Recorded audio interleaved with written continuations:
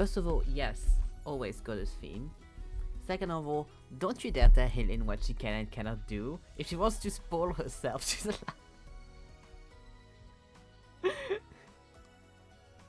Hi, hello, hi, hi Nan, hi Zeke.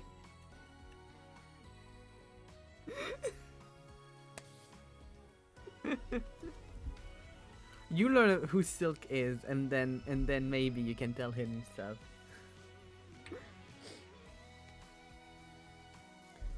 I would like to also remind everyone of a very basic thing that is very true and I never think about.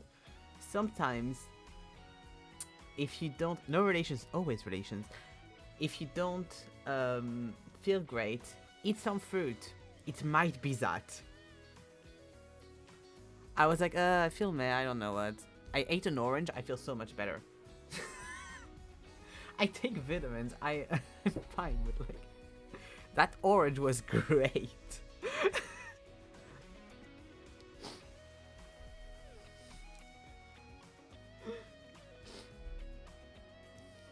Orange is nice. I love what is happening in this Love and Deep Space music. Who gave this man this guitar? I've never heard this theme in the entire game, but I want to hear it more now. Okay, so today we're going to continue this Elysium. I have kind of forgot where we were at, but it's fine because I do my little recap at the start, so it's fine. We're still on day 4, I think. I can't remember if we're on day 3 or 4. I just know that like during the evening we have the communists meetup, and that that I need to do the meetup before I go to find Ruby. I remembered that. Is it kind of because I haven't done the church that I'm ahead of Helen now? Because I skipped that whole thing that must take, I'm guessing, a lot of time.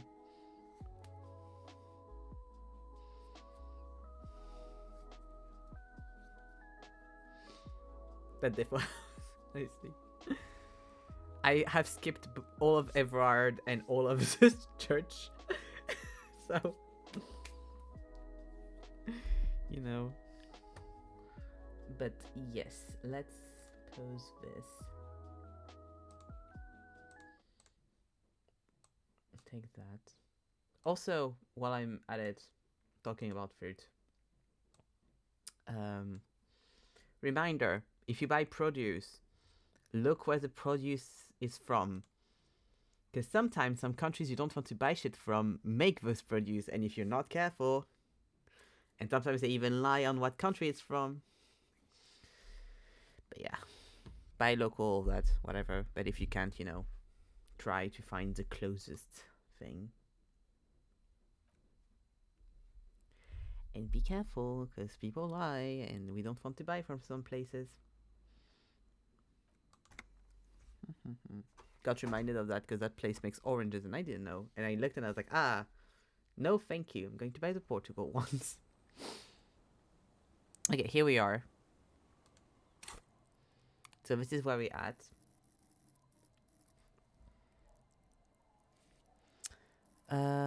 We're starting to have like a lot of things everywhere, which makes me always very happy.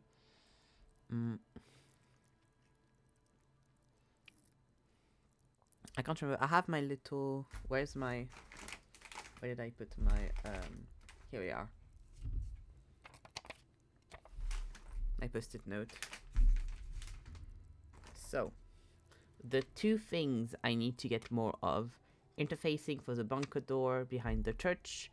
But that's pretty much impossible to do. Because they've very much hinted that I need something to open it. And composure for Gami armor, and the smoker on the balcony. Those are the only 2 things I need. Oh, and a physical instrument for the door on the roof and the ice cream maker, but same. They've told me, like, you need something else to open that. So, the only worth it one is probably composure for the next level up. Then we have our equipment. Look how good we look. We've kind of been stuck on this look for a while. I'm very happy with it, to be fair. And we just changed 4 bonuses. I have 4 morale now. Nice. I mean, yes, because I have 3 health and 4 morale. It's been a while. I saw 2 and I was like, do I only have 2 health? Whatever. All the bonuses and the minuses. Nice. We don't have a lot of tasks left. Look at all we've done and all we've lost. We still have to do this because it's like, I am very proud of all that we've accomplished so far. Look at all that I've done. Especially when out of the active ones, there's like 2 we're never going to be able to do because 1 I don't want to do and the other one's just not possible anymore. So like, in total we have the targets. We have 5 tasks only to do technically. Like, that's good. So ask Ruby about the village. That's what I was talking about earlier. We have to wait until we've done the communist thing before we go do that, because Zeke told me that it's going to be annoying to do it in the order, so I won't be doing that right now. But Ruby left the village and went up the coast, explored the coast for signs. I was about to remind you. Nice, I remembered. Then we have the dice maker. We found dice maker last time and we commissioned them for dice, and so we have to go get the thing in 8 hours. And it was done Thursday at 4:30. So Friday. Oh, will it be filled? That's Thursday at 4:30. Wait, I don't know if day 4 is. I'm guessing no. It's when we commissioned them. So 4, 5, 6, 7, 8, 9, 10, 11, 12. So like around midnight. So early the day after. Can you light the oven? Oh yeah. I'll move it.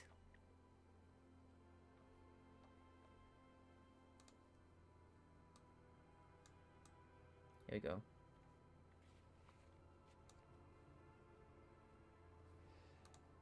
This is when we are at, by the way. Huzzah! Oh, I'll also... I mean, I think my camera isn't as annoying because you can still see kind of how much health I have, but... Usually it's less hidden. I think I've just made the screen bigger today. Okay, here we go. So you can see my health better. Yeah. But yes, we're on day 4 at 5:53.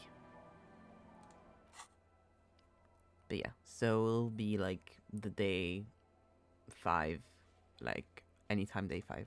Get yourself organized, that's what I was talking about. Attend Stipend's meeting after 22 at Cape Side Apartments, so that's what I have to do. That I can't do yet. We have looked it up, not last time, the time before, that I can't do this yet because it's unlocked later. Those 2 locations are unlocked later. So, yeah. We'll have to wait to do that, but it's basically determine where the shot came from, and there's 2 more locations to look up. That, like I said, I can't do because Buddy's at the morgue now. Kim brought it at the morgue because it was like, get the boots, and I was like, well, Kim is with me, and Kim is going to bring the body back, so no, so can't do that. Find booze and drink it. I refuse to do that one. Because I want to make Harry sober. I think he needs a cure. I think he never needs to touch alcohol ever again. So I haven't been drinking for the 4 days that game has been going on now. And I'm going to continue to not do that. So it's not going to be something. And explore the whirling secret passage. I still want to find that one. I'm sad because I thought I had found it by finding the... by finally opening the door behind the bookshop. But no, I haven't, sadly, so... But I really want to do that quest at some point, but haven't been able to. I'm trying to find hints, but I can't, so yeah. So we don't really have much to do right now. Because we're kind of just waiting for 22.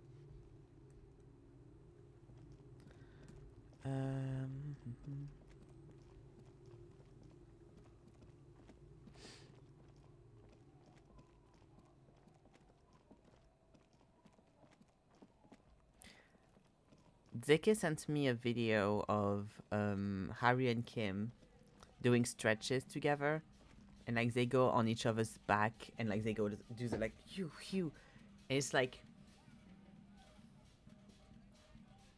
I want to do that with Kim. Maybe you can find something in the Welling now that you know how to like stuff. Maybe I'll go do that. Yes, idle animation stretches. Yeah. And I was like, how do you have an action to that, or do you just wait for a while and they do that? Because like I think it just happens when you stand still for a long time. Okay. Once I'm done looking up at the Welling in rags, I might just do that. Because time, you know. Because I have a bunch of time on my hands until 22. Because like I saw that and I was like, I need this in my life. Hello, pretty boy. Okay. Ah. Oola. Okay, not what I wanted to do. Leave me alone. What is happening? Bye-bye. No, thank you. No, thank you. I don't know what that comment was, but it did happen. Give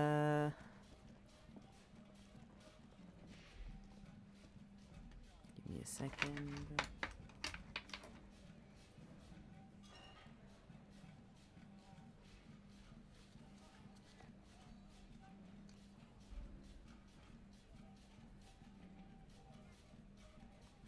Here we go. Up. So.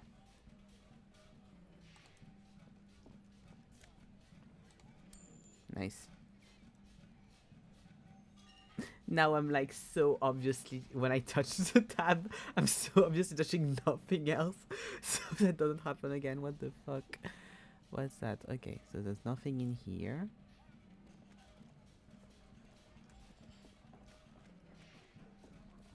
I think that I have already looked at. Behind the dockworkers, a ceiling height window. The hawthorn branches scrape the glass like bony fingers. Can I get my precision up with my outfit?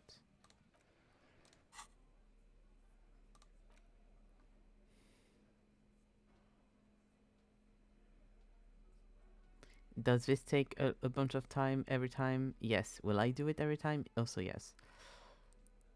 Up. Perception, perception.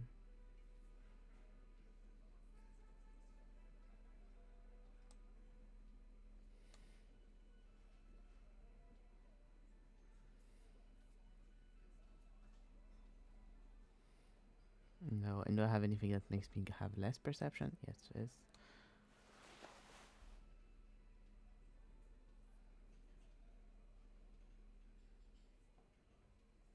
Well, my boots give me +1 perception. Nice. Okay.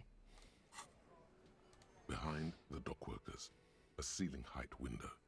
The hawthorn branches scrape the glass like bone. There's a yellow ribbon tied to one of the branches. Light yellow, faded with time. A tiny splash of color in the blackness of the thicket. Hanging from it, a bronze key. Someone hid the key in the bush and attached the yellow ribbon to make it easier to find. It's close enough to the latch up there. One can slide it open and just take it. Surely not a coincidence. Huh? Someone hid a key in the bush. The big guy looks behind him. Can you let me slide by so I can grab the thing? I don't know about that. That's in I'm my... comfortable here. Don't think any sliding would really help right now. Sorry, fucko. Looks like you're gonna have to go bush diving. Good fucking luck with that. The hawthorn's got a bitch of a bite. I'm gonna enjoy the sight of you in the bushes out there. With a loud thud, the old man stands up, pushes the window open, grabs the key from the hawthorn branch, and slides it across the table to you. Take the key. The key is brass. Workshop spare is etched into its bow. The old man closes the window and sits back down in silence. Come on, man. We were just having some fun. Where's the harm in... I'm tired of listening to your shit. Thank you, not the old man. Does anyone know why this key is hanging outside the Union Bugs window?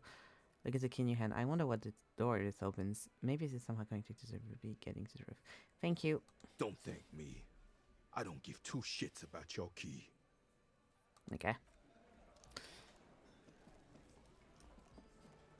Let's try to go open the door. I remember this check, but I don't remember why I didn't do it at the time. Maybe I failed it at the time. You see a heavy steel door with a prominent. The key fits the dimple lock. It takes a bit of effort to turn it after all these years, but then the lock clicks. The darkness before you smells like engine grease and cut wood. Can I see the key? Do I have it in my inventory? No.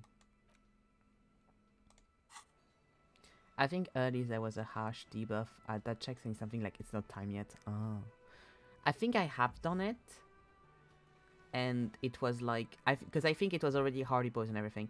And I think I failed because I remember doing a check at this and then I was like, oh, okay. And I don't think I wrote it down afterwards. I was like, I don't know if it's worth it.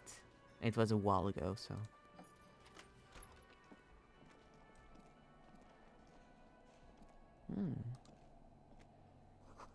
The pinball says Franco-Nigerian. The theme is horses and swords. The pinball in White Diora is White Diora. The back glass shows a female figure. Oh, well, too late. Note, NB, the spare key is tied to the bush outside the corner room window.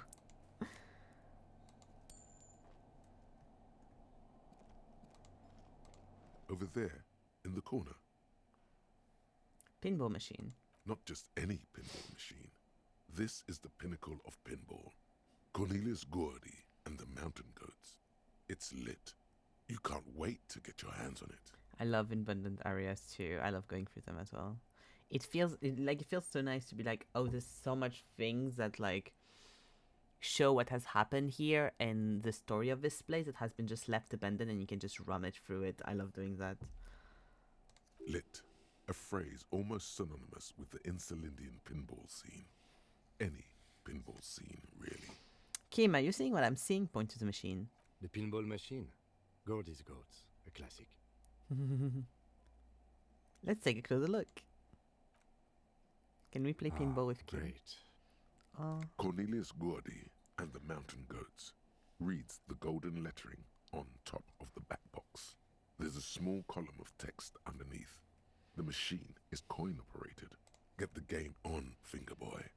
Those flippers are ready. Learn closer to inspect the text, inspect the playing field. And closer. Above the painting of a mustached man climbing a hill, a column reads, inspired by the legend of Cornelius Gordy, taken on the world's tallest peak, Corpus Mundi. The Mesk legend holds that when the nation is in danger, heroic Gordy shall return and save his people. Inspect the playing field. The theme of the game is to explore Gordy's climb through the perspective of goats and to ascend to the top of the mountain in a time of trouble. The peak of the mountain is at the top of the playfield. All the balls have small goat icons on them and represent the goats as they race up and down the mountain. Areas around the playfield represents Gordy's climb, places he was said to have camped, which the goats can discover. Get them to the summit. What's with the goats? Indeed. Think of them as balls. Insert a coin. It takes a while to get into a rhythm, but pretty soon you're able to keep 3 goat-faced balls in play with relative ease. Go, go, finger boy. I feel sorry for the goats. If they only knew the kind of guy old Cornelius really was. What kind of guy was he then? The kind of a guy who uses the word savages a lot when recounting his travels. A masked nationalist. A racist mountaineer? An avid huntsman too. He was often photographed in his dining hall, surrounded by wall-mounted hunting trophies from every continent. That's not cool. He also hit his wife Ugh. and kids. Other people's kids too. Sometimes pets. Hateful little man. But you seem to be having fun. He knows at the machine. Aww. I'm pretty good at this. Your game is definitely improving. The jolly goats are flying all over the board. And although a few plummet to their deaths, you're never left with less than 3. Suddenly, a special passage leading to the summit slides open at the top of the board. This is where the balls need to go. Concentrate and aim for the narrow passage. Maneuvering a goat ball into a position for a perfect hit isn't easy. More fall to their deaths. But finally, the opportunity presents itself. One of them gets through. Tiny hammer shatters something inside the machine. Something glass. An ampoule? The words "pale rupture" light up on the speaker panel, and the machine starts filling with a thick, milky fog. Something's happening. Congratulations. This is where the game ends. It's a cheap way of getting more money out of the players. A stupid nihilistic finale. There's so much fog, you can barely see anything. Some is actually leaking out of the machine, and one by one, your goats start slipping, disappearing into the milky nothingness. This can be navigated.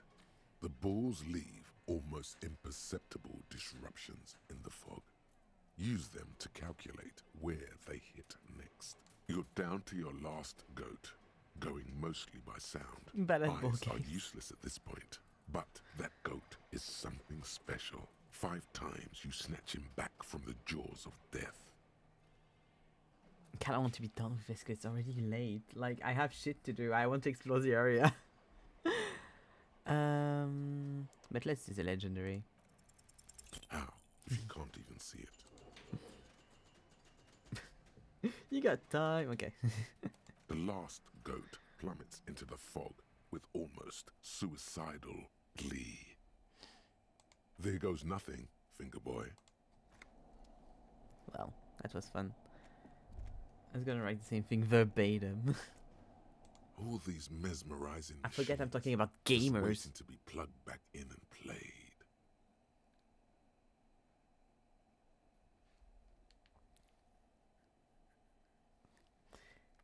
We cannot do. We cannot keep doing this.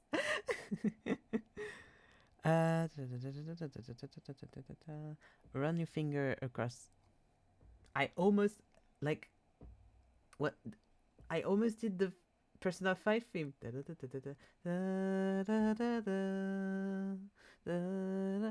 It wasn't on purpose. Okay. Run your finger across the dust of the white Diora machine. Feels like it might jump back to life any moment. The lights illuminating the white-robed woman. What's white Diora? Some kind of inane pinball theme. Probably related to Messina during the DeLorean age. The history themes are the worst. The lieutenant grimaces, looking at the machines. How about we fire one of these bad boys and play some ball? Sounds like you don't enjoy pinball, Kim. No, I love it. I love pinball. Who doesn't love pinball? Let's move on. He doesn't love pinball. He doesn't. Okay. What about the other one, the Franco-Nigerian ball? Wanna play that? No. Okay, finish thought. Making sure, Kim. Okay, that's the only thing. Okay. This small elevator is dimly lit by a bulb that's been glowing for ages. The latticed cage is open, inviting you to step inside. Look in. Smells of nougat and sweat. Your head Nougat. brushes up against the ceiling. There is a control panel to your right, and just enough room for 2 people to fit in. The maintenance card under the control panel reads, Last maintenance, 10th July, 88. Look at the elevator controls. There are large rectangular buttons, monter, descend, Go up, go an down. international call for emergency assistance. That third one appears to be broken. A small steel plaque reads Halter 800. Halter is a Koningsteiner lift company who went out of business a long, long time ago. It says last maintenance was in 88. That it does. I say, let's brave it. This elevator was last maintained in the future. 88. This elevator was maintained a long time ago. At the end of the last century. Look on the bright side. If it fails, we will only sustain minor injuries. I'm talking 3, maybe 4 months in the hospital. Maximum 5. It appears his whole enthusiasm is sarcastic. I wonder what this elevator was used for. Seems like a small freight elevator for transporting machinery. For that, it's pretty quaint. He taps on the guttering light bulb. It's golden in the dark. Close doors and go up.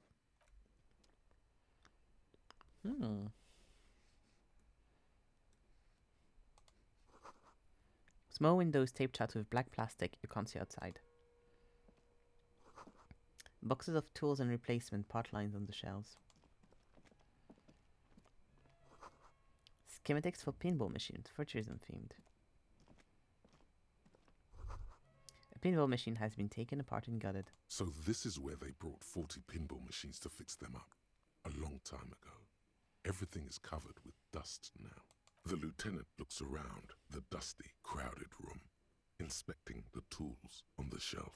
Looks like they gave up on fixing the pinball machine at some point. At some point, 20 years ago, 15 maybe, before pinball went out of vogue. There used to be a pinball workshop? Looks like it. I'm guessing Martinez North 22 used to be a pinball arcade before it became a hostel. There are machines left over. He taps his foot. A creak. Some dust falls off a shelf. Downstairs in the hall, next to the main door. One of them even works. I've seen one of the Harties bang away at it. But then it went bankrupt. Your skin crawls from making the connection.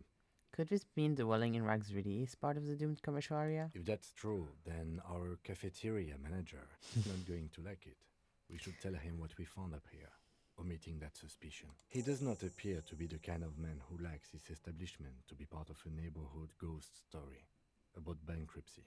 No, but he deserves it. Stupid superstition. But still, it would be interesting to see what the cafeteria manager thinks of this. Okay. You clearly see footprints in the downy carpet of dust covering the workshop floor. Jackpot. These, unlike everything else here, are new. Someone's been here within the last week or two. 3 weeks maximum, from the dust coverage. It could easily have been 1 week too. You know, officer. He looks at you. This is good. He likes it. There's a little smile there, in the dark of the workshop. This isn't bad at all. It was a good idea to see where that door leads. Commendable work, bringing us to this place. Thank you, Kim. Okay, what does this mean? It means someone snuck through what seemed like a secret route, leading to the roof, from where you can shoot our victim. This is significant. This prints, officer, could be the prints of our killer. Let's have a closer look then. Large prints, most likely made by boots. The size is hard to determine. Sole could be bigger than vamp. The soles have left a pattern, uniform, horizontal lines. This print doesn't look like the odd soled print we found at the hanging, Kim. The size looks about the same, actually. They're not the same shoe, but they could be the same person. This doesn't look like the worker's boot from the hanging, does it? No. These little horizontal lines are different. They look custom-made to me. Or some kind of foreign print. Hard to say. Still a boot, though. Everything around you is quiet. The prints crisscross the workshop floor.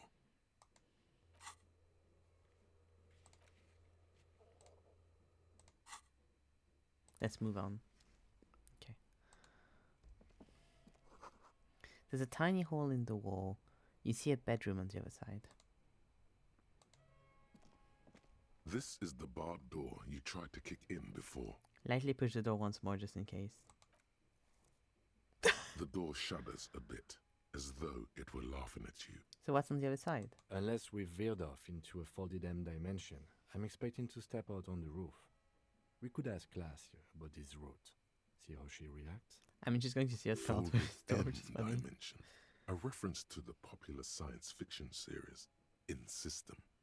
Look who's in a good mood suddenly, and reads science fiction. He reads science fiction. Unbar the door. Just making sure I haven't forgotten anything. Oh, here. Ah.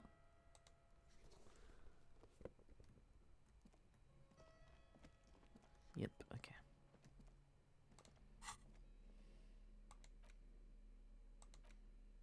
Empathy and hand-eye coordination. Oh, you're not centered. honey. Here we go. Not bad. Not bad. Very Inspector Gadget of him. I like this better though.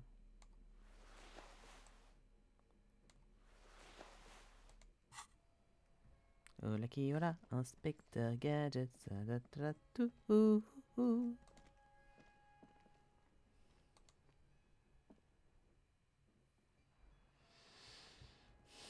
Hello, Gary. It's been a while.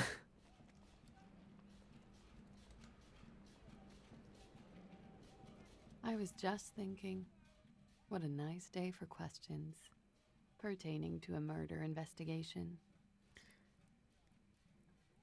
I found your boy. It was empty, just seawater. Oh, Did you take the documents? no, of course not. As I said, it would have been too risky for me to use those documents anyway. My employer gave them to me. In truth, I should have destroyed them. She doesn't seem to be lying. She's genuinely spooked by their disappearance.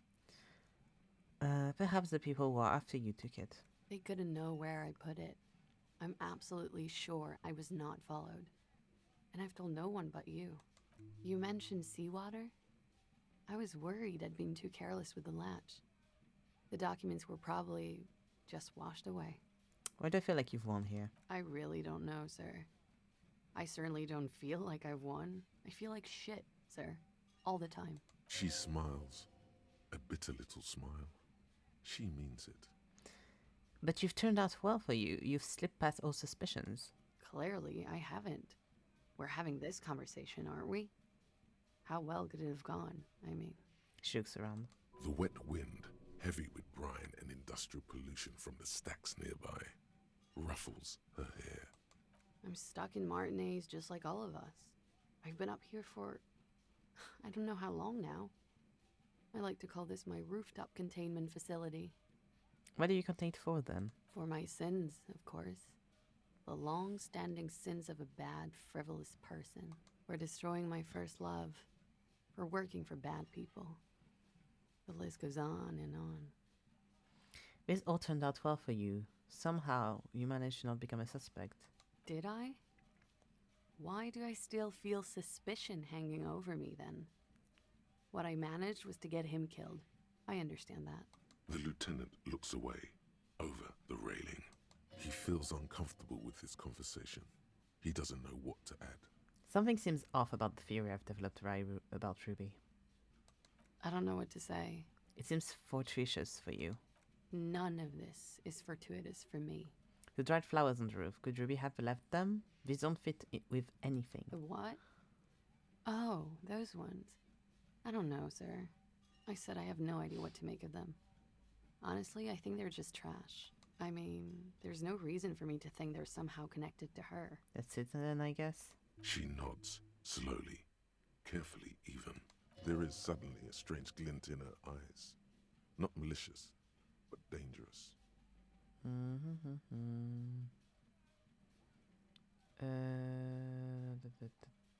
The wildflowers. There's nothing about the door, is there?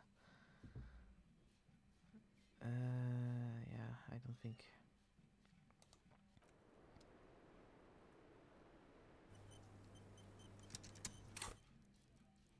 Ooh, almost. Probably after I talk to Gart.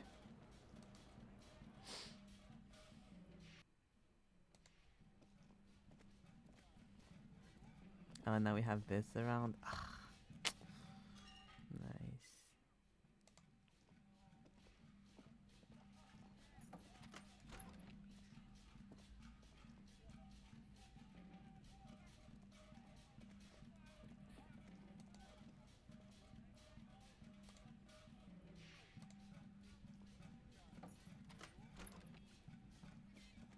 This medicine cabinet is full of wares. Sheets of pills, haphazardly stacked, one on top of the other. There's also a toothbrush somewhere in there. Look at the medication. Pharmaceuticals line the shelves, sheet upon sheet of pill bottle next to pill bottle. Acetylic acid, APAP, eye drops, blood thinners. Look at the toothbrush. It's been used quite a lot. It's quite a collection here. Anything of note? Search the bottles. Pill bottles rattle like bones as you search the cabinet. Paracetamol, histoperidol, something in a foreign language you can't read. Behind them, an unusually shaped nasal spray. Its label reads, Nacra. Nacra? This is used to treat opioid overdoses. Always handy to have around. Whisper, Nacra, opioid antagonist. Interesting. That's used for diamorphine overdoses. Newton nods and then looks at the door. Such a peel sheet. Among some foreign, probably Messinian or Gottwaldian, marked red blister packs you find. What do you find? This is going to take a little know-how. I can try. Electrochemistry, let's see.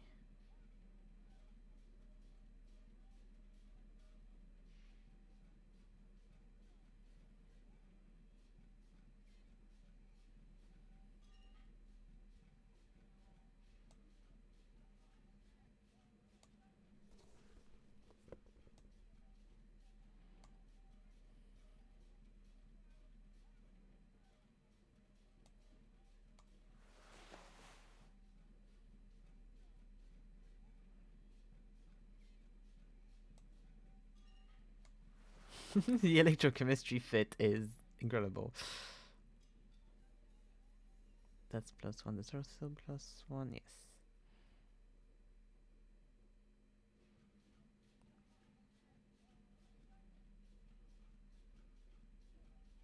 Okay.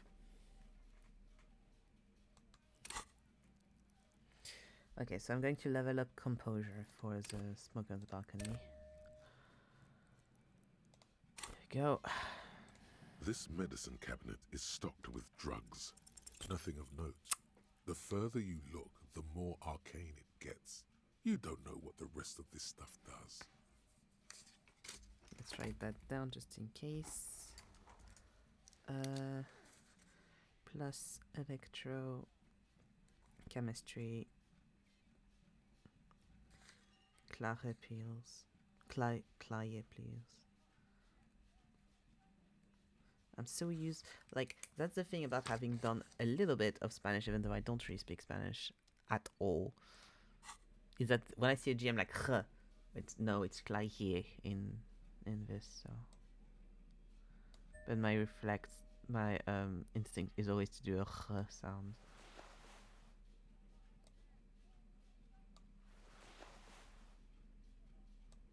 That was all? That was all, yes.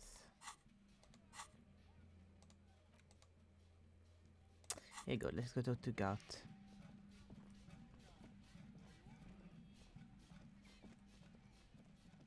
Oh, let's see if I have anything in here. No. Just in case I missed something. Might as well. Nope, okay, good. It is kind of interesting that the first person you meet is her, by the way. I'm giving that in my brain. She's the first person you meet in the entire game. Okay. There's a third person with them? Oh no, it's not with them. Can I help you? I saw another thing at the Another thing. Great. I love those. There's a peephole in the wall. What wall? Upstairs, a secret back room right next to Claye's bedroom. I think it's used for looking in on guests. I'll have it fixed at once. Thank you for letting me know. I assure you, the Whirling does not abide spying on its guests. The colour has drained from his face. Are you sure you haven't been spying on your guests? Absolutely not. Fuck you for even implying it. It wasn't me. It wasn't my staff. The establishment will look at it and ascertain what it was. Well, he's definitely not lying. He wouldn't endanger this business like that. Sir, he was only asking a question. It's his job and mine. See that it's covered. Thank you, Kim. Yes, I absolutely will. Sorry, it's been a bit of a day. And now a hole in the wall. I mean, it's been 4 days that you've been fixing this fucking bird, so don't see much happening to you. Alright, you've been notified. Thank you. I'll patch it up personally. Was there something else about the establishment? Guard, what if I Hope told not. you... I hope not. God, what if I told you I got into a back room behind the blue steel door? Oh, okay. Well, I did hear you make noise back there, so good for you. He's really, really holding himself back there. It takes a lot of willpower not to ask. Obviously, he's been wanting to know what's behind the door. Aren't you gonna ask me what's back there? Okay, what is back there? Pinball machines and a pinball workshop. Ha! I knew it. I've always wondered where those machines by the door came from. And they told me there was some kind of pinball thing here too. I knew it. Were there any back there? In working order, I mean. Why? Did you want to play? Because I might be up for a game.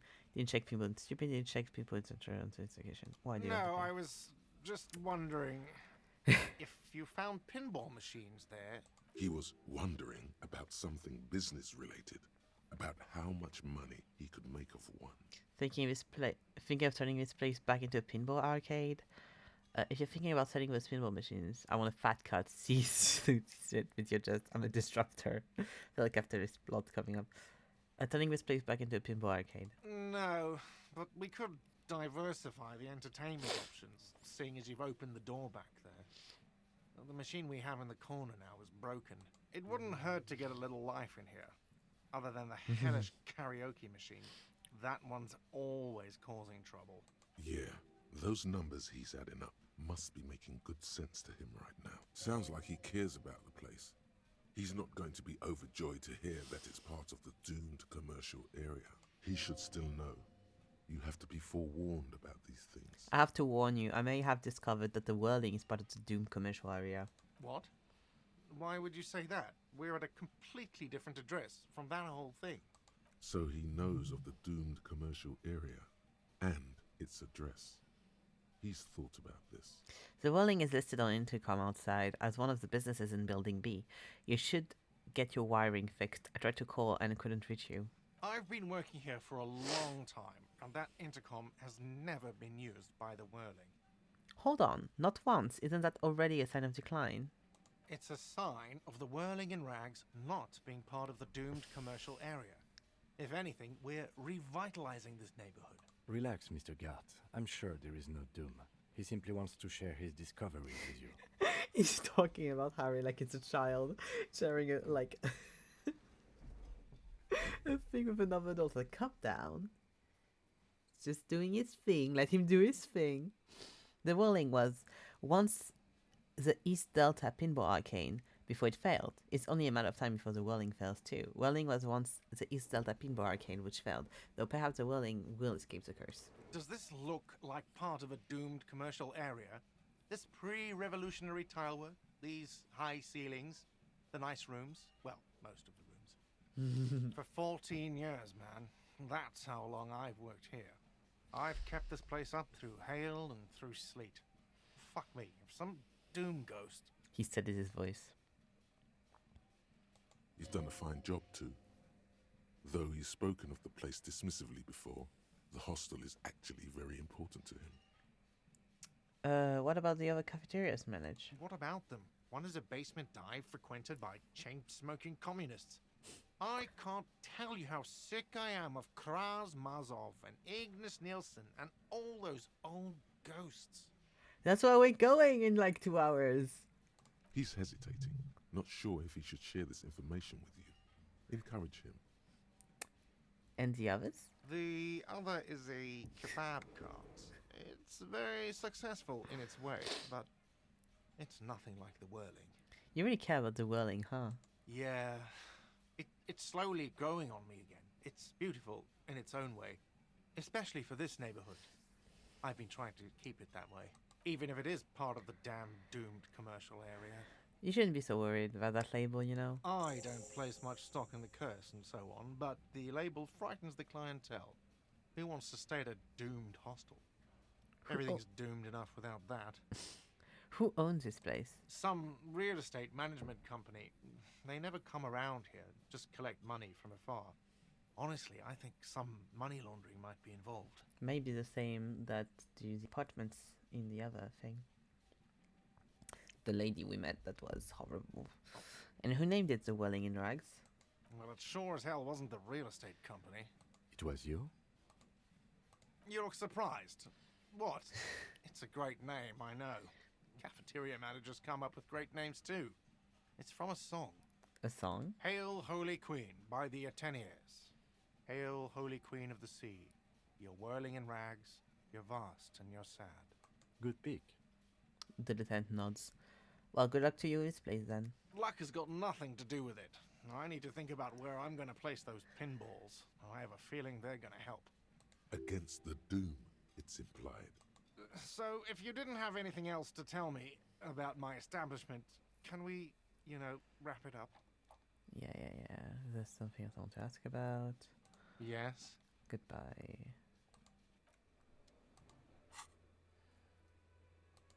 Yeah. Even less shit to do. Yeah.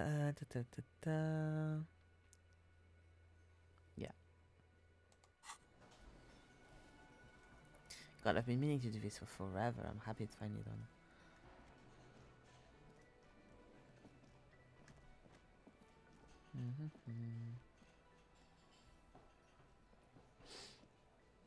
Oh, I can talk to him. I have the point to talk to him, yes. I was like, there's something I'm forgetting. Hi again, Gendarme. Oh, it's composure, okay. Leave. Bye-bye, Gendarme. Bye-bye. Let's see, composure.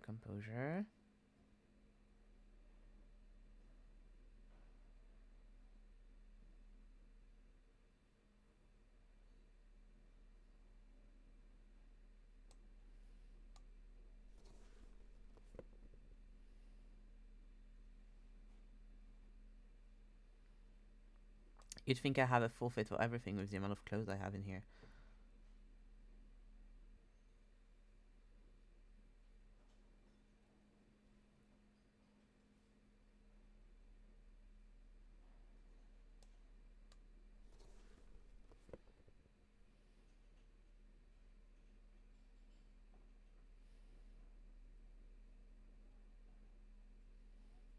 Okay. Hear that? Magnesium. That's what you're lacking. The lack of magnesium has you slouched. So there's a lack of magnesium in me? Yes, and it's critical. Look at yourself. You're practically devolving into a fish due to the lack of magnesium in your bloodstream. So I need to mag it up? You need to get so magged up. You've probably had 2 heart attacks and a minor stroke already. And the only prescription is insane amounts of magnesium. You're saying I need to become magnesium-based life. I need to stop thinking about this. Hi again, Gendarme. Could he be a member of the homosexual underground? Bestie, how dumb are you? You are a magnesium-based life form. That doesn't surprise me somehow. Just pointing it out. We're not talking about some kind of cult with members here. You made it up. Am I really going to ask him in the middle of the fucking welling in rags next to people all around if he's gay? And the way to ask him is going to be, are you part of the homosexual fucking underground? Because I do want to ask him if it's gay. Like, that's kind of funky to work. But I don't want to say like that. That's horrible.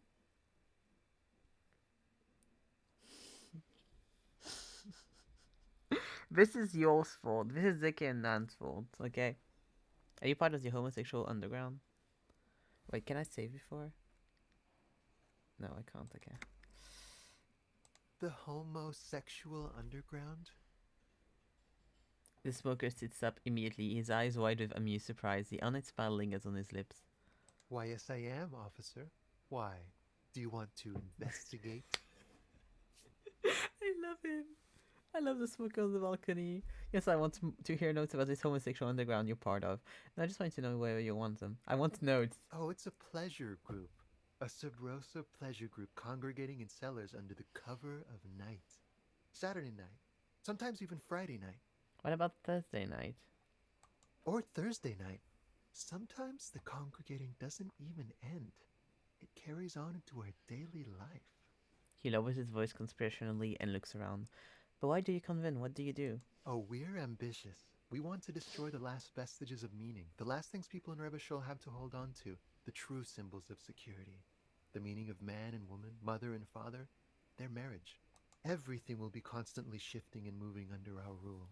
The future will belong to a circus of identities just spinning around, surreal and unreal. You won't even know who you are anymore. That's good shit. Does it have anything to do with disco? Yes, we listen to a lot of disco. Some say we engineered disco to spread our vision of a vertiginous, ever-changing society, where all there is a razzle-dazzle of gold. We are going to change the family unit with all this razzmatazz and finger dancing. And with mysteries. Of course, the mysteries are also of sexual nature, very esoteric. I do like disco. Maybe I should get into it. You can't just get into it. You have to be born into it. One is either already in the homosexual movement or forever excluded from it. What if I can't remember whether I'm in it or not? What if I can't remember anything about my life aside from that I like disco? Beautiful. Beautiful. That's exactly what we're looking for. Who knows, maybe you were homosexual in the past. Maybe all of that has been repressed. He tickles his hand around you. The smoker crawls up to you like an animal preparing to jump. I have to say that you do look like someone who might be part of the underground. We are wearing You a have mesh that really tank top. distinctive, I can't understand what's going on here. Look. Yeah, we are wearing like a big ass coat with a fucking mesh tank top, a big gay ass scarf, little round glasses, and like a belted pants, and usually high boots.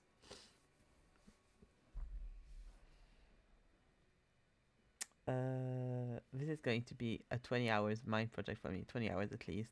Okay, Blink. Okay, I have to think about it. I don't know if by this he means like I'm going to think about it for 20 hours and then I'm going to forget about it, or if he means I'm going to spend time aside to think about the homosexual agenda. Because I do want that, but I don't want the first option. And this I'm unsure with. Okay. Absolutely wonderful. Yeah! A man like you can figure out his sexuality in a working day. It won't be 20 hours unless you want to enter the heightened realms of the phantasme erotique afterwards. It may be 20 hours or more, but that would be on your own time. Bye-bye, gendarme. Bye-bye. Okay, we need to do this homosexual underground. This is the next one. You see mysterious strangers in the night, leaning against unlit doorways, engaged in hushed conversations, a shadowy cabal exchanging looks, whispering in dark alleys and unmarked locales, a radical cell conspiring against the state, and perhaps even against man and woman. Was that a secret handshake? What's going on? Who are these secretive people? How will they accomplish their sinister and world-altering goals? And most importantly, are you one of them? You could be. Maybe you forgot. This is the next shit we're doing. It's going to take a while, but we will be doing the homosexual underground.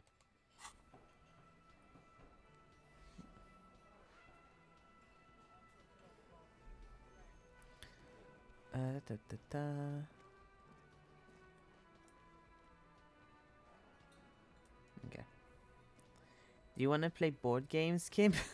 Because, like, you do have 2 hours to kill.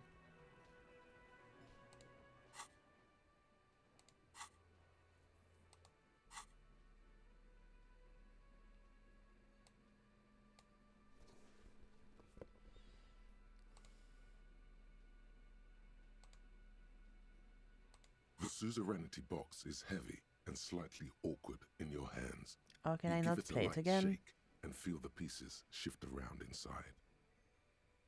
You open up a number of pouches containing wooden tokens. You hold the open. Welcome to Suzerainty, a game of economic strategy. For the instructions are you soon figure out the basic concept. You hold the open game. Okay.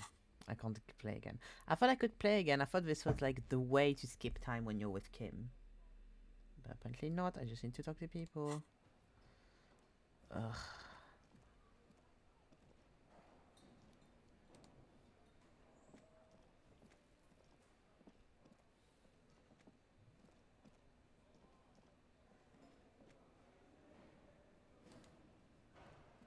Haven't need to skip much time, so I wouldn't know.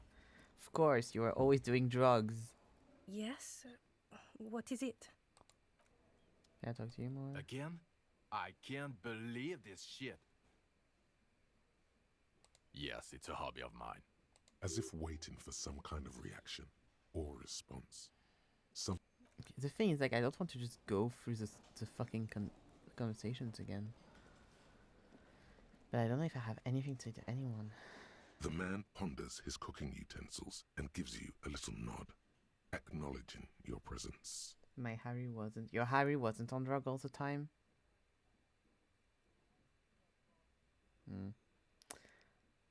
Up.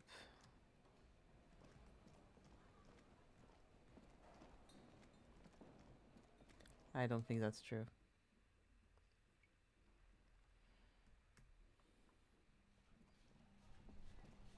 My Harry smokes sometimes, but that's about it.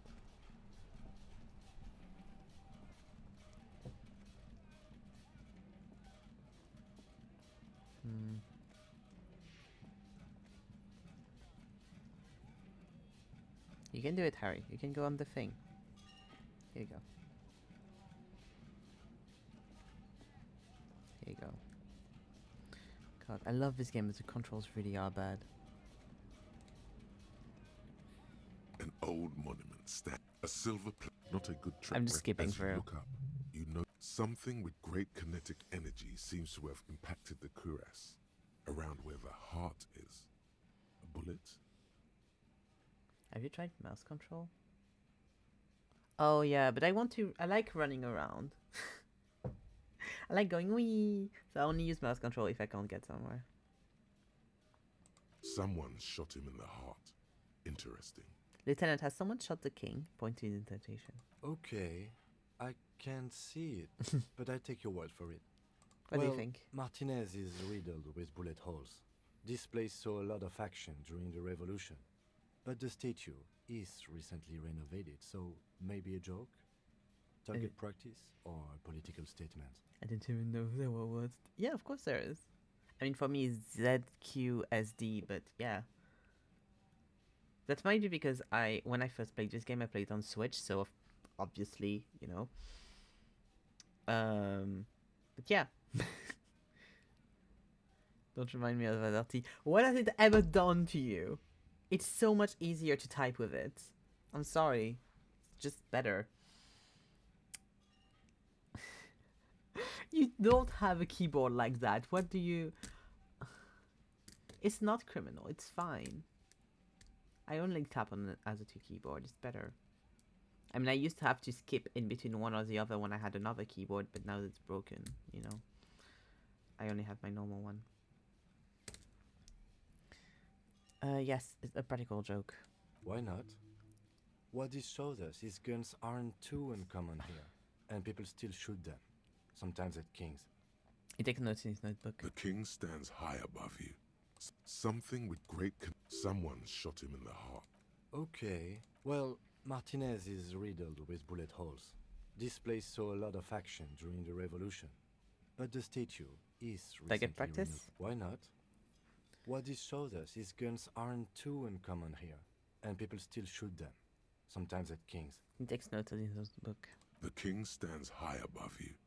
Someone... Okay, well, Martinez Political, is riddled it's a king with and he's bullet shot. holes. Why not? What this shows us is guns aren't too uncommon here, and people still shoot. The king stands... Something with... Someone shot... Okay, well, Martinez Now is the above riddled maybe is with connected to bullet murder? hole. If we connect every bullet hole in Martinez to the murderer, we'll get an overwhelming amount of loose threads. But then again, our guy was shot, and that hole would be recent. It's not completely tangential, at least worth noting down. I wouldn't hold my breath, though. The king stands high above you. Okay. Yeah, we wasted like 3 minutes.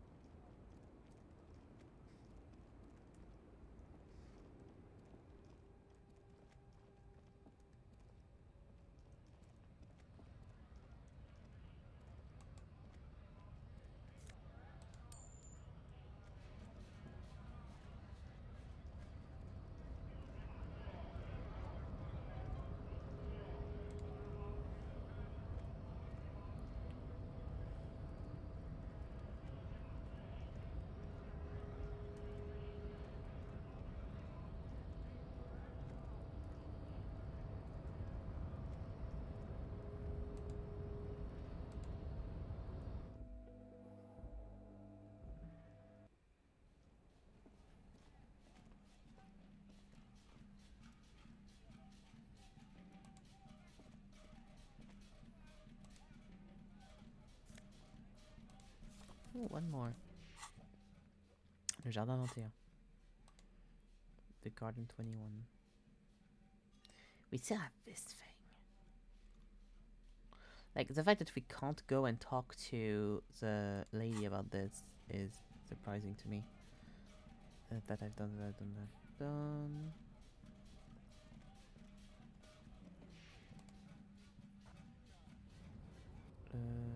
No, I do have to pass through here. I do have to pass through here. To go see that. What I'm thinking of going to go see.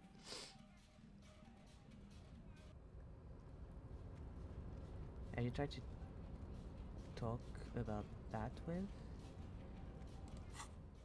Click on interact, you mean? Oh, like have it in my hand?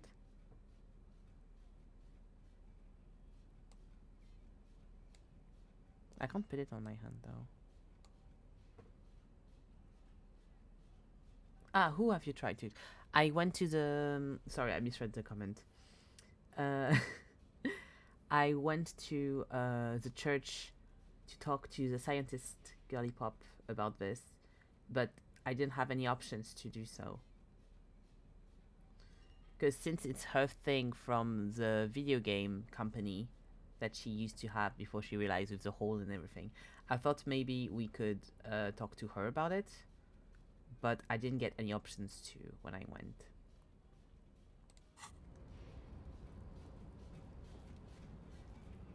To the computer in the church? No, but I didn't know I could because she's using the computer, so... A composite eye of halogen light watches you, emitting a low buzz. But I have inserted it in the computer in the place where we found it. I've went through the thing. Yeah. She's just working there right now. So I can't ask her anything.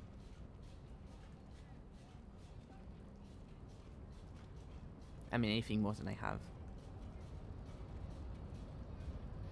I go to the church again though, because we have time for that, but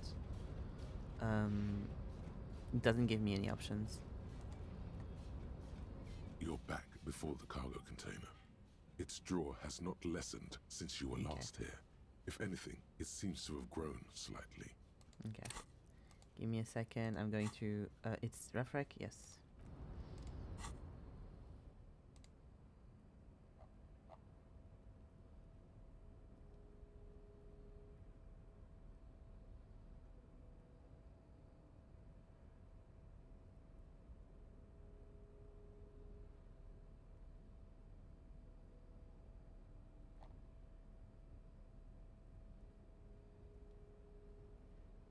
I don't have anything for Refrec? Okay.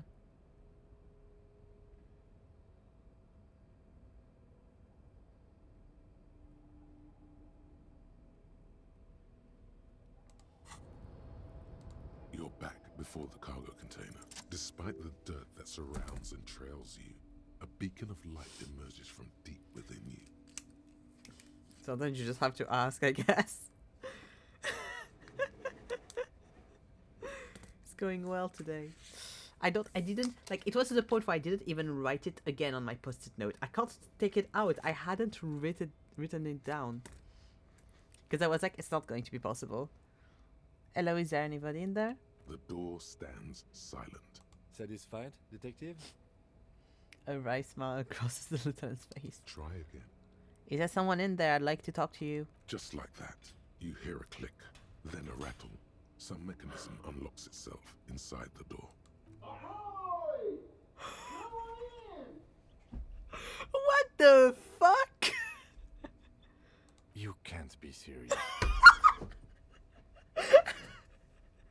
Kim, I'm so sorry, Kim.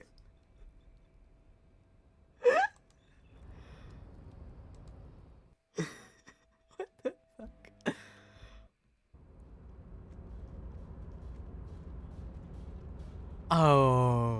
Oh, I love this. Oh my god, I love this so much. What in the chaos from Hades is this? Wait, I need to take a screenshot for the VOD. Here we go. What the absolute fuck?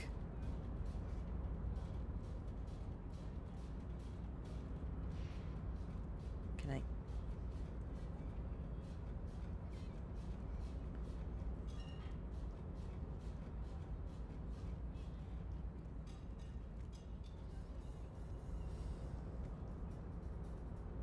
Can I do anything in here?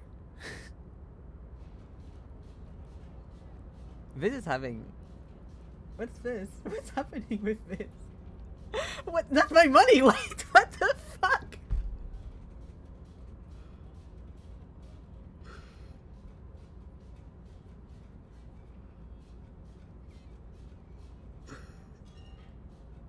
Look at my money!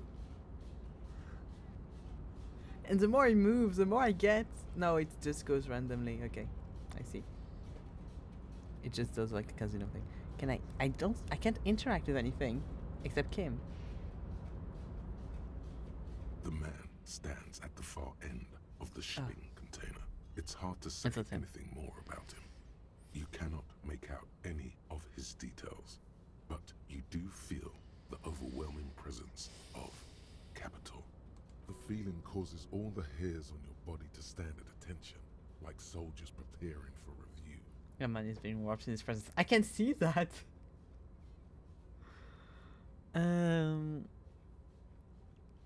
Squint. Something's amiss. The light beams bend around his face and scatter in 1,000 directions.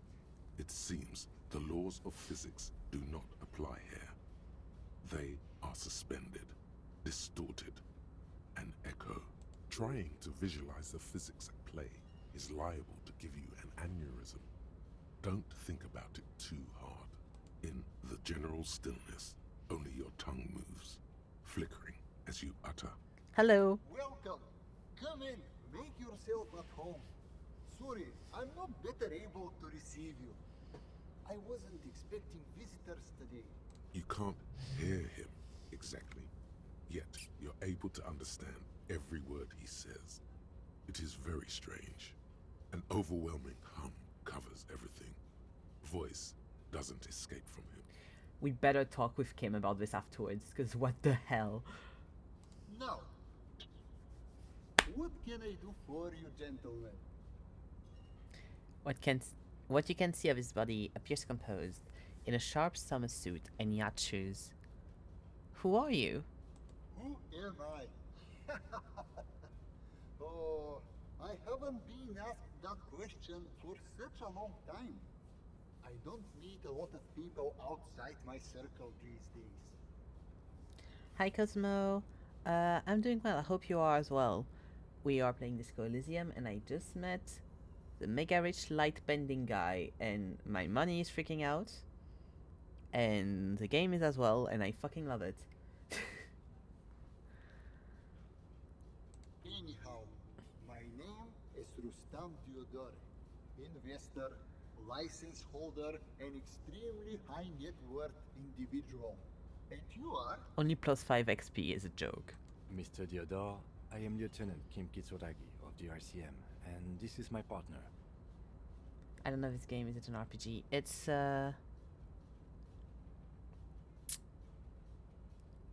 Would it count as an RPG? I don't know. It is a detective game. It's a mystery game for sure. It's a mystery RPG? Okay, I don't really... I'm bad with game categorizations. I have a hard time like knowing what is what. But yes. Oh yeah, RPGs are just role-playing. It's not per turn. My brain was like, wait. Yes, it's mystery RPG. So you are playing this guy that's right now... This guy that is a little warped right now. And there's been a murder and you have to understand who was murdered. And there's a lot of thought that comes into it. It escapes typical conventions a little. It really does. But it's really good. It's really fun. Yeah. Harrier Dubois. Pleasure to meet you, Harrier Dubois. I must admit, the name suits you very well. Hopla. How did you become so rich? So, to give you an example to the kind of thing that this happened, like this game does, we asked nicely a container to open its door, and he opened it, and now we're here. And there's dice rolls basically being like you have a percentage of win for each like decision you make. And so I did manage to do my roll right, and so we got in, and this is now happening, and it is wild. But it's a lot of text, it's a lot of reading for sure. How did you become so rich? Oh lord, not this again. What's the matter, Kim? Oh, nothing. It's just that we've got this murder to solve, and yet you go around asking everyone about money. And every time I ask, are you sure this is related to the case, you say, sure, Kim, I think it is. And yet, it never seems to get us any closer to solving the case. It's quite alright. I'm used to the question by now. To be blunt, I inherited my fortune from my grandmother, who herself was an extremely high net worth individual back in Grad. That's not true, Kim. I don't always ask for money. I stopped asking for money a while back now. That's mean. TBH, I'm always so bored of reading. I don't know if I could play this game myself. There's a bunch of people that do play it online and stuff, so you don't need to do all the reading if you don't like it. Like, I know that there's a lot of games that I'm like, I don't know if I could play them myself, but I just watch like Let's Plays and stuff. But yes, we've been playing it for a while now, so for quite a few weeks. So there's the whole, if you get interested in it, there's a whole playthrough of it on my YouTube with all of the episodes and stuff. But like, since you have a bunch of it, most of it is being read to you by the voices in the game. It's not as like reading consuming, if that makes sense, because most of it is being voiced and stuff. All I did was take her fortune and invest it prudently. Believe it or not, it takes more than a bit of skill not to blow a vast fortune on sailing boats, bad choices, and unsupervised state policy. Actually, at the level this guy is, it takes several generations to do this. But, alright. What's it like being an extremely high net value individual? I gotta tell you, at first, being rich is a lot of work. You've got to work hard because everything's so darn expensive. You know, prices increase exponentially at this income level. But then, once you've reached my position, it's nearly impossible for me not to make money. My assets are so diversified that I'm bound to come out ahead no matter what. Some of my lower net worth friends say to me, but doesn't that take all the fun out of it? And I tell them, not really. You're right, capital accumulation is is its own word. Don't you think that you should use your great wealth or glory of your fatherland? Your thief people out there are working their asses off while you chill here. It's great that you've done well for yourself, but don't you think you owe some of that wealth to the rest of society? This one. Sure. And they benefit when I buy things to stimulate the economy. Do you know how many jobs it takes to build and maintain a racing yacht? I don't defend the center. I feel like I'm a bit out of my league here. I feel that if I start being a bit too leftist in here, it could send me in capital hell. So I'm being a bit measured. What do you usually like drawing when you do? I do a lot of character stuff. I do illustrations just in general, but yeah, character stuff usually I like. Maybe a million. Do you know how many jobs it takes to for a yacht? I'd say thousands. I wouldn't say a million. Dozens, at least. Of course, in the future, it will all be automated. But my point is this. I don't like you. I wanted to be nice to you because you seem a little bit chill, but I really don't like you. I mean, you don't get to that amount of money without being a bit of an asshole. And a bit is kind of nice. It's being nice, you know? We've had this conversation before, but... Every man gets what he earns. It's the height of tyranny to take that from him. Man, being high net worth individuals don't say nothing. Capital makes one speechless, does it not? Blinds like the sun that rises from beyond the horizon after a gloomy winter. Actually talking to my Umfi here, it seems like except your Umfi is not even that, because your Umfi wasn't a fucking billionaire person that's just getting like huge things of money all the time. She was someone that's from a lower money range, still acting like that. He is just your average high net worth individual. Yeah, lol, but same talking. Oh yeah, same talking points. Hey, all this talk about money has made you lose the thread. What is going on with the light in this place? That's what you need to ask him about. What are you doing in this container? Traveling. This is a great way to get around. It's fun, it's safe, and it gives me lots of time to think. By the way, let me now ask you a question. Where are we exactly? I kind of want that when I get out of the container, I can like cut the rope or like drop the container. I feel like that'd be a net positive. We're in Ratchet as a district of Erashol, former capital of the world. Ah, Revachol. I remember walking its streets as a teenager.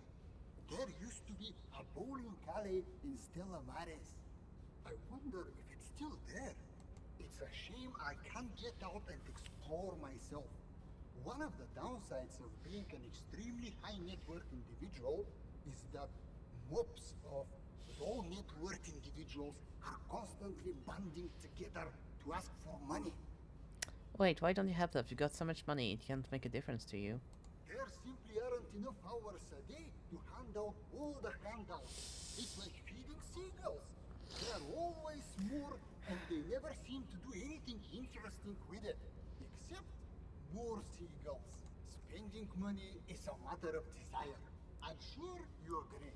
I don't have the desire for spending it like that. So you travel from place to place via a shipping container? Smart, no? It also provides a means to hide from all the targeted advertising we extremely high net worth individuals are constantly subjected to.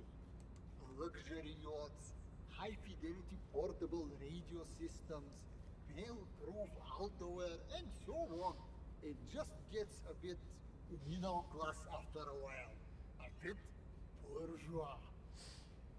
So what you're saying is being rich isn't towards the hassle? So that sounds pretty nice. Yeah, that does sound tiresome. You're saying being rich isn't towards the hassle? What? No, I did not say that at all. Being rich is great. Just don't tell anyone I told you that. The bending light appears to wink. There's something strange about you. What do you mean? His accent seems to signify actual surprise. Well, I don't know how to put it. You seem somehow a little different. Are you talking about my chin? No, I mean, I can't even see you. It's as if something's happening to the light. Oh, that's what you mean. Yes, I've heard of this effect, though I've never witnessed it myself, of course. It has something to do with our Weiss-Wiesemann coefficient. The Weiss-Wiesemann coefficient is a ratio designed to reflect the difference in net worth between individuals. When the coefficient is close to 1, or 100%, it means one person possesses all the net worth. Among that group of individuals, it's been observed that when the Weiss-Wiesemann coefficient reaches about 0.96 or so, the laws of physics begin to bend around the high net worth individual. You're telling me that you're so rich, the light literally bends around your face? Among other things. But calm down. I'm but a lowly single-digit billionaire. I'm calm. That's good. Kim, are you seeing the wet stuff? I see nothing of the sort.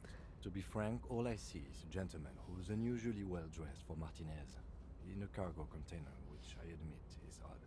Yes, I imagine that does look strange to you. My container. Do you invest in shit, Kim? I wish... Oh, I'm so annoyed Kim doesn't see it. I mean, that makes sense, but I would have loved to talk about that with Kim. You're a rich investor, right? Can I have some money? No. We should get back to the investigation. Thank you for your time. Why go so soon? I feel we've so much more to talk about. Ah, well, until next time.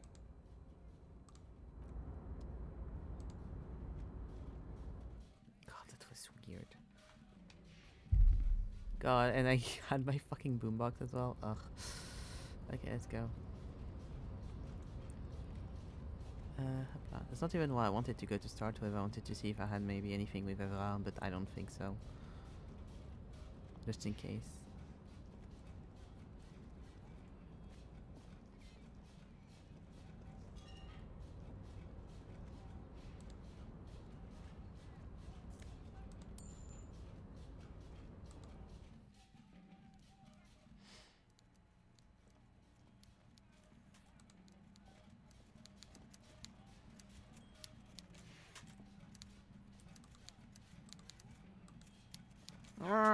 Mr. Dubois, a pleasure as always. You don't have to sit down this time, since you've already sat on that chair. Remember the container I asked you about? Turned out there's a mega rich guy light bending inside. Mega rich light bending guy? Oh my god. How did that get in there? He's so rich he could get in anywhere. Slime like him must have oozed through the crack. He must have been in the container when someone accidentally closed the door. Damn it to hell, Harry. I specifically told my guys to check all the containers for mega rich light bending guys. Nothing can stop an intuitive mind. I think he wants to take down Proletariat over Kim. Tell him he was there. You know, some of him may have been a figment of my imagination. I think he wants to take down the Proletariat. Honestly, Harry, we might be moving all kinds of suspicious things through this harbour, but I won't be caught transporting the light bending mega rich. I have a reputation to protect.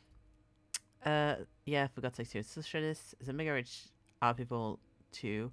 He was a nice man, gave me stock tips. Ugh. Yes, the transportation of a mega rich should be more tightly regulated. Doesn't seem like he was safe. You should be honored by the presence of his magus. He was a half-revolutionary blood and amassed his wealth using the mysterious bond of nationhood. Yeah, I forgot to say you're a socialist. You're right, Harry. I am a socialist. I'm going to catch the mega-rich guy inside the container and harvest his energy to power the harbour's fog lights. I shudder to think what you're going to tell me next, Harry. Not for 1 second did he believe there's an actual mega-rich person somewhere in his container town. I'm reconsidering. No, I'm not reconsidering opening that door. I love that at this point, honestly, I probably have already opened that door. I probably really already have. But I'm still refusing to do it.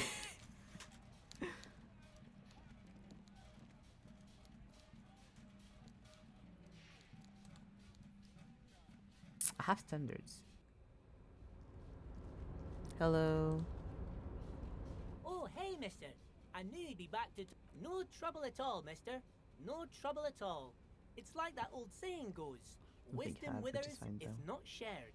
And old Leo is always up for sharing. Yeah, like in my head it's either like a door I've already opened or it's a door that you probably can't like or don't think of opening if he doesn't ask you. Maybe I forgot you did that, it's possible too. I don't know. I use a Leo who wrote the note and make more banners. Oh yes, yes. I leave all kinds of notes for myself. That old head of mine ain't so good at keeping things in no more. I almost forgot about the borscht. What was about the borscht? Oh yes, I've been taking special whirling borscht to the men every day since the strike started. This little guy chuckles merrily. It's very, very good. Makes a man feel so warm and happy. I feel like I could take on Mr. Renadan's boar dogs every time the lunch is done. What do you mean by taking his soup for the men? Is it for striking? Yes, yes. I'm taking it to them. The borscht keeps them happy and in fighting spirits. Makes you all warm inside. They brew it in the whirling in rags. Hold up, who makes it in the whirling? Oh, the whirling's cook. He makes it. Them is always talking with Mr. Manana in that weird language and laughing together. He doesn't speak what we speak. He's from Grag. Something about this borscht. I'm going to look into it. Oh, sure, mister. Sure. You do that. Yes, sir. He didn't actually understand what you meant. And now he's just nodding along. I don't really understand what you meant either, bestie. Special borscht. What's so special about the borscht the strikers are eating? The cook in the whirling in rag is making it. You can't find him in the kitchen. Look into it. Okay. Well. Something to do until 22.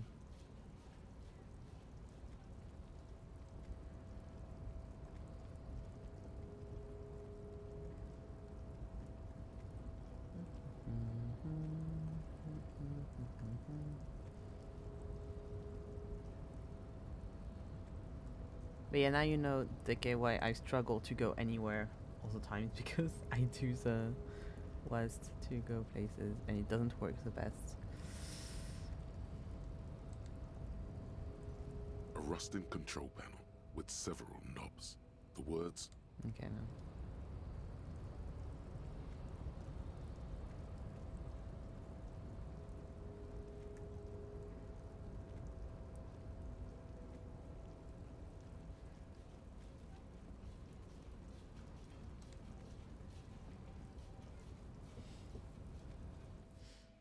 I think except for the bunker door, so far I have opened those door I could open in game. I think. I am excited to get whatever I need for the bunker and the ice cream maker though.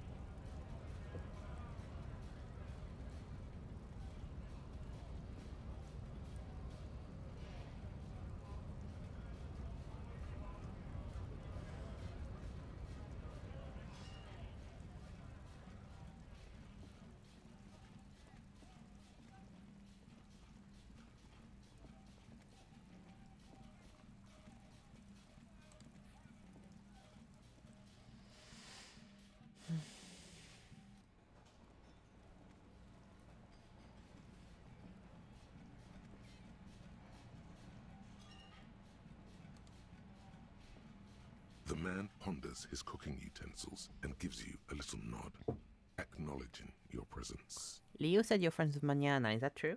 The mention of Manana gets his attention. He smiles and delivers a whole slew of unfamiliar words and lively gestures. Then he falls silent again. They're friends. What is it in your watch that you're making here? Points to the large pot. The man says a couple of sentences in that strange language of his and then seems to wait for you to speak. I'm pretty sure he asked you a question. He doesn't know your language. You can just say something cool in return. Mercury Rising? Boars need more vodka? He picks up a bottle from the shelf. Okay, so it's vodka that keeps the men happy and in good spirits. Clever move by the Union. Of course, vodka. Now that makes a very, very special borscht indeed. Turn it up and then ask for some yourself. Turning it up seems like a dangerous idea, honestly. The place is a powder keg. I leave the cooking to you. I have business. The cook gives you a long, inspecting look, then shrugs too, and seems to wait for you to speak. Like I said, I don't want to give him alcohol. I'm keeping my Harry with the liver. The state of his liver is probably already dire, so I'm trying to make sure the liver just stays within the body and doesn't explode. So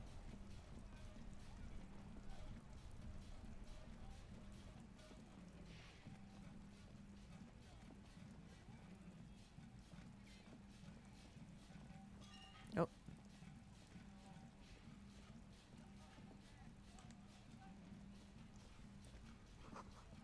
scribbled between the thighs of a three-paged girl, l'origine du discours.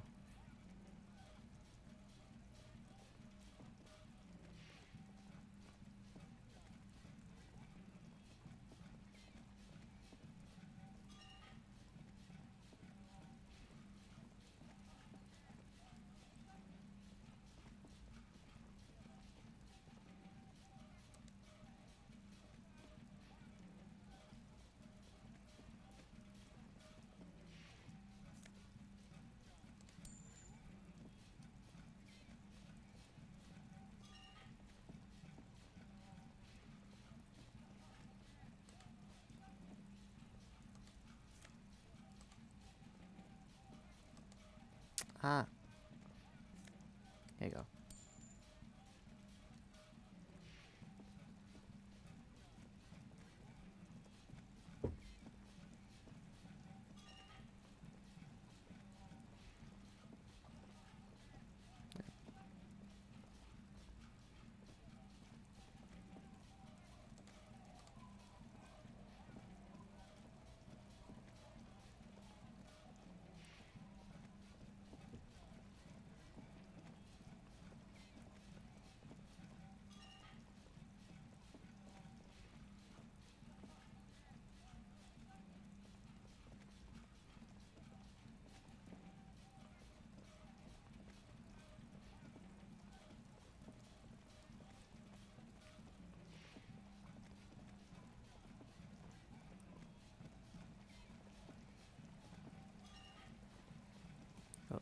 It's been a while. Let's do a little save.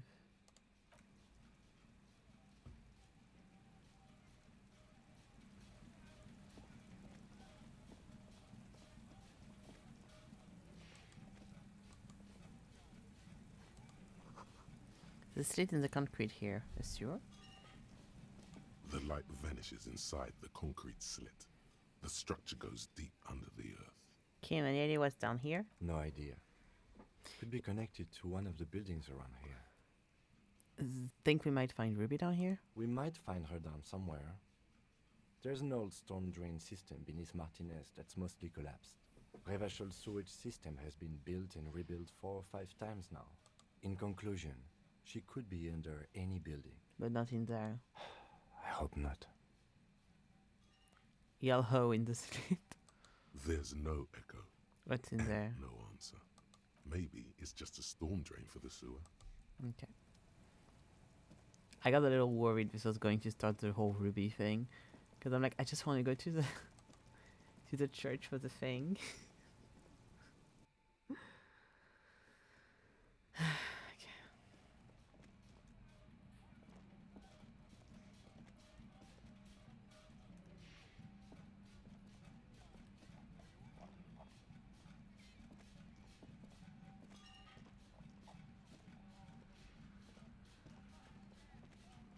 Yeah, when you go talk to her. Yes, what is it? Yeah, I don't have any options for the cube.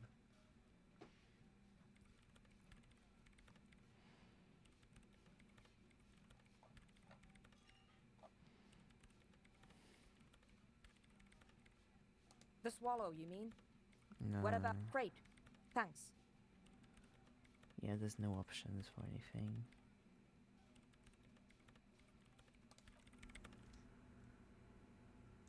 And I can't touch the machine because she's on it. But I'm guessing it's going to be a thing of like I have to wait tomorrow or something maybe to go. I think it's probably going to be something like that.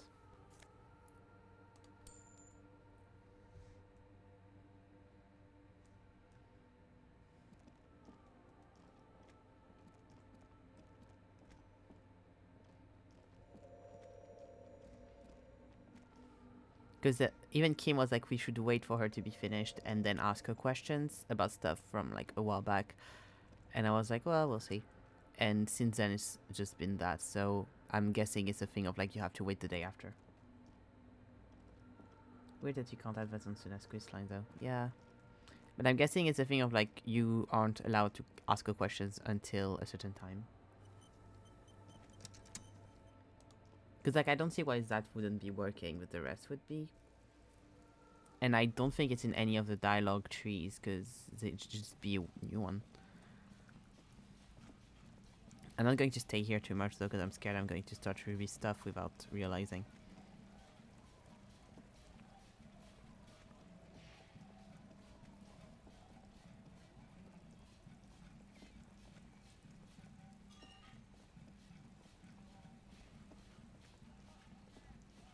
Have another story to tell me?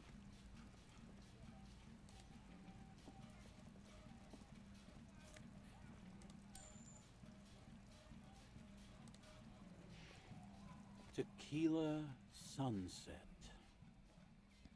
Have you seen a red-haired woman named Ruby around here lately? Can't really remember seeing any women after losing my keys.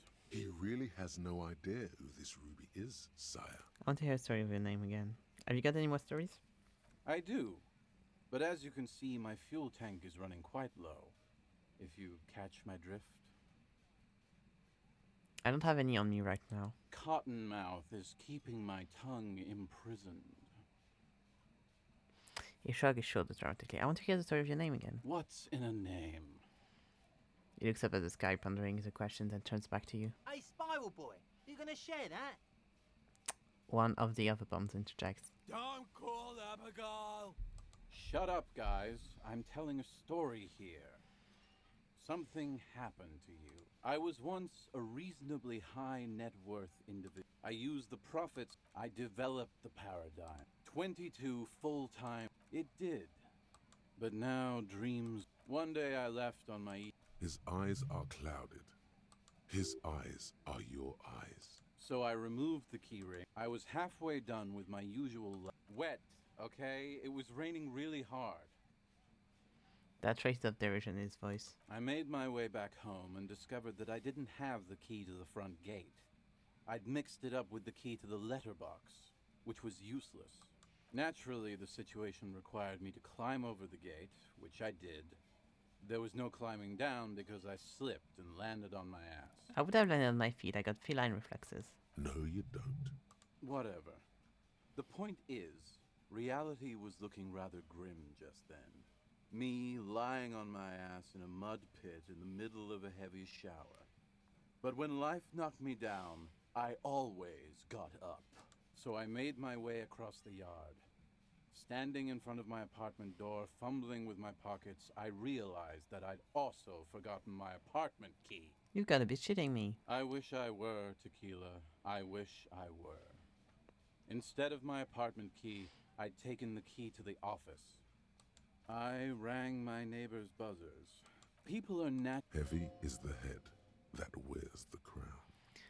You know what you asked for, heavy is the crown. Just then, I experienced a moment of clarity. But when Anyway, so, now you've heard my tragic tale. What do you think? Like nothing you've ever heard, huh? There's this black point in the world, a hole. I already claimed an entire commercial area. Maybe you're another one of its victims? This would explain a lot.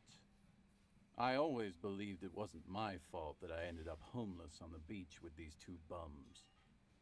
It looks at its partners with a glint of sadness. God bless them, though. I'd be alone without them. Anyway, that was all the story one bottle gets you. Okay. Because I already heard most of it, it didn't pass my time much. Ugh. Okay.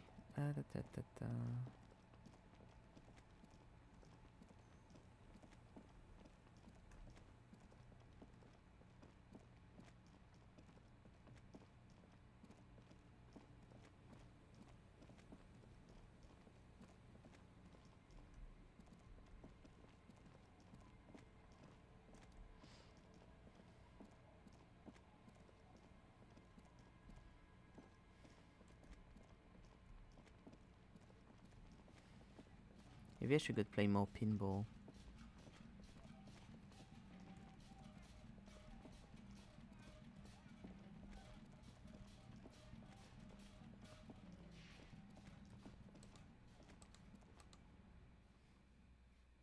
Will you have anything to help me open doors? What a shirt. All other... The antlers on the hood of the man's cloak and his piercing blue eyes are familiar. Sniffs the t-shirt. Smells like worn cotton and a little old sweat there. Worn cotton with a side of flea market or trash bin. Sniffing is okay, but please don't try anything on. Can't have you leaving your photon emissions in the fabric of things you're not going to buy. What's the deal with the man on the t-shirt? It's the man from Hendal. Could buy a book and read it. Walking away from his burning village. Yes. Doesn't have this, I just noticed. That looks like Caitlin Kierman. It is Caitlin Kierman. I just checked, you might not be able to interact with Suna any further because you got rid of the ravers. She doesn't give a fuck about us because she was like, I can't work if they're here. I've done this for her. Fuck me. Ugh. Their matter-of-fact tone belies their surprise at the fact that you didn't recognize the figure in the print. Lie, sire, for no reason. That's shit. Like, the fact that the route should be different, that's fully 100%. But the fact that you still can learn all the stuff about her past and everything, and you can't ask her any of it, just because they're not here. Like, she still talks to us about stuff, even though she's working, so I don't see why you wouldn't be able to just come and be like, hey, have this. What do you think about this? I was a very gentle child. My parents only let me read boring books about ordinary people, and the man from Heimdall looks extraordinary. I'm guessing I'm supposed to know who this man from Heimdall is, but I lost my memory recently and need help remembering basic facts about reality. Ah, I said I lost my memories recently. I need help remembering facts about reality. oh, I see. That's tough, man. I feel the same way sometimes. The man from Helmdale is the hero of a series of popular books based on a fictional version of Kotla. In fact, most people don't think that man from Helmdale ever really existed. But they are wrong. Helmdal isn't a real place. Neither is the man a real man, of course. But both the man and Helmdal are an ontological necessity. But hey, it's not worth getting into an argument about. Wow. What? What did you say? What did you mean the man from Heimdall was real? Heimdall. Moral of the story, always get drug kids out of Spin Lab club plans. I mean, even if the man from Helmdale didn't exist before the adventure novels, the stories have made it so that he has. It's simple, really. Okay. He sounds incredulous.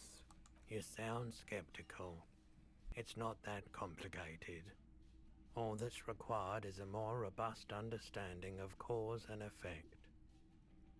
Besides, I've been to Kotla, though not quite as far north as the Helmdal, and watched northern lights travel across the sky. Very unique, energetic tides there. His theory isn't exactly incoherent, but its logic does suggest some unusual neural activity. Interesting. How much are you selling this t-shirt for? 2 real. That's dirt cheap. Cool, I'll think about it. You should. Welcome to Helmdal, officer. Let's see.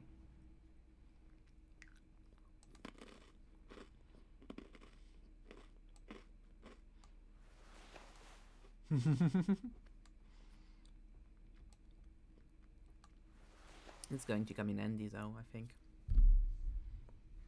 I am, like, even though it's annoying that some stuff I really don't have much for, I feel like I'm starting to have quite a few that are like for physical instrument and shivers.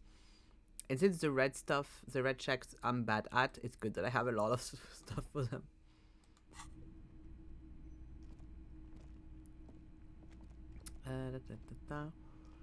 No, you wouldn't have anything that I can... Yeah, no, you wouldn't. Because I was like, maybe he can sell me the thing to open the doors, but no, it doesn't look like he has anything. Maybe I can ask him, rather. Wait, I'll go ask him first. Never know. Hello again. How can I help you? Hello, Sunny. How are you? I hope you're doing as well as you can. Do you know anything about the traffic menace on the loose? Traffic? I'm sorry, officer, but I don't drive. Wait, why don't you drive? I just don't like it very much. Movement on the road never really gelled well with the movement of my thoughts. I get that, same. But didn't you hear it when traffic menace drove over your roof? Now that I think about it, I do remember hearing a thunderous noise the other night. Some kind of powerful electric vortex hitting the shop, and then moving on. That sure narrows down our list of suspects. A vortex sounds fascinating. Yeah, it was pretty wild. I didn't really know what to make of it, but I know it meant something. I want to try it. Okay, he definitely is high. Whatever it is, you've probably done it, and many other things besides. But you can't cut through the jumble of sensations to get to the answer. Good. Looking at his wares, talking to him, that might give you more clues. A guarded man like him wouldn't tell you if you asked out loud. Okay. It's a shame because like I had stuff to get more electrochemistry in outfits than I just did. Also, I just sucking drool to absolutely no reason. This is our goal right now, is to get the homosexual underground thing. Gotta get your electrocam up. I don't need to, it's fine. I do for Clarius Spiels though. But this is the goal so far. This is the most important thing.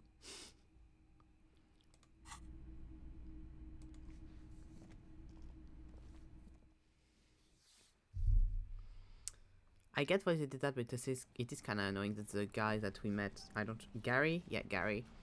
We meet him once and they're like, you're never going to see him again. You don't have the good stat up? Fuck you then. That's kind of annoying. By saying this. Although, that would have been bad as a peephole in the whirling. Oh, what happens if you have your electrochemistry up with the peephole? Where was I going again? I forgot. Yeah, it's a book. Did I ask you about everything? Hello, sir. How is the investigation going? Found any curses yet? Yeah, I found the way into the Doom Culture area. Oh, that's great! I passage hope exciting adventures lie ahead. And maybe you can help Mother become less afraid. The passive checks are wild. Oof. I'm going to deduce something now. The girl keeps her hands folded, hidden. Why is that? Hey, why do you keep your hands folded? What do you mean, sir? She knows where this is going. You can show them to me. She looks around anxiously. Her hands remain folded in front of her. She doesn't want to show them. The lieutenant stands by, looking at the two of you with little interest, a facade of true professionalism. He is far more intrigued by the situation than his poise reveals. It's okay. She brings out her reddened hands, her nails frayed, nearly chewed down to the flesh. You bite your nails? And you knew this from me keeping my hands folded? You just show a suspicious glance. There are a few other hints. Well, that proves nothing. Anyone could do an easy deduction like that. Her eyes flash with defiance. She's not impressed. Want more? I can figure out why you bite your nails. I got a few reasons in mind. She nods, half provocative, half enthusiastic. You're uptight because of your mother and the pressure she's putting on you. Rats have been nibbling at your fingers. Child labor is the small working conditions. Shell nails means you're recycling your own body material. It's an intense dedication to the way of business. There are no niches without personal sacrifice. You're uptight because of that. Maybe so, sir. Okay, I know it's a bad habit, and I shouldn't. Either way, another ace action for the #1 detective in town. It was okay, sir. She's still got a rebellious streak. There's more that can be achieved here. Ask her to do the same. You think so? Fine, do better. This is something about me. You're quite sober. The ace detective! No! Harry's so much better than fucking look at me. No. The lieutenant does not flinch at the comment. He does not flinch even a single bit. He is intensely not flinching.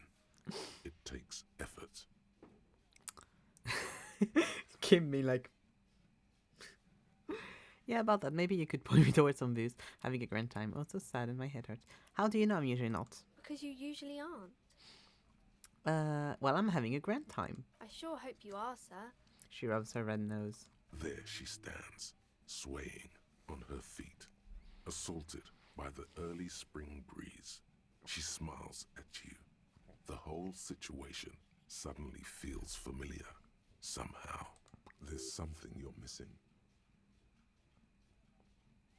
What are you missing here? What does it feel familiar? It's suggestion. I think I have stuff for suggestion. Let's see. Oh, here we go. +1 suggestion. Suggestion, -1, no.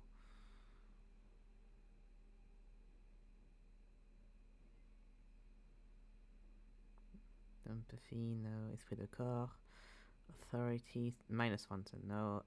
Drama electrochemistry. Savoir-faire, drama. Volition, no. empathy, authority, logic, physical instrument. To have anything that gives me less suggestion.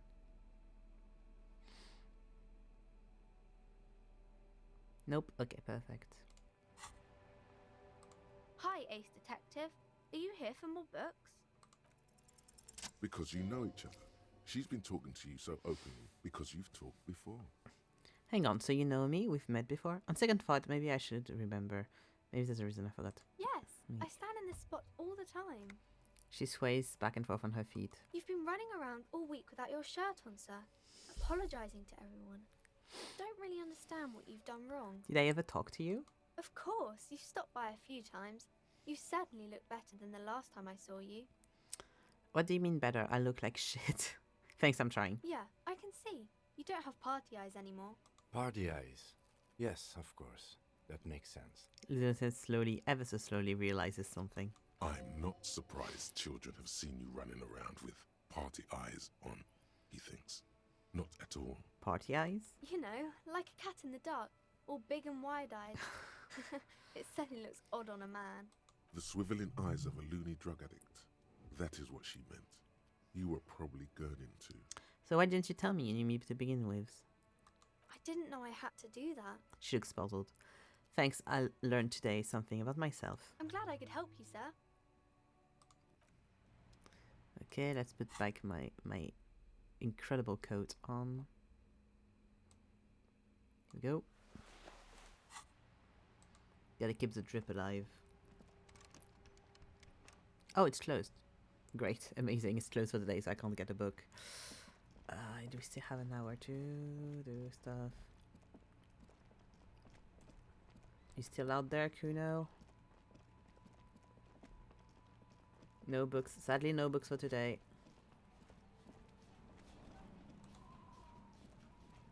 Fuck does Kuno care? What kind of... And this is quoted and Charlotte is still out. What kind of a mother? A horrible one. And I hate her. And I am immensely sad that the bookshop is kept by such a horrible individual. You gotta ask, who is Kuno?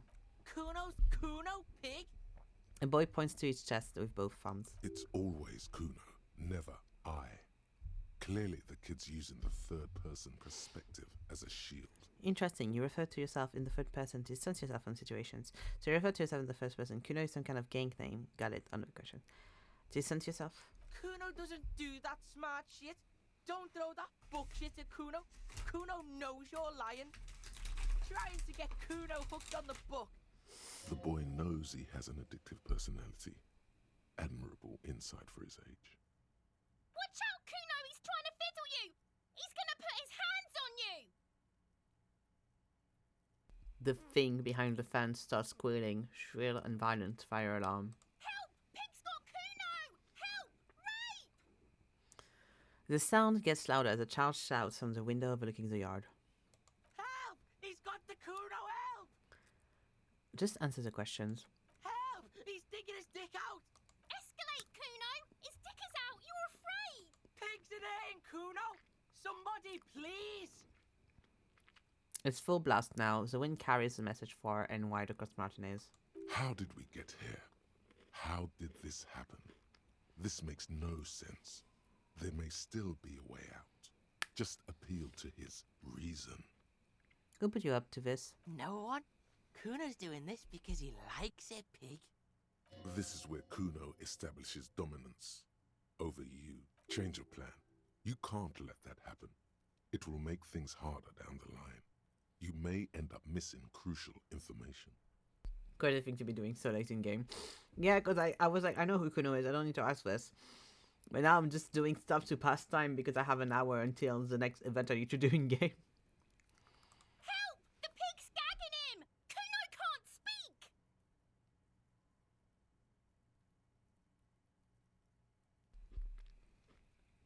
What is this sick charade? No! Get off Kuno, you sick fat fuck! The nearly psychopathic way they could slip in and out of the act implies you're not the first victim. Be logical, kid. I haven't done anything to you. Fucking logical! Help! The logical pig is fiddling Kuno! Truly punching a child should be one of the first things. God. Someone put you up to this. You put him up to this yourself when you decided to talk to him in the first place. Listen to your friend.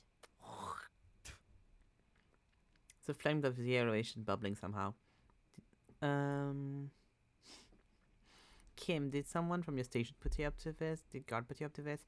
It was a harbor, wasn't it? Okay, no one put you up to this. Help! The RCM is trying to fuck Kuno in the ass. Are you high right now? Help! Misters, help! He prances around, eyes bulging out of the sockets, rolling hard, yelling at the window. He's having the time of his life. Total ecstasy. Fuck the pig. He's flashing Kuno. He's showing his genitals. If you don't help Kuno now, it'll be too late. Don't punch him. Look. Kuno whispers, even softer than before, vanishingly silent. For emphasis, a ghost is saying this. A shit-eating psychopathic ghost with an ace up his sleeve. I know you wanted to hit me. You got that I'm gonna fuck that Kuno up look that Kuno's dad gets. The murder look. The rage look. Relax. He can't read your mind. He doesn't know you were thinking that. There's a dead body, remember? That's what you were doing here. You're a cop on a case. Yes, how do I get back to it? I want to go back to the thoughts. How do I know that? You can't see inside my head. Can you read my mind, Kuno? Let me get back to interview, Kuno. Yes, but I didn't act on Indulgence of Fantasy. Why do we get back on the interview, Kuno? I know what you thought.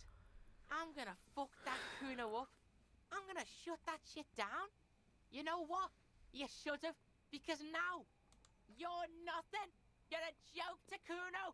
Kuno laughs at you. King Kuno! Backing up was a bad idea. Now he thinks he's established dominance over you. Kuno turned you into his prison, bitch. You're gonna be in this shit with Kuno. No, you're not. We can just leave. Bitch, you're gonna be in this shit with Kuno forever. The peepo-headed critter doesn't let him finish. A peepo is a type of hat, by the way. Nice peepo. You don't talk to me about my fucking peeper. You don't know where I come from. You just Kuno's bottom bitch. Whatever, I had questions about the crime scene. Okay. Kuno is kind to his bitch. Ask your questions, but remember, this changes shit. Click, click, click, click. Goes the little people wearing arsehole behind the fence. Meaning, there's been a change in some kind of evil clockwork.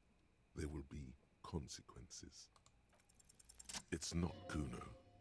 It's Kuno S. Interesting, how? Kuno S is by far the worst of the two. Kuno has no problem being near you, but the other hides behind the fence, afraid for her life, like she's done something very bad. She came up with that psychopathic scheme of screaming for help before.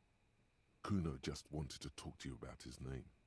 Kuno S was the one who wound him up and directed him. Also, Kuno hasn't stopped talking to you, even enjoys it from time to time. When you talk to the other one, it's like talking to a cornered animal.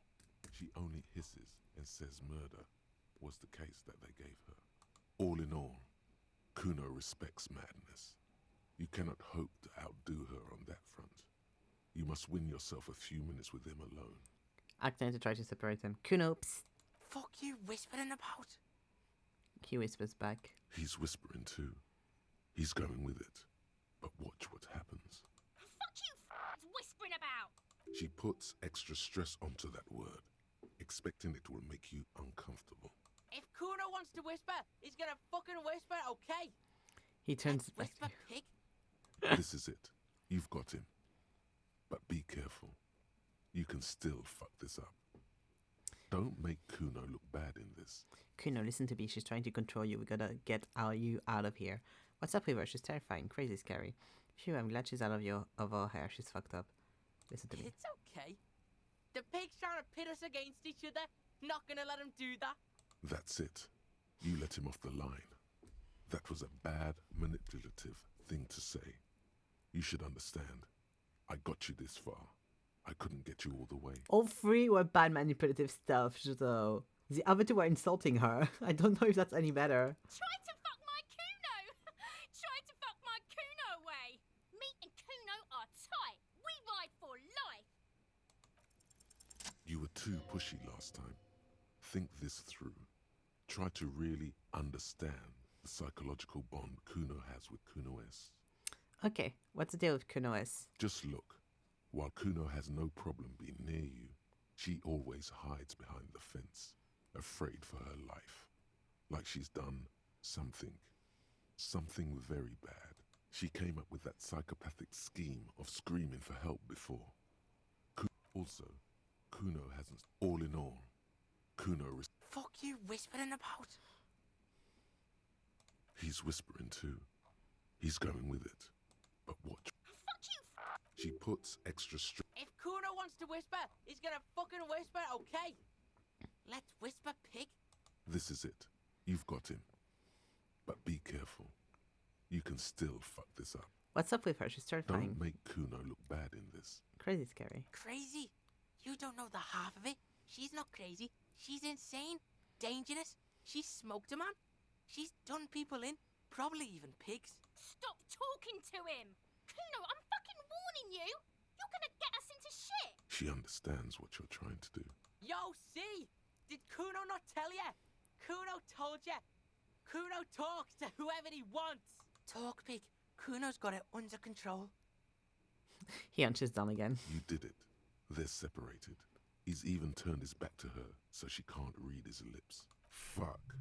She can read lips. You should cup your mouth. What do you mean she smoked someone? You think she has anything to do with the dead man? You said she's insane. One language she uses Napakinfi. Is she a sister? What are you dealing with all of this? What do you mean she smoked someone? Kuno means she killed someone. That's right. She's a killer. Like, actually a killer. His little green eyes are fixed on yours. He's meant everything he said before. But right now, he not only means it, he is sincere. What if she has Kuno? That would explain things. You serious about this killing business? Killing is serious shit. Kuno's always serious about the 488. 488. The criminal code doesn't go higher than 190. She's probably killed a pig too. I mean, I'm pretty sure she has. How many cops has she killed then? Forget Kuno said that. Kuno was just shitting. Kuno was just running his mouth. Kuno's stupid like that. He feels his eyes on the back of his head and stops. A cop would be too large for her to overpower. But a determined child of her size can still kill the vulnerable, the elderly, the homeless, or other children. The creature peers at you both from over the fence. There is something searching in her eyes. Kuno, do you think it's possible she's killed other children? Kuno falls silent. He does not look at you when he replies. Kuno, that's what Kuno is starting to think, yeah? The creature.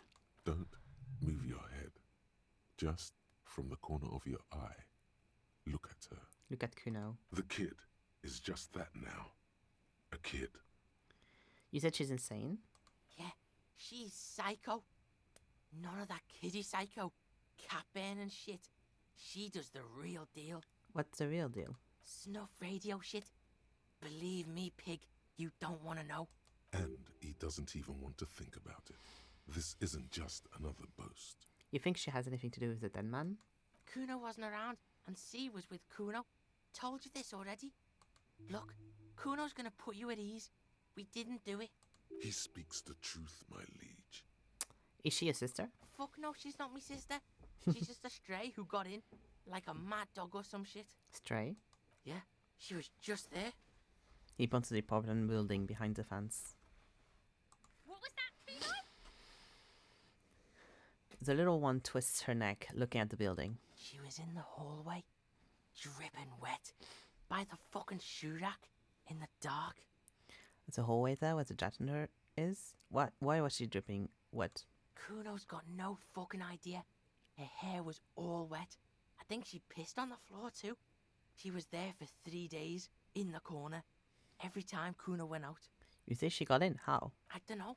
Someone left the door open. Kuno comes home and she's sleeping under the desk, under the pile of clothes, like a dog. What about your parents? Kuno's dad doesn't give a shit. Doesn't even see her there, or thinks it's fucking Kuno. Shit's all on Kuno. Is she a sister? I want to ask the other thing. Fuck no, she's not. Yeah, she was. What was that, Kuno? She was in the hallway. The hallway's there with the janitor dripping closet. wet. Yeah, that's the place. She was just balled up near the closet, psycho style. Okay. Kuno's got no... I don't know. Kuno's dad doesn't give a shit. Doesn't even see her there. Or thinks it's fucking Kuno. How are you dealing with Shit's all of this? on Kuno. How's Kuno dealing? Kuno's dealing just fine. He doesn't need you fucking with any of it. C doesn't either. Kuno's got this shit under control. He spits through the gap of his front teeth. She's professional help. You can't do this alone. You need backup. I'm here for you. Listen. C is Kuno's go-to. Kuno's protecting her. You fuck with C. You fuck with Kuno. You threaten her. You threaten to take her away. This is what it all comes down to. He needs you to take him seriously now. I'm going to kill you. I'll run when you put the cuffs on her. Sneak up on you later and fuck you up. You understand? The boy looks you in the eyes. Black people are trying to focus. I can respect that. Alright. Now we can do business. Business? Yeah? What do you want? Kuno can hook you up with... He starts no longer whispering. Don't hook him up with shit, Kuno. See? Relax. He respects the Kuno. Kuno made him respect the Kuno.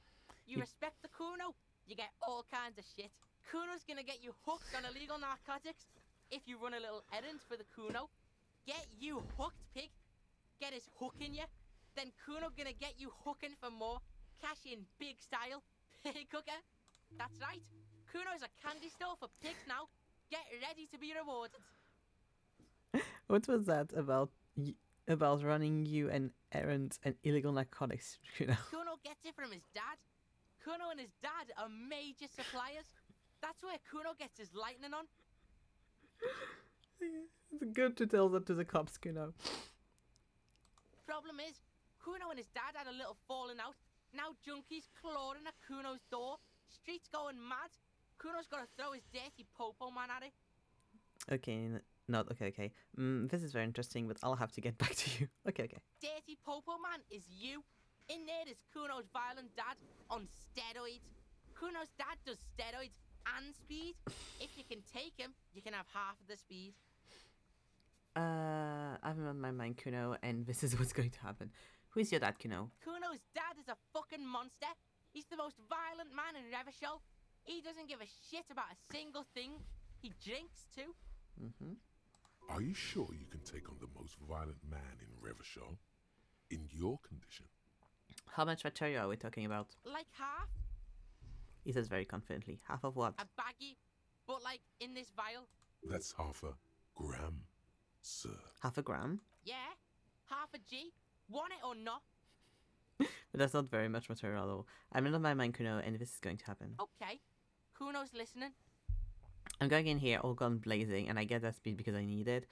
I'm going in here, but not for the speed. I'm going to, after the most violent man in Revachol, I'm going in here for justice. I'm a narc, Kuno. I'm going to confiscate that trap. I'm going to there for justice. I'm a narc, Kuno. I'm going to confiscate that crap lie. You need speed. I'm not going in there. Going in there to fight the most violent man in Revachol. Sure, whatever. If you survive, make sure to bring that shit back to Kuno. Kuno's almost out. You wouldn't like the Kuno when he's out. Just get in the apartment building. Kuno knows you already fucked your way in. Kuno knows everything. I mean, we have been, like, in front of him getting in. Like, it's not a secret. Go to room 12, first floor, and kick down the door. Police violence style. Kuno style. And then it's action time. You're locked in the room with violent fuckheads. That's it. Next time Kuno sees you, you better have his shit. What the hell are you signing us up for here? I'm going to kill Kuno's dad. Come on, Kim. Obviously, I'm not gonna take it. We need to drugs away from a minor. Okay, then. He concedes. Okay, I'm off. Kuno doesn't fucking care. Okay.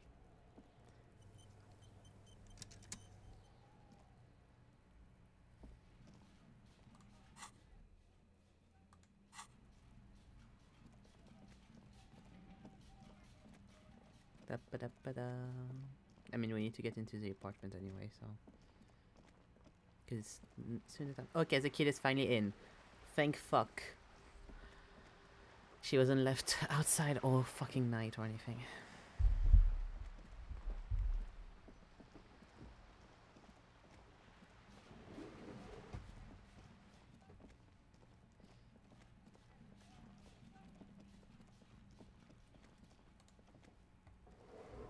He said first floor, right? Apartment 12, first floor.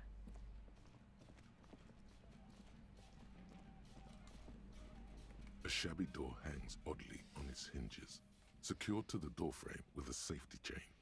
An unpaid energy bill is attached, threatening to cut off the electricity.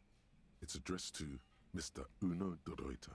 Okay, wait, I need to put the cutters on.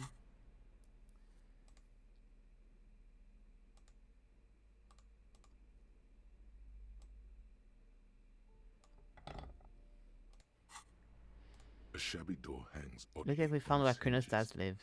And the place comes with 3 months' worth of utility bills. Not likely. No response.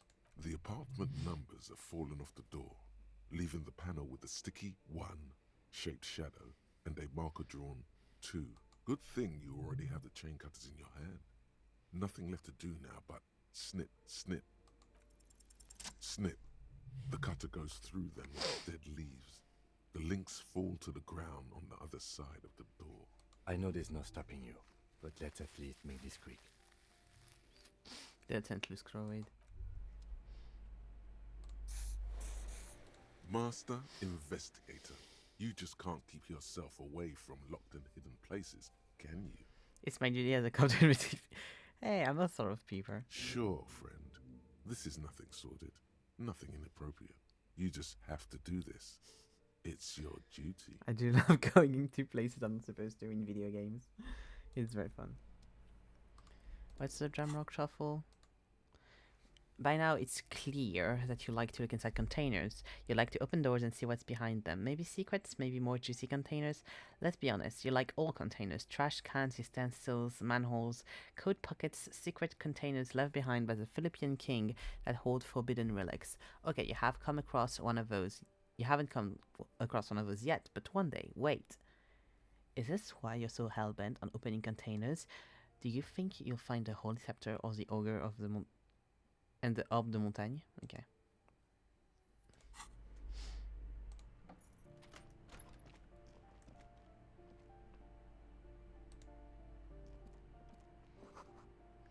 Glossy erotica cover on the walls, wrinkled from moisture.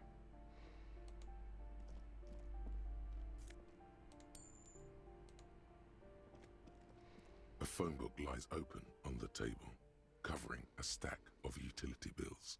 Right next to it, in plain sight, sits a small bottle of amphetamine, conveniently equipped with a straw. Lieutenant, I've located psychoactive substance on the table. Good. Confiscate it. The minuscule amount of amphetamine doesn't interest the lieutenant in the slightest. He listens instead to something in the other room. Take the speed. You pocket the bottle as if it were the most natural thing in the world.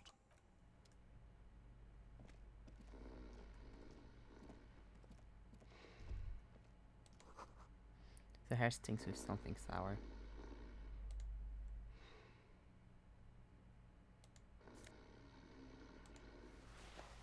Regular black jeans. Can finally have black pants. Still Kuno's dad's fucking pants. Yeah, finally fully emo. That's the most important thing. Yeah, I can go back with that. I don't care. A bundle of clothes heaped on the bed. A stained parka, some towels and a duvet. Some socks even. In the dark, it looks like a nest.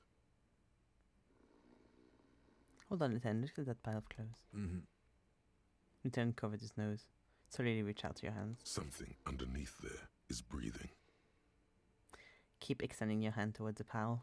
Your hand touches a greasy duvet covered in cigarette burns and ketchup stains. You hear a growl.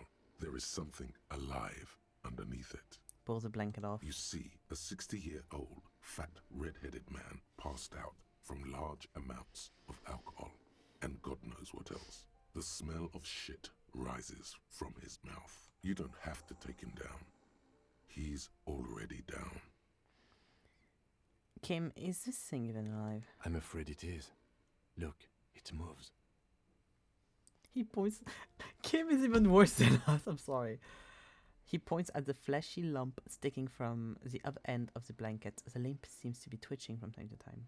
And look, the other foot is camouflaged by a striped sock bearing the name Maxtor. on the sole. 3 toes are poking out of a hole. Next door is a gas company. He's wearing free socks from a gas company.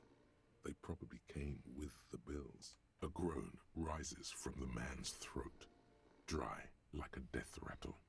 He's trying to say something in his sleep. Is this Kuno Favas we're seeing? Well, judging by the color of his hair, I would say yes, it is. The lieutenant's right.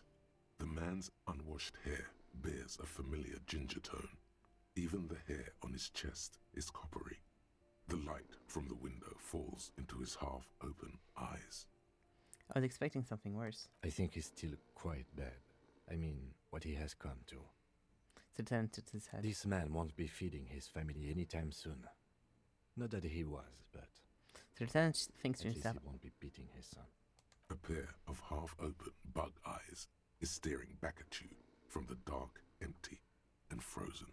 It's clear that the person behind them is not awake. Hold on, what happened to his eyes? Can't you tell? It happens to exceptionally committed substance abusers. They fall asleep with their eyelids still open. Not a pretty sight. With a serious damage, I'm not sure he's not dead. He's not dead. Suddenly the man starts growling. 3 words manage to escape his mouth, along with a strong stench of alcohol. Look, he's trying to communicate. Yeah, perception. Going to try to do that quickly.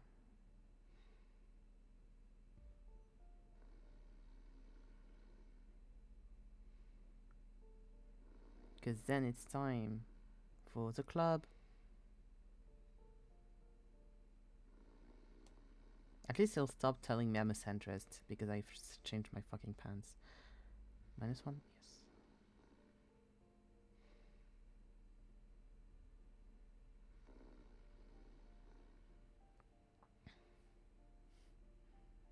Yes. +1 perception? No, -1, okay. Up.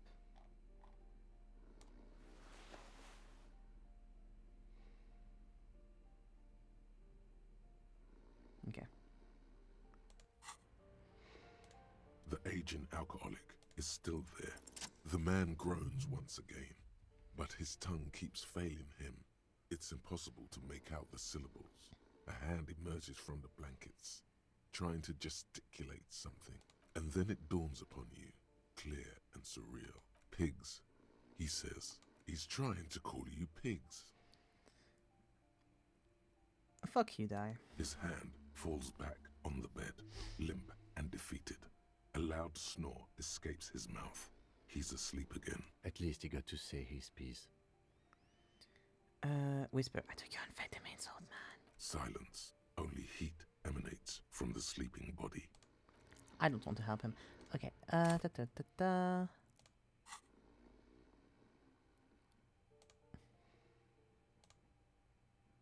Let's unlock. Here we go. And then I'll be able to do that. Internalize. Hehehehe. Starting his. Here you go. Okay. Da-da-da-da. Where is it? Pick up the die. Get yourself organized. Attend Steban's meeting after 22 at the Cape Side Apartments. Oh.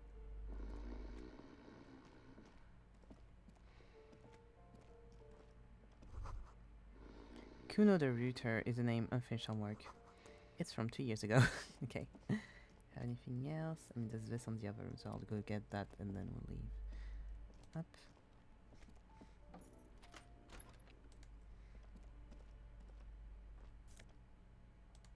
Nice. Oh, I can add another story from our friend. Where's going to be? It's going to be in the. It's in the Cape Side Apartments, but I forgot where she told me it was going to be. Specifically in the apartments.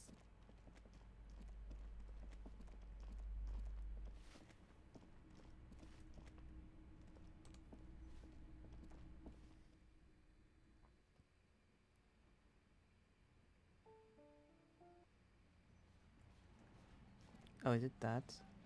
I think it's that. Ooh, nice skull. As you approach the metal grill, you can hear several voices having what appears to be an animated discussion. This must be it. Beyond this door lies the beating heart of radical communism in Martinez. Somehow, the night air softens the smell of trash and sea brine. As the breeze pulls through the canvas like a shuttle through a loom, See, this catch a Chili hint also of does. something unexpected, something earthy, warm, and burnt. As she should. You mean the whole communism thing, I'm guessing. But as she should, as she should. The acrid smell of failure. Just look at these pigs sniffing about after hours. Why don't you say the secret door was right behind you? Must have slipped my mind. You know how it goes. She gives a lackadaisical shrug. The metal grill is cool to the touch. You notice the lieutenant is looking uncustomarily anxious. His posture is rigid. His right hand hovers near the zipper of his jacket. You okay, Kim? Oh, I'm fine. I was practically born to infiltrate underground. He takes a quick look over his shoulder.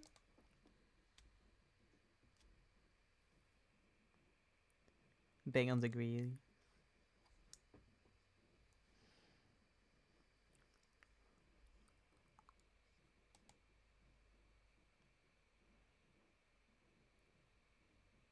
Are you all communists? I'm looking for some communism. Listen, I've already built like 0.0001% of communism, but now I need help to get organized. Can you help me?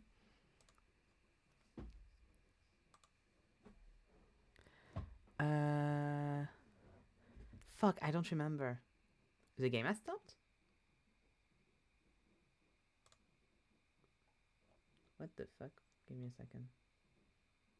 Because it's not stopped on my end, so... It froze on stream. Give me a second. There we go. Okay, it has done the weird thing. Okay, yeah.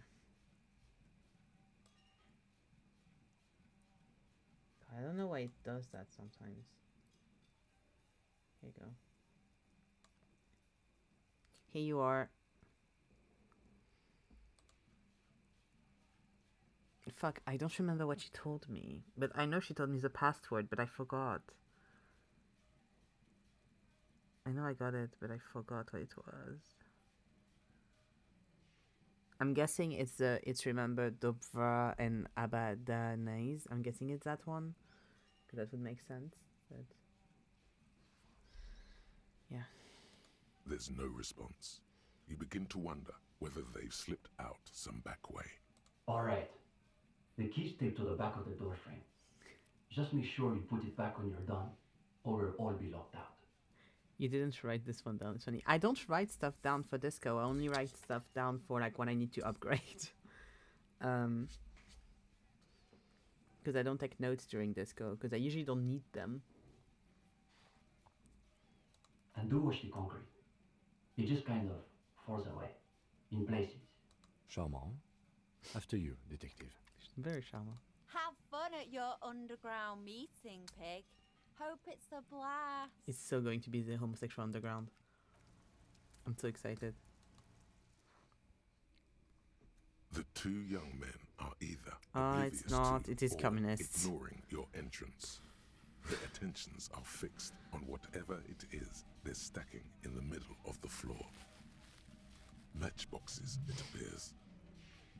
I think it's holding, Alexis. It is. It's Oh. holding. That must be the guy whose apartment. I know it's his apartment. It's not his. Yes. It's definitely not holding. Those matchboxes are stacked so haphazardly, it's like they want them to collapse. Careful, careful.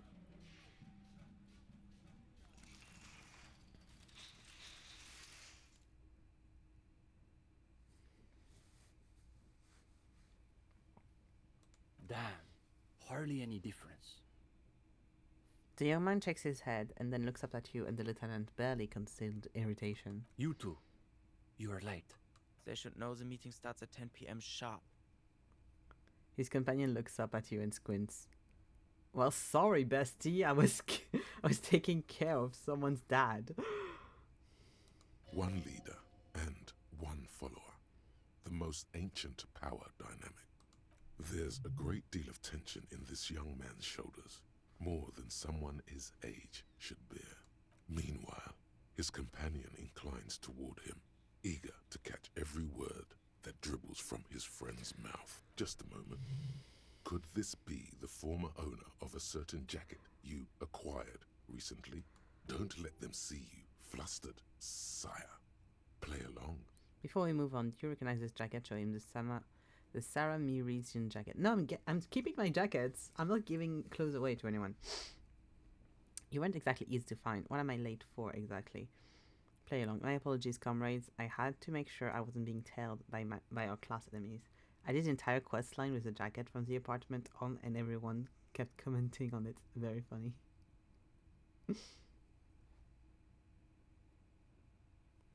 I didn't know there was an entire side thing with the jacket. Which one is Samarisian jacket? Is it even his? Play along. The young man considers you a moment. We all have to take precautions, especially during these delicate times. What matters is that you've made it, and that you've done the reading. Uh-oh. No one said anything about reading. You'll just have to wing this one. Just swing it. The reading, yes, I've definitely done that. What is the reading? I thought this was a revolutionary group. Like, oh, actually, the guy you are looking for has a jacket kind of like yours, huh? Oh, okay, I see. Oh, because you were wearing it, I'm guessing. Yeah, that makes sense. There must be some misunderstanding. No one mentioned any reading. Whisper. Kim, did you do the reading? Kim, did you do the reading? No, detective. The only reading I've been doing is right here. The lieutenant holds up his little blue notebook. He seems to be wagging the notebook at you, as though he suspects you may have forgotten why you're here. I haven't. We're after hours. It's fine. I have not had time to seek out pretentious communist book clubs, nor have I done their reading. It doesn't sound like they've done the reading, Steban. Well, this is getting awkward. I'm not sure what you're expecting to find here then. There's profound consternation in his voice. You suspect it's about something bigger than your not having done the reading. Maybe they can explain themselves. What exactly are you two doing here? What are you doing with those matchboxes just now? That's enough for tonight. Will you be here if I have more questions? What exactly are you two doing here? In the most generous sense, I would say we're cultivating revolutionary consciousness. Yes, that's probably the best way to describe it. But more specifically, we are running a reading group. The most rigorous and theoretically advanced materialist reading group in Martinaise. Comrade Steban is a great discussion leader. One of the best at the university. It's obvious they take this group of theirs extremely seriously. Whatever you do, don't compare it to a common book club. Sounds like a place for intense intellectual engagement. Exactly my kind of jam. That's our whole thing. The world is so shallow, all noise and repetition. We're interested in genuinely radical critique. Precisely. We are not interested in senseless parroting. We like to read critically. Within the contours of Mazovian historical materialism, of course. I didn't realize it taught radical Mazovian theory in universities. Okay, so does your reading group actually read? I think I get the idea. Let me ask about something else. It could make a guy sound so German every time. Huh. As though you can call that Parabellum teaching. One thing you learn quickly at university is that you're not going to find a real education in any lecture hall or discussion seminar. We are post-attendance, basically. Exactly. The only worthwhile part of the so-called École Normale de Revachol is the library. That's where we've made our greatest critical strides. Game getting arrested with kids for truancy. Okay, so what does the reading group actually read? We study all the foundational texts of Mazovian theory, of course. Just last week we finished the second volume of Puncher and Watman's Innocence of Capital. It's Truly extraordinary. And before that, we spent 6 weeks on State and Plasm. Uh-oh. You can feel your attention span rapidly deteriorating. Force yourself to keep listening. We've also read Wertmüller's The Megastructure of History. And before that, Real and Reality. Communist theorists love puns, in case that wasn't obvious. Hablars une paix infernale. Paix infernale. The original Fizdale translation, not that watered down revisionist garbage. These two deserve the Order of Honor for bullshitting. There's no way they've actually read all this stuff. Obviously. His notes. But, of course, our special emphasis is on the theories of Ignace Nilsson and his followers, especially the inframaterialists. Wait, so who are these inframaterialists? I know who Krasmatov is, but who is this little guy? Who are these inframaterialists? You're not familiar with him? It's pretty advanced stuff. You may not be ready for it yet, gendarme. The two young men exchanged skeptical side glances. Okay, but then who is this Ignace Nilsson guy? Only Krasmazov's most trusted lieutenant, the evangelist of the revolution, and the founding father of the People's Republic of Samara. It's hard to overstate how unimpressed he is that you've never heard of this world historical individual. He also happens to be the greatest communist theorist after Mazov himself. It was Nilsson who first postulated the existence of ideological plasm, which forms the basis of inframaterialist theory. The young man sighs. His companion looks about furtively. Did this reading group have anything to do with the lynching? What's the rest of the reading group? What were you doing with those matchboxes? Lynching. Lynching? No. We're not an operational cell. No, we wouldn't know if you did anything. We think of ourselves as more of an intellectual vanguard. Mm-hmm. Will you show my working theory that communism killed the hangman?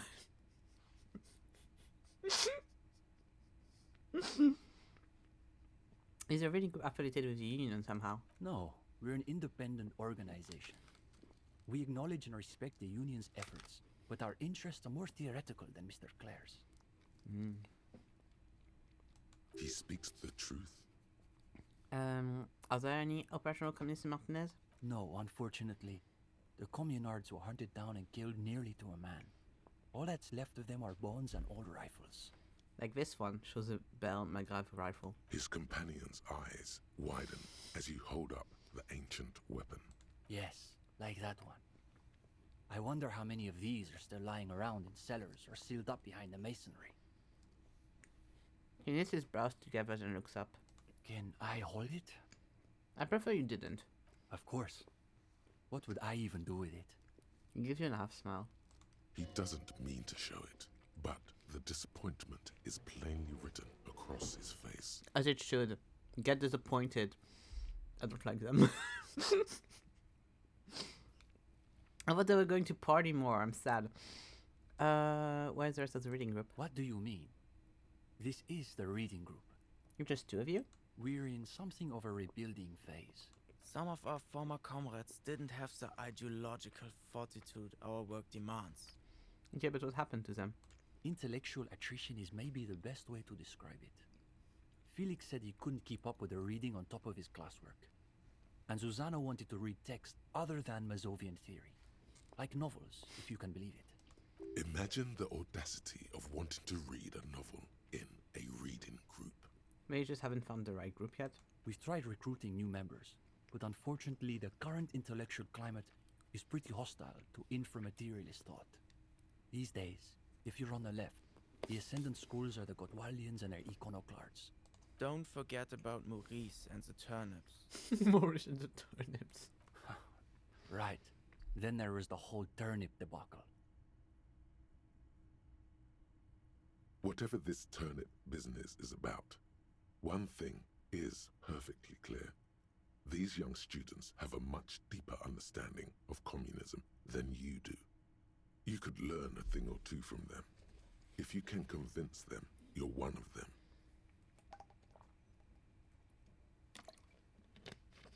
What about Cindy? Is she part of your groups? Cindy is... how to describe her role. Something of an ideological auxiliary, perhaps.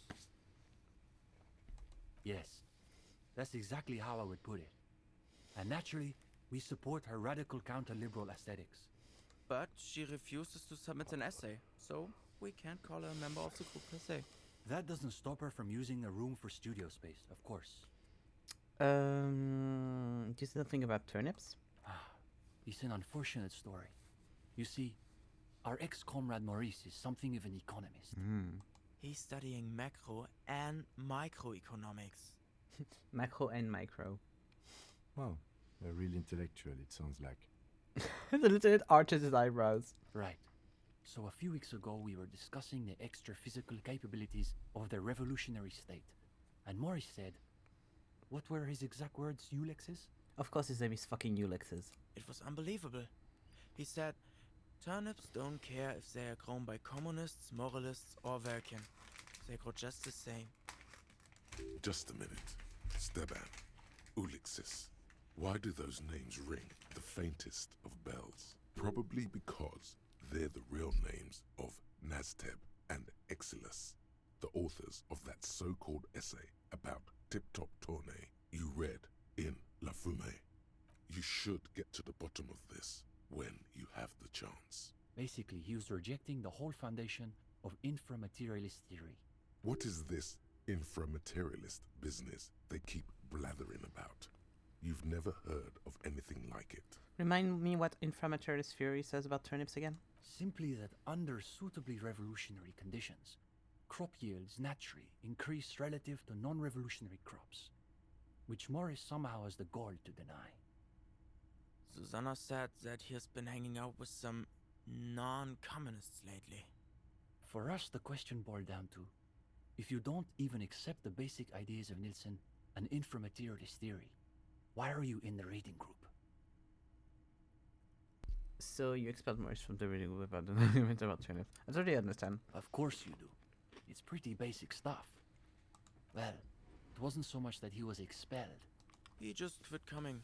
We haven't seen him around for weeks. What about Gottwaldians? They're the most depressing school of communism. They love writing long books with a patina of Mazovian theory to cover up their cheap psychologizing. A gang of cheap psychologists and intellectual midgets. Typical Gottwalders, in other words. It's okay for Uli to say that, because his dad is from Gottwald. That's so depressing about the theories. The Gottwald school believe that intellectuals as a class are incapable of sparking revolutionary change. So all they can do is critique capitalism from inside itself. In other words, they have lost faith in their own relevance. That's why they spend all their time smoking cigarettes and writing long works of criticism that make you want to commit suicide. Sounds miserable. It is miserable. That's probably why they're always committing suicide. You see, the Gottwald school look like communists. They talk like communists. But scratch the patina and you'll see beneath that they're just depressed liberals who've read too many books. Okay, but what about the iconoclasts? For starters, they love talking about beans.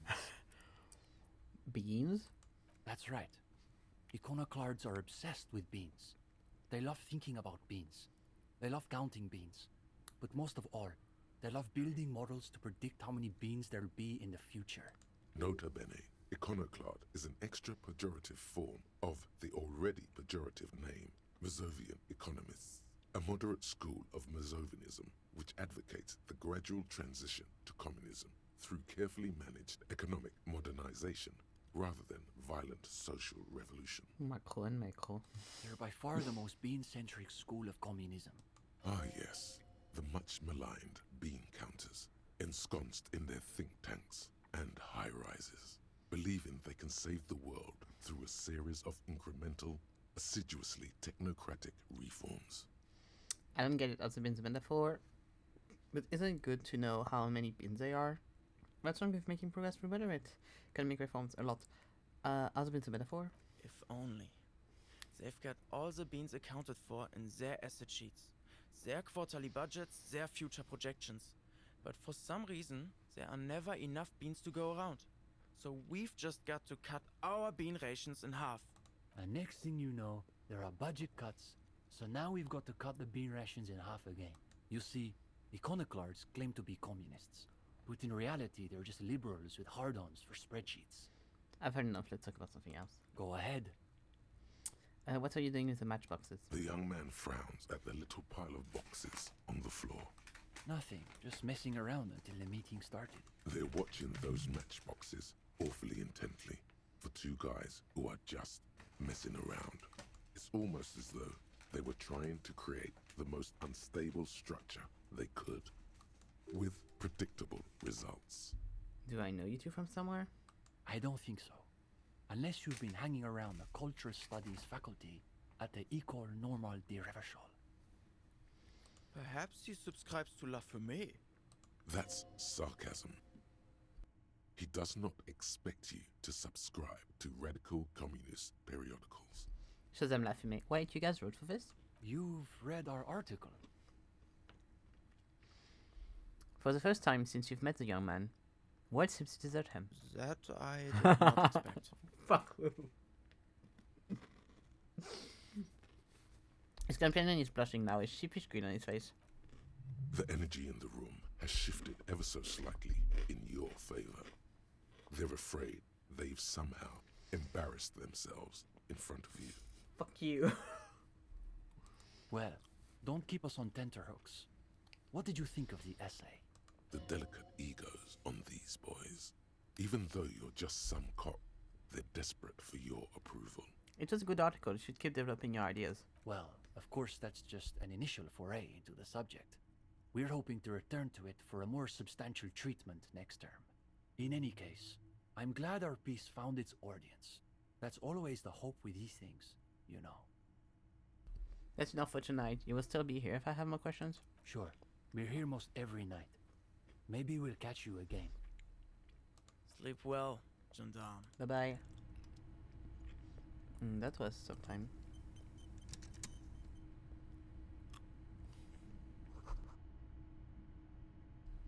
Coffee.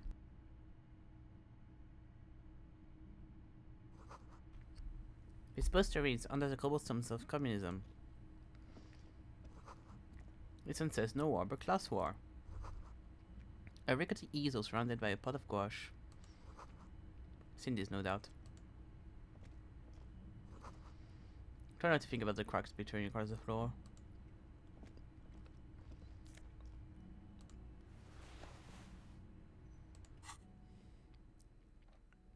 Construction vest. Ooh.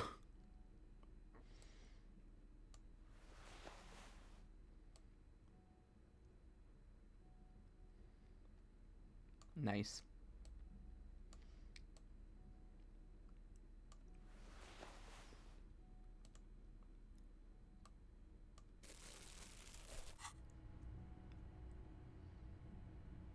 Anything else? No, okay. Well, that was a lot of bullshit.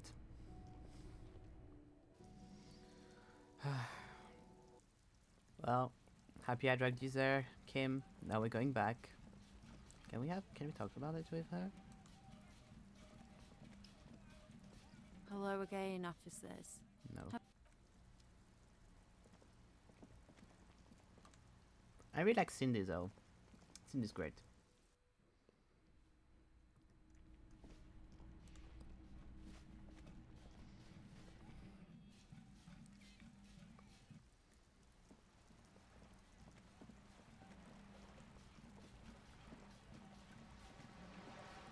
I feel bad for Kim also, like following me until to my place of residence, even though he like has to go literally back where he came from 5 minutes later to go to his own like room and stuff, especially in a rain like this.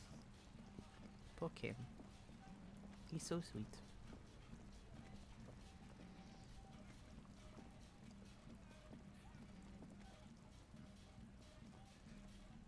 Yeah. Is that nice that you can't steal shit from where he's not there?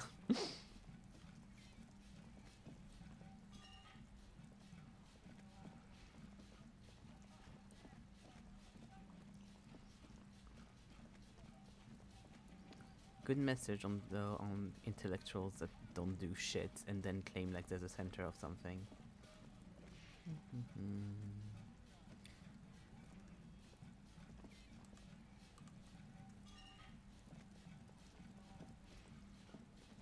Me thinking to remind you to fast travel when you are already mostly there. You can't fast travel in this game? I've never fast traveled in this game. Like with... Is the map you can fast travel?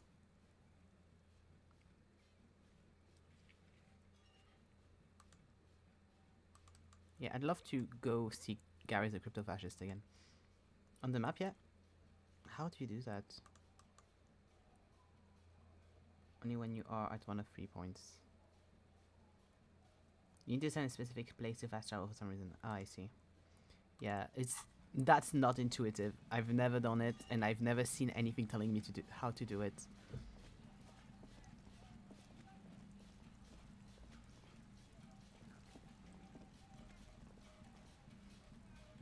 Okay.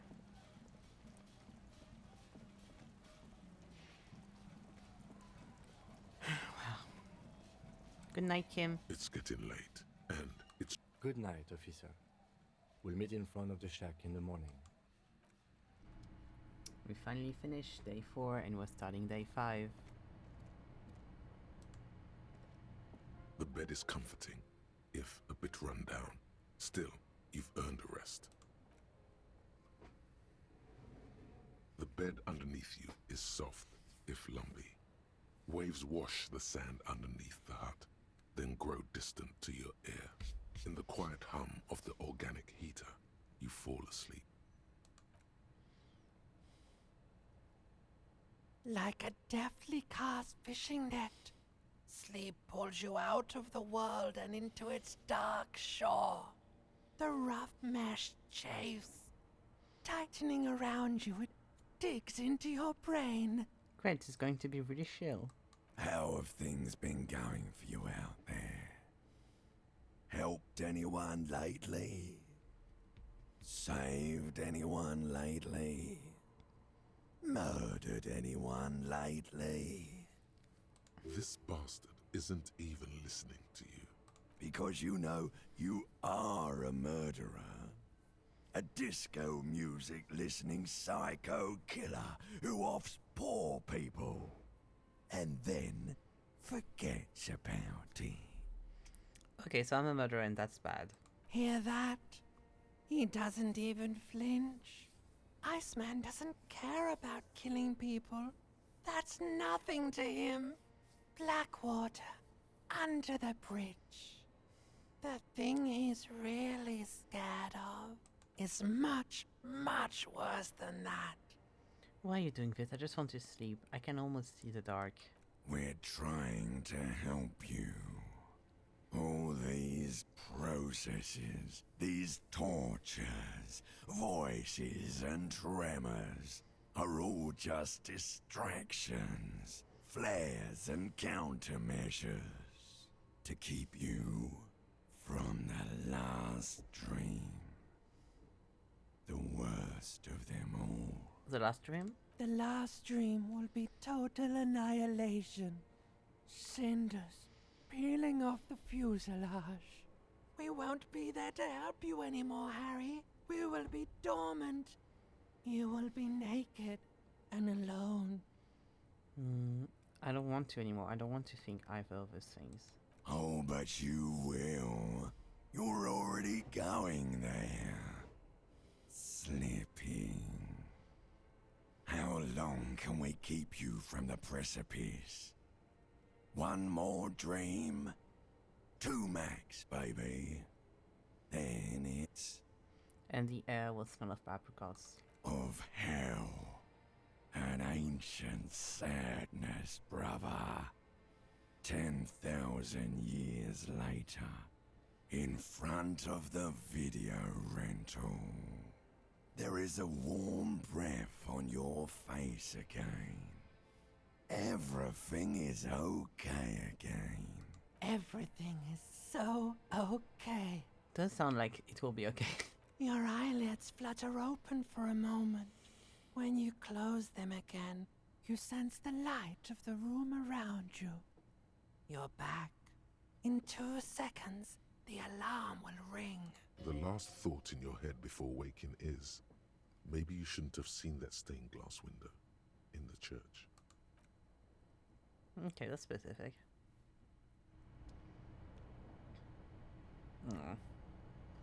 Okay, before we start day 5, I'm going to go to the bathroom real quickly. And I'll be right back. Where's my face thing? Camera here. Be right back.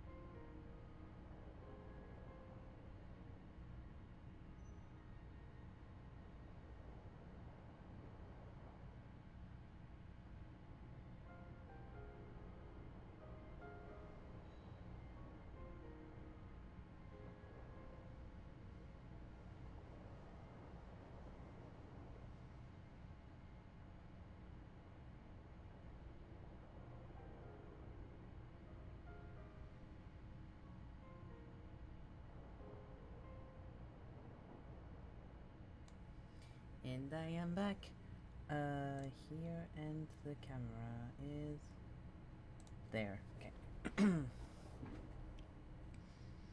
Let's go for day 5.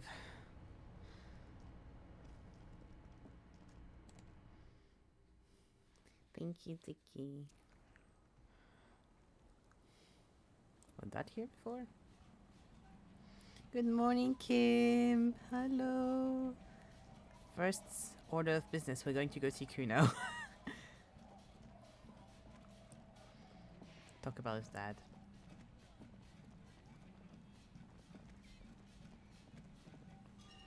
Then we'll start the Ruby Trail.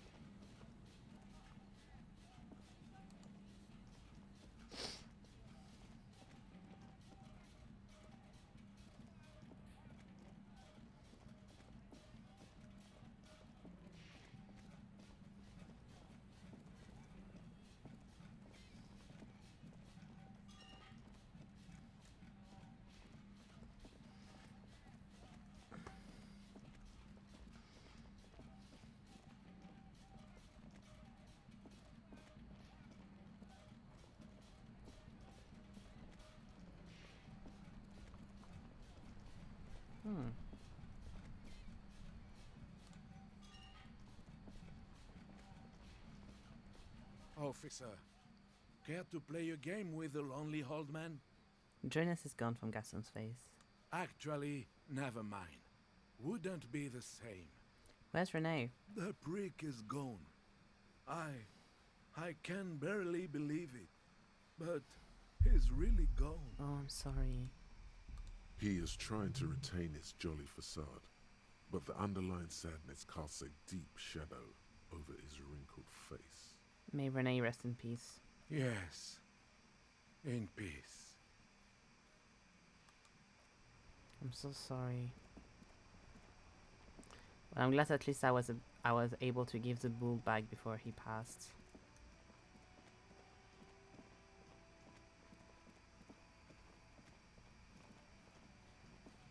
Hello, Kuno.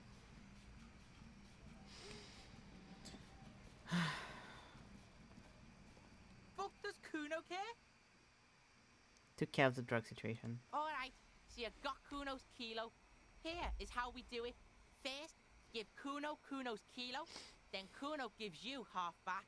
That's how we split it. It's the best way, street way. Are you going to ask how I passed your dad? Right, fair. I'm keeping it. You don't need more drugs. You're 12. Alright. Kuno knew you'd try that sneaky pig shit on him. Tell him, Kuno! Kuno's got brains. This shit doesn't surprise Kuno. So Kuno's gonna give you one more chance. Know this, pig. Shit is major. Major fucking choice, pig! Kuno won't take this shit lightly. The pieces are moving, pig. This is fucking domino shit. It's hard to see how not giving a boy a bag of amphetamine would cause some catastrophic cascade response. Hard to see, but easy to feel. Somehow, this will change things. Tick, tick, tick, tick. Decision time. What's it gonna be? You gonna fuck the Kuno? This is staying with me. Don't give Kuno's Val. Alright. You fucked the Kuno. Everybody, Kuno got fucked by his pocket pig. Just when we getting our business on, the pig throws it all away. Sorry, Kuno. I told you he can't be trusted! I told you. I told you he'd steal the shit! Relax, see? We got plenty of kilo. Kilo underground, in the tree. This ain't about that. He turns to you. This is about you and Kuno. You mismanaged this shit. Now everything is fucked between us. How are you gonna make this up to the Kuno, huh? There is genuine disappointment below the act, sire. In truth, Kuno doesn't really believe there's anything you can do to make up for this. The damage is irreparable. I looked around and suddenly realized you got going in that apartment. Kuno, I met your dad. There was a textbook with your name in the apartment. There were tons of unpaid UBTs, and I didn't write not to give you the drugs. Let's conclude this. I looked around there, something in his life you got. The fuck do you know about Kuno's life? Kuno's got plans. Get the fuck out of here. Yeah, we got plans! Kuno, I met your dad. Yeah? How the Fuck, are you still alive, pig? Kuno, your dad is half dead alcoholic. He was sleeping under some clothes. What? His eyes become large and round. His posture changes. The swaying rooster motion stops for a second. Then he gets it going again, reorienting himself. Fuck right. Kuno's dad was sleeping like a bum. Kuno told ya. Kuno's dad doesn't give a shit about anything. Fucking breaking and entering shit. That's nothing to Kuno's dad. You got lucky, pig. Kuno knew this. Kuno's fucking violent fiend dad's been drinking hard lately. Kuno knew you have a way in. Narrow window. Kuno window. Kuno window? Kuno window. Come on, kid, just stop. Stop acting around tough, kid. You don't have to be scared of him anymore. Whatever scary thing he might have been, now he is nothing. Yeah, what's wrong? He's hardcore, real killer.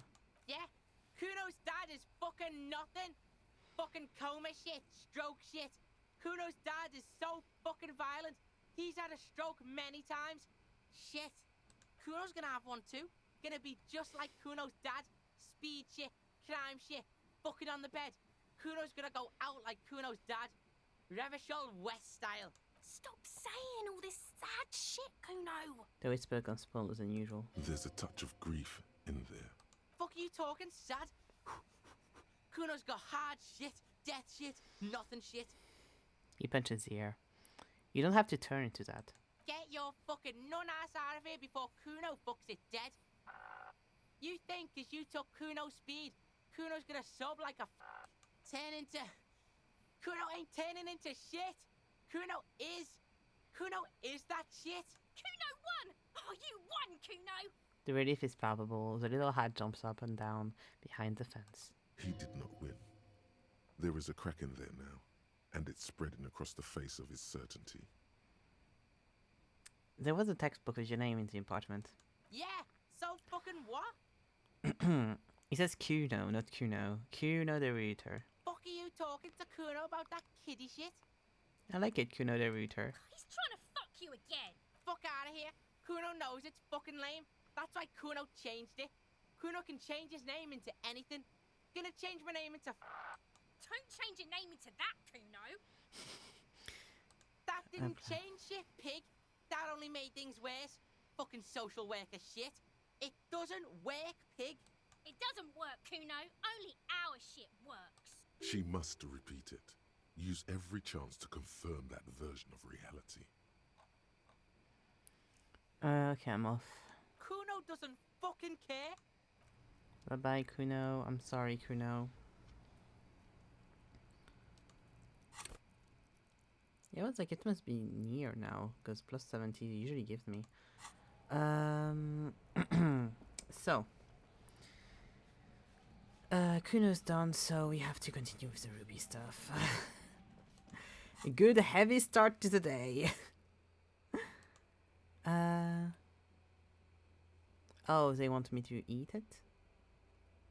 Because I know what's so special about the board. I did that. Oh, I can go pick up the dice too. I'm going to pick up the dice. I know what's so special about the board.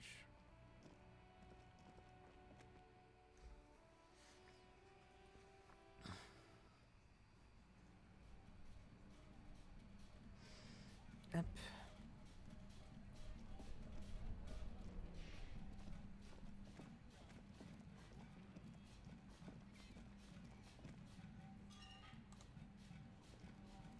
What's it? Oh no, it is just the Thick opening. layer of cold. Okay, yeah, I know. I thought it was something blocking it.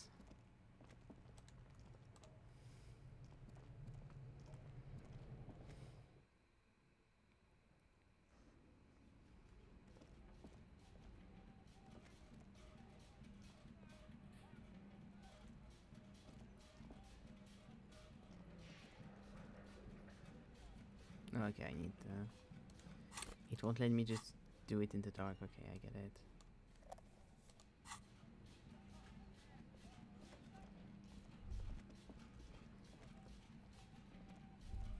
Because I was like, I know kind of where it is. Where are his clothes? Where are the clothes it used to display? Yeah, it doesn't let you do it in the dark.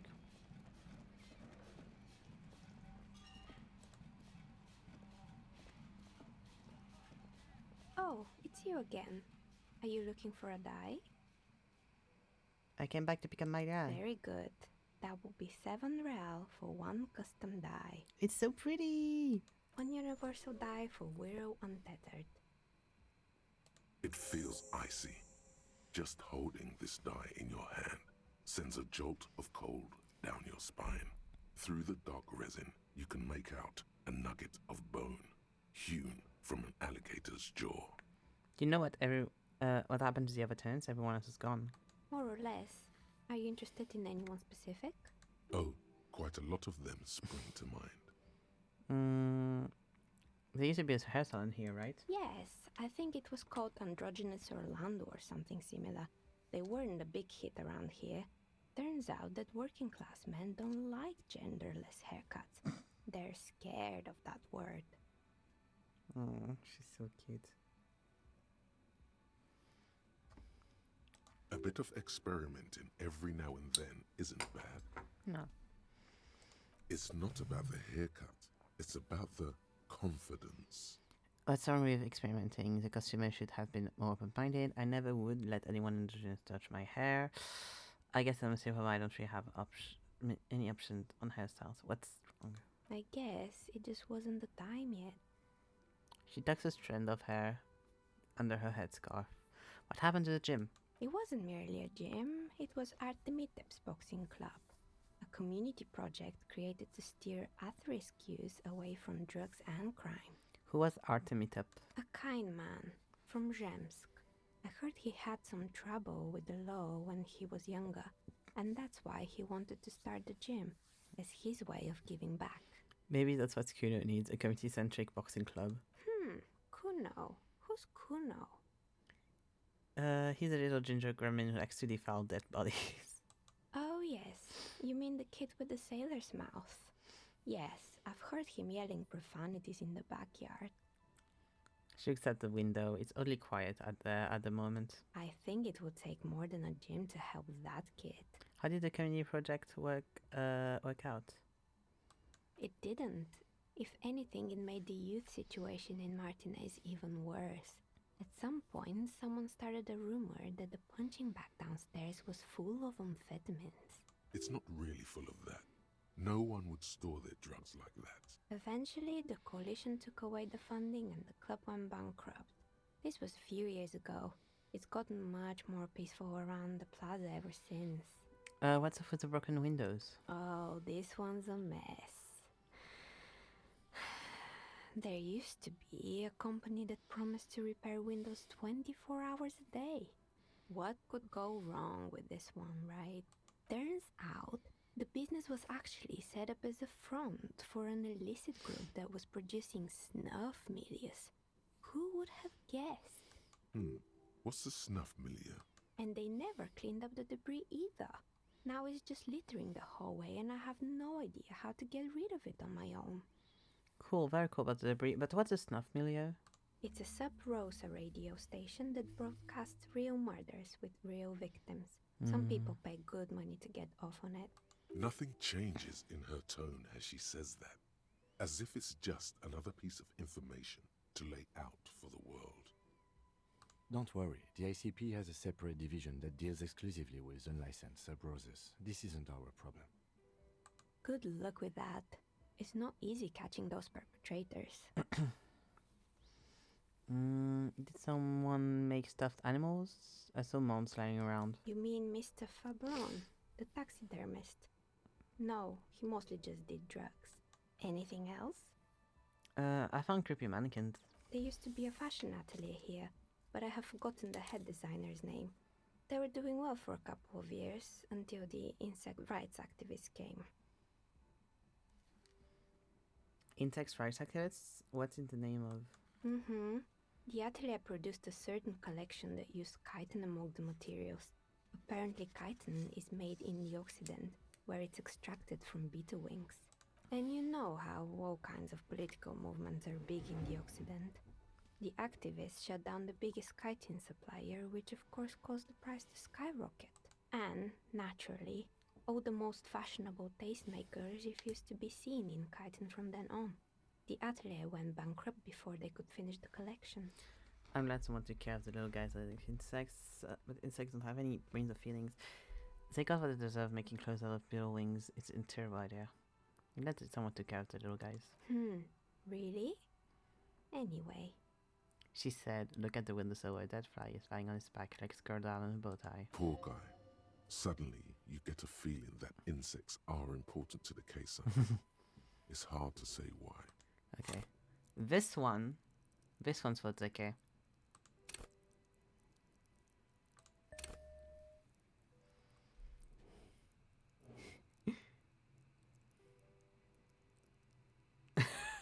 Not the insects. Yeah, electrochem. So I can do the claye pills thing and the guy in this job. It's kind of fun that electrochemistry is the one where I have like 4,000 that I can get more of. It's kind of funny. Because I have 2 things with that.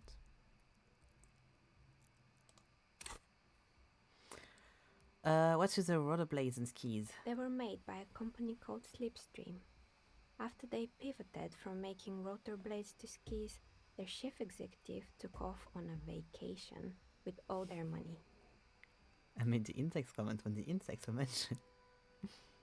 Sorry. I saw it after because I was reading the insects. And so then when I said, this is for Zeke, that's when I turned my head and saw the insects comment and I was like, no.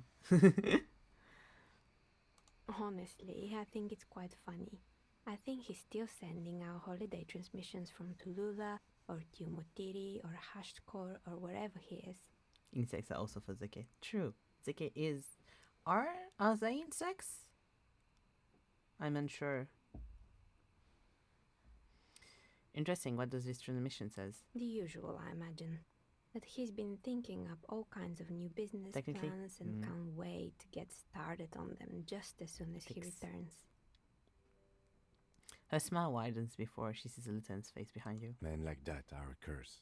The lieutenant is turned. Sure, but Slipstream is history now. All their remaining assets got seized by the bailiffs in 47. I have no idea why those skis and blades are still lying around in the house. Not much use now, I guess. They were just the props. Why return them? Maybe you could make a sword out of one. No, wait, forget it. It would take too long. I found a strange machine. Fortress Accident, the radio game studio. She closes her eyes and some remnants of memory lights up her face. She liked them. They were an interesting bunch. We talked about role-playing systems every now and then. Once, I even saw 2 of them get into fisticuffs over Wirral. They certainly took their work very seriously, even if they seemed to be chronically liberal with their schedules. What do you mean liberal? What happened? The usual. They ran out of money and couldn't get the project done on time. What went wrong? Well, I did hear them talking at times. She looks at the hallway as if she can still hear them chit-chat behind the curtain and a cigarette break. They seem to believe they were historical individuals on some grand quest. She sounds almost mocking when she says that. From what I've seen so far, the project did look quite impressive. Yes, but when the money started to run out, they just began to complain a lot about capitalism. You know, how the markets are rigged to keep out new businesses and so on. In the end, they just didn't get it done. They didn't have enough willpower to produce something truly historic and to show up to work on time. She's right. Showing up to work on time is important. That's too bad. I would have supported them. That project looked great. Not the wisest decision. You would have lost all your savings. She tosses a pair of dice on the table. One of them stops near the edge of a metallic desk. The result is 1 on a 20-sided die. Ooh. Anything else? There was a terrifying taxidermized bear in the cellar. Oh boy, the fabled Revo-show ICT. You're in for a treat here. She smiles and leans closer, hands on her knees like a stand-up comedian ready to tell a story. The place was owned by 2 guys who had some rather innovative ideas about marketing. The bear was one of them. Now ask me about their other ideas. Indeed. What were the other ideas? All right, what were the other ideas? There was really just one. and it involved picking out the prettiest girls in the neighborhood and paying them 20 cents per hour to man the booth. And by man the booth, I mean slump behind the counter with a face that could maim you if you ever dared to disturb their bored magazine browsing. She leans back disapproving. Sounds like she really doesn't know how to be a female ally. Fritta does the same thing.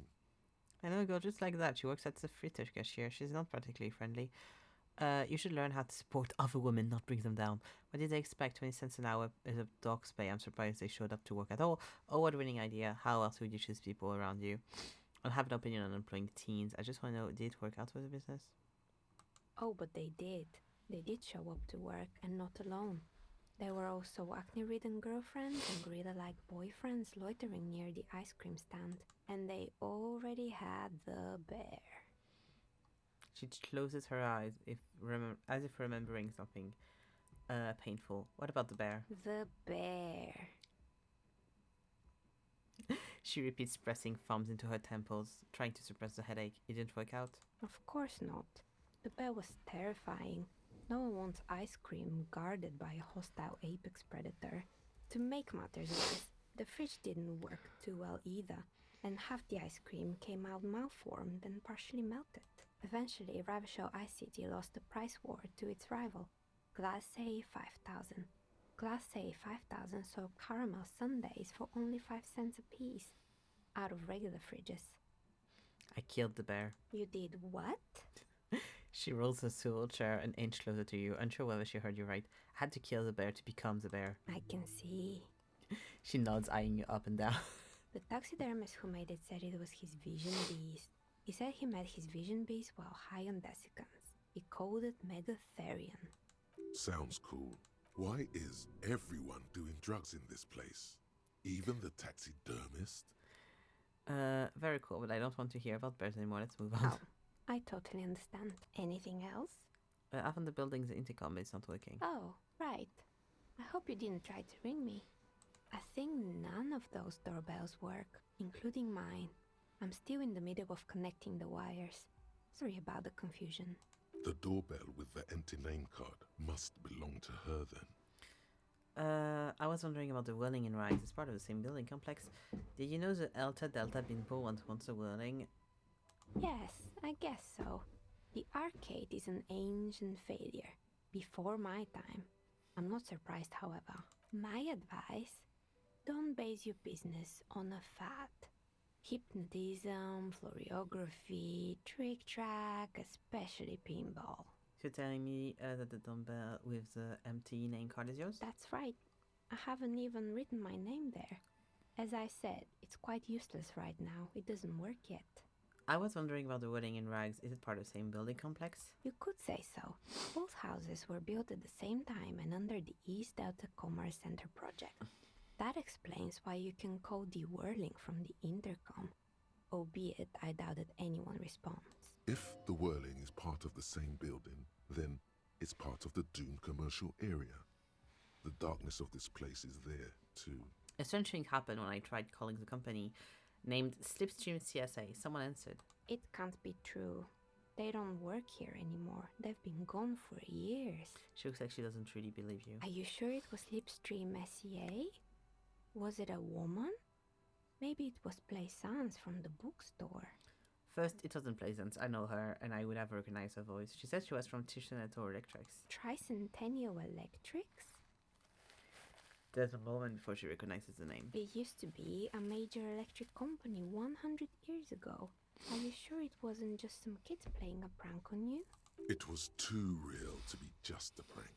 Either we're dealing with a professional actress, or whatever happened, keep your cool. It's probably better to admit that it was a harmless prank. No, it was something else, something eerie, narrow your eyes. It may have been some sort of rare electrical anomaly. A prank is more likely, no? Oh, the kids these days. We were just one of them, and now they're terrorizing us. No solidarity. Have a few more questions about building. Sure, I'm listening. Good. I hope it clarified. Okay. Got my die. Look how pretty it is. The Standard 24 decided role-playing die can be used to get results for several dice. It's made of alligator jawbone cast in acrylic resin and embellished with frost motif. Looks like a minuscule blizzard is stuck to there. Note: look at the map tab in your journal to see which white decks have open. Oh, it opens white checks.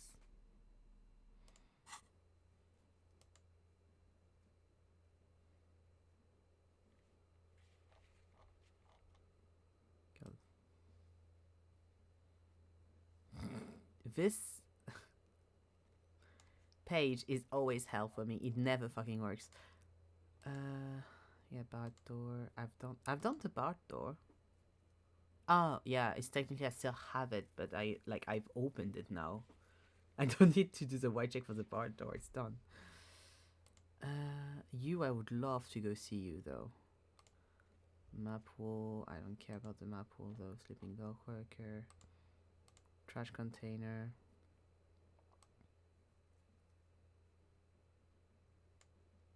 Well, I can't do Gaston Renard anymore because it's dead. Why doesn't... Yeah, okay, it never works. I don't mind. Okay.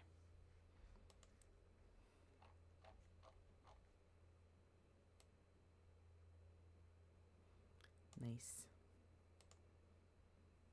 Yeah, I don't get why I still have this. Whatever. Okay. Let's go. Okay.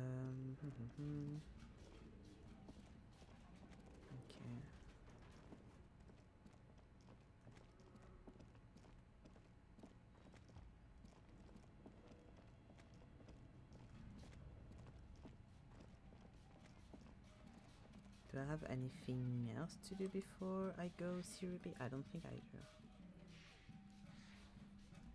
Oh yes, the electrochemistry, so I have to go see Claye and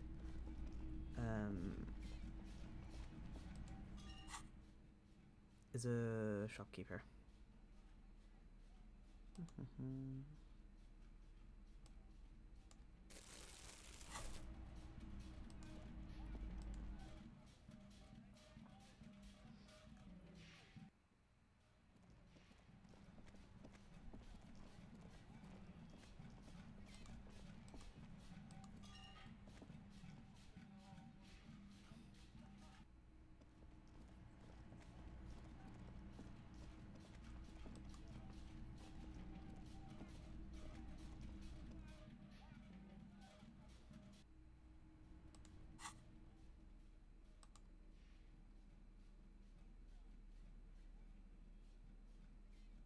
Electrochemistry.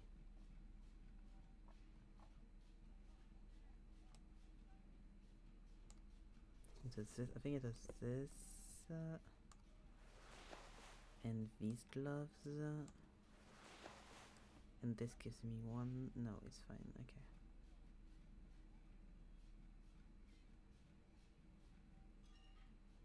Okay, and I don't think there was anything else, right, for electrochemistry. No, okay.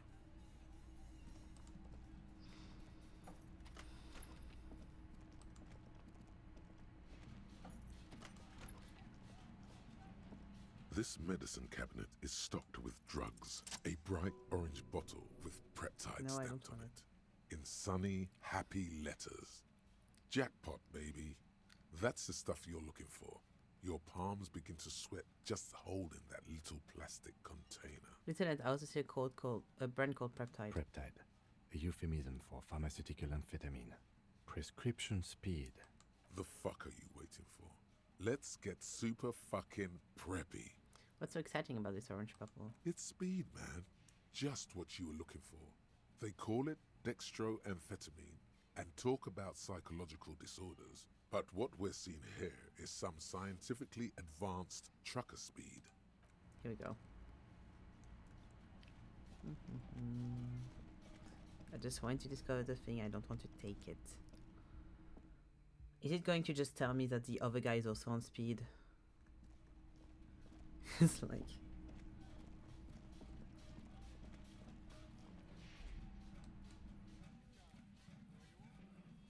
Oops, sorry. Punched my mic.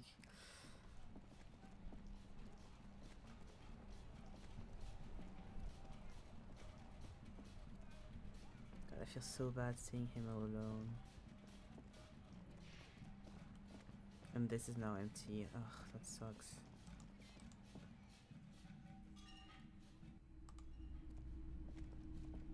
Top of the morning to you. How may I be of service? Alibert gets the worm, huh? Perhaps. I just like being awake for the transition between night and morning. Feeling warm and enthralled by the movement of light, while the mind continues to race forward. Lucky bastard. He's probably on Parabellum. It's tough to come by on the street. Parabellum, what's that? A drug developed by the military to treat and prevent radiation sickness. It has psychedelic side effects, and it makes your eyes turn yellow. Is it just me or is it really warm in here? Look around. Step closer, sir. Could we take off your sunglasses? I'd like to check your eyes. Get straight to the point. So why does this man get Parabellum those days? Look around. I try to keep the shop at a comfortable temperature. There's a note of indignation in his voice. Interesting. No judgment, just curious. Probably did a lot of Parabellum before I lost my memory. Chill out, man. Just chill out, cop who wants to know what you're having. I don't want the drugs. You're under the influence. Parabellum is just something since the People's Power disaster. I was with the Emergency Relief Brigade. Had to take it for radiation sickness. He's taken for mental and emotional, not physical pain these days. The people with spells, what's that? A bad idea. Some poor leftist built a particle decay generator in hopes of bringing affordable electricity to underserved communities. It malfunctioned. Radioactive waste everywhere. Probably some of it in you too. Tell me more about the Emergency Relief Brigade you were part of. We were an all-volunteer force. Self-organized. Tried to help the fire brigades contain the spill. On the patch, gamma radiation lines crossed with a red drop of blood. I lived by the river since I was a small boy. The Esperance. Didn't have the art to let it all go to shit without trying to do something to help out. There wasn't much the volunteer force could do, however. We wasted years in the river mud. Years getting sick. He looks at the spiraling light and stops. Must have been tough, radioactive cleanup. There's a reason why everyone's tried to forget any of it ever happened, and why no one has tried to repair or replace the pile. So much disappointment, and early deaths. Cancer mostly. And we knew all that was coming even as we were cleaning up as best we could. He does sound like,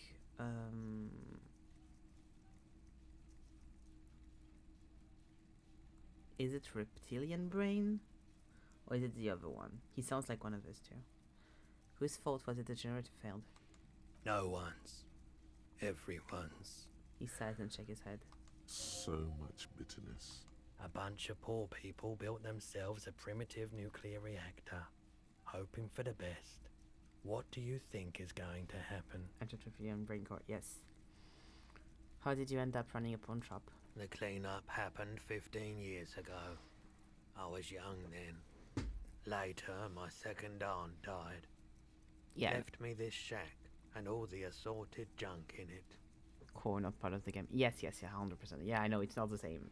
I mean, maybe it's the same voice actor, but it's not, like, no, it's not a canon thing. Just a similar kind of voice. So I came to Martinez. People told me don't go there. It's a shithole. I said, people, we just had a nuclear pile meltdown. I'm gonna get as far away from Forberg as I can. Still in the same city, but... He shrugs. Thank you for telling me. I like the theory more than the story. Outward movement, not vortices. Yeah, you gotta get in on those vortices, my man.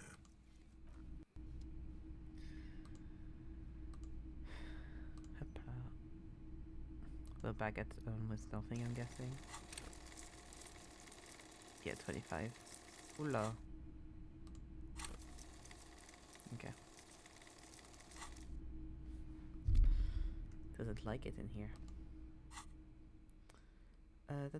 Let me put back my stuff.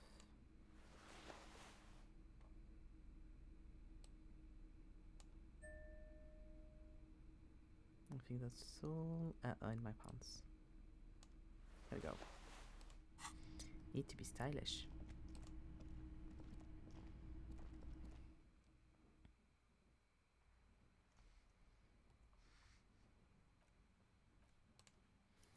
It's been a while. Here we go. And now let's finally try and go start the that ruby business, because I think we've done everything we need to do in here.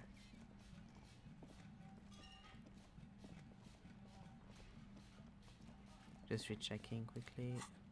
But yeah, the Borch, I've done the thing. I don't know why it's not done yet. Ruby, yes, that I've done. I have a tent. Why is it not updating this? That I gonna need to do. Isn't okay. I have gotten myself organized. Okay, weird.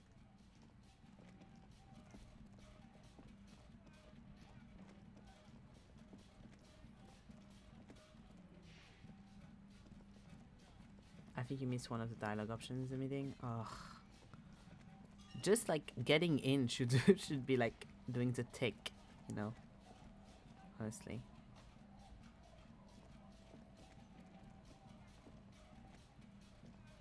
I'll go back, I guess. I'll see if I can go back or something.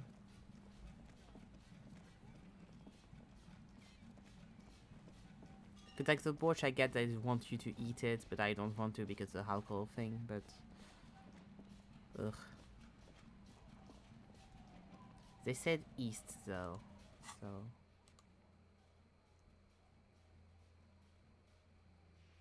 Right.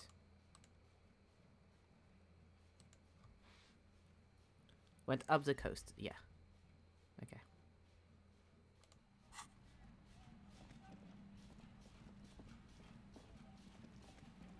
Because like the only other option was, do you take other members? And I didn't want to be a part of that club, so I didn't ask it. So maybe it was that, I don't know.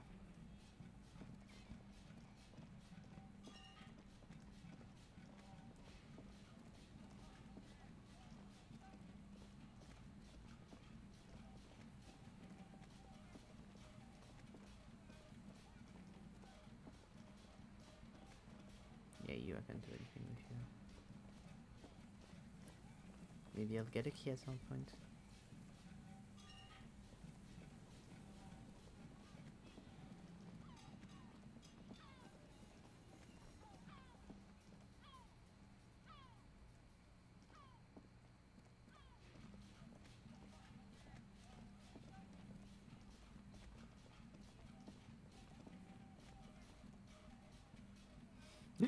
Why wouldn't you want to be a part of a club that seems so fun or something? Truly, I don't understand.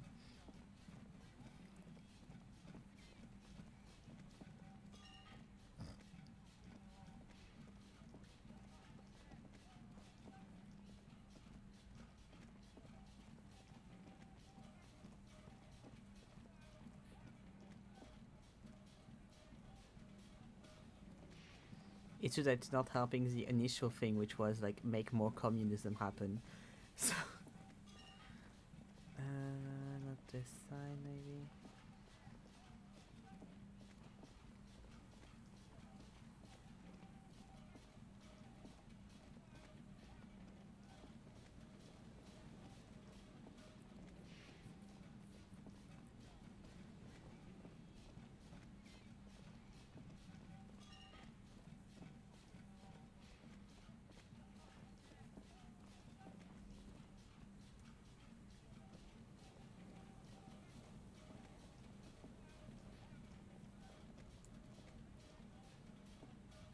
Here's what happen if you read a lot of books about it. Exactly. Nothing else is needed for communism.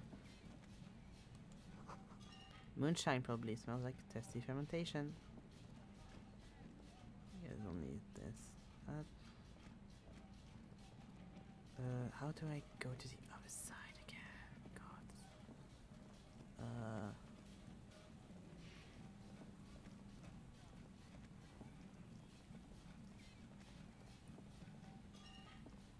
and debate about it, preferably with people on the internet. Yep, only way to make communism happen. How do I get inside of here? Haven't found a way to get in here. I'd love to find a way to get in here, since clearly I can, because the stairs I can access. Up.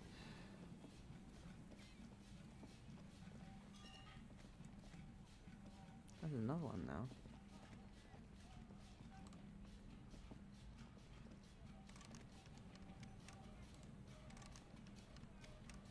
Those things are... Oh god, the eyes. There's two of them now. Very true, and if someone even has a slightly different opinion, then they are fake communists. Yep, these bean bastards. Truly, truly. Communism isn't about people together and actual actions and community. That's not in the name or anything. Oops. Oh, that's the thing, like sometimes I do shift plus tab because shift is running and tab is to check stuff by accident. And then I'm like, ah. Okay.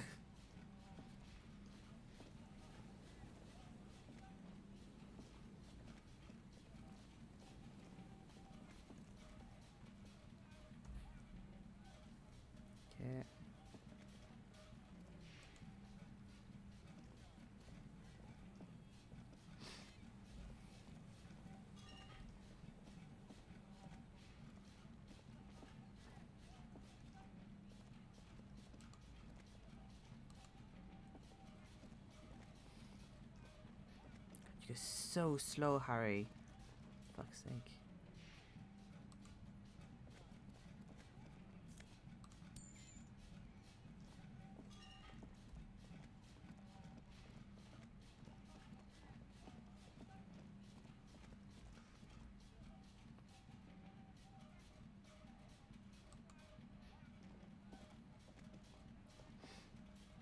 There's nothing else to do with... Okay. Yeah, I haven't accepted the quest, I get it. Because there was stuff flying inside. Okay, whatever. Up.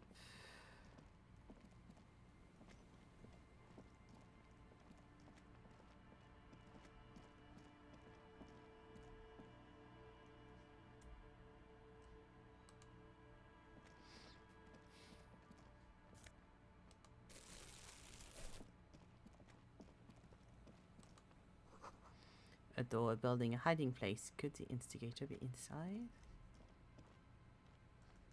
Good question.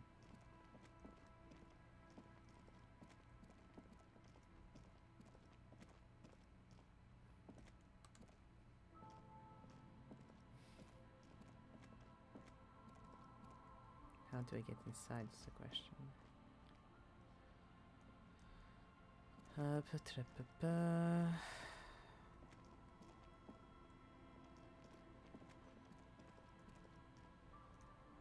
Can go more to this side.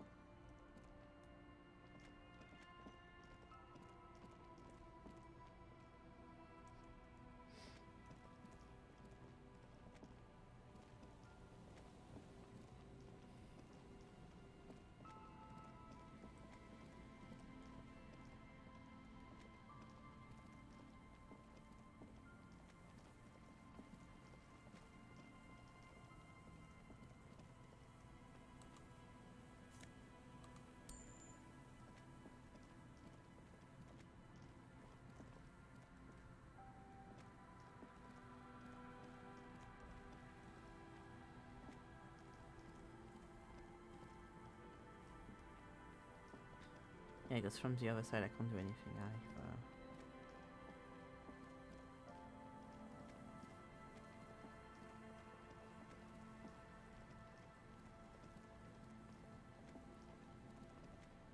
You wouldn't know how to get in, would you?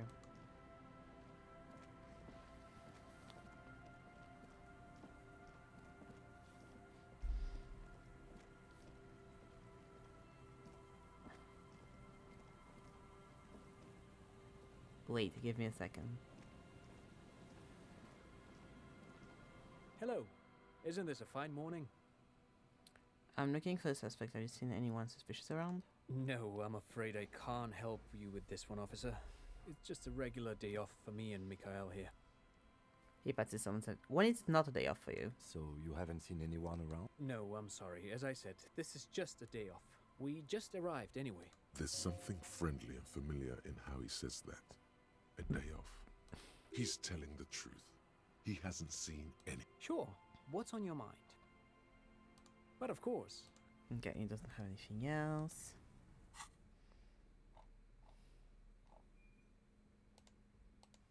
Okay.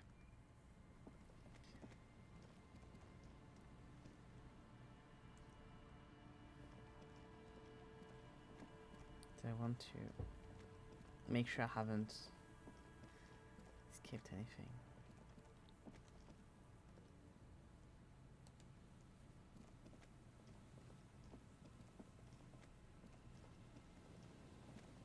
You see, once a slogan used to intertwine above the mural, a collapsed roof, broken windows set in walls that are cracking and will soon also fall, and the coastal breeze rustling and sighing in the remains of the edifice.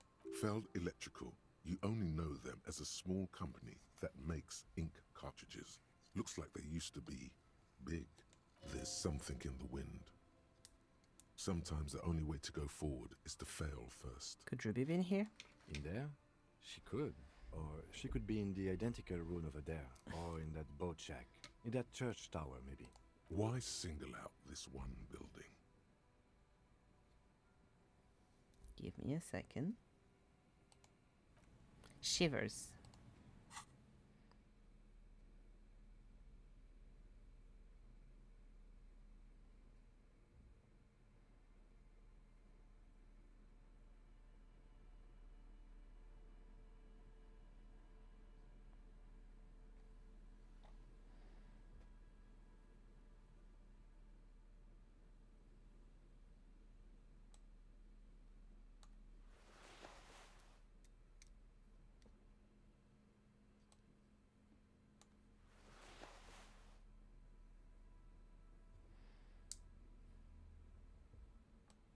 Oh, it also gives me +1 shiver. That's good.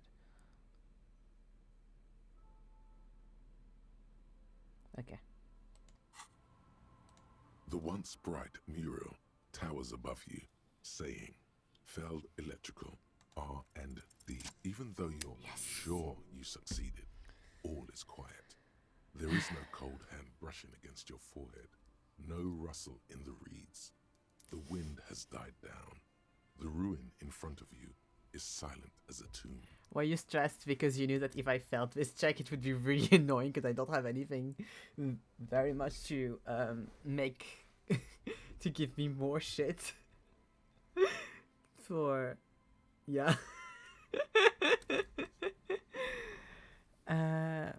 What was I even intending to hear? Transfer that in. She could be anywhere. How do we find her? How do we? I was really hoping she'd be in the village. Okay.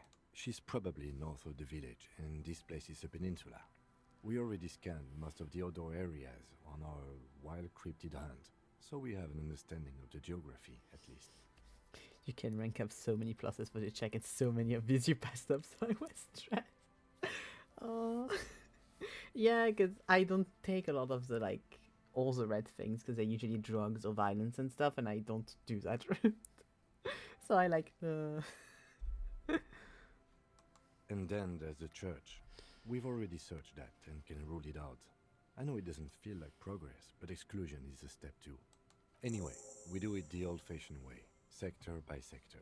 Go over the whole peninsula, ask the locals, enter the places where we can enter first, like we did in the village. What if that fails? What if we don't find her? What was I attempting to do here? Trying to talk to the wind, the city. Whatever you thought would happen did not.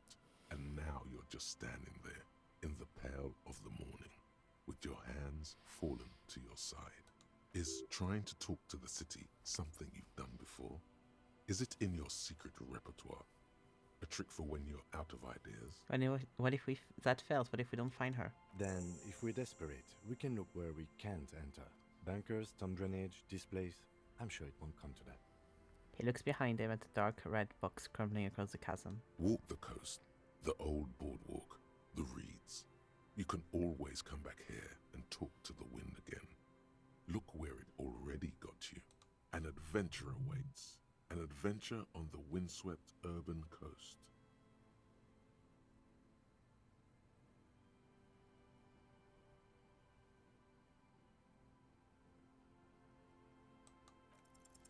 A breeze, like a quiet sigh, moves over you. The cool air breaks across your body. It brings the salt of the sea into your lungs. Go to the children of the big sea. Yes, I understand. The wind rushes away, leaving you where you were, on the rotting boards of the felled building. Officer, are you okay? It looked like we lost you for a second. Did I have a seizure, kid? Doesn't look like it to me. Probably not, anyway. I think we need to talk to some kids in the village. When you're ready. He's so sweet. Return to the field mural and consult the wind if you don't know what to do. Oh, okay. Find the children of the big sea. Okay. I just redid it because I was like, there's the option. Here we go. Fashion is important.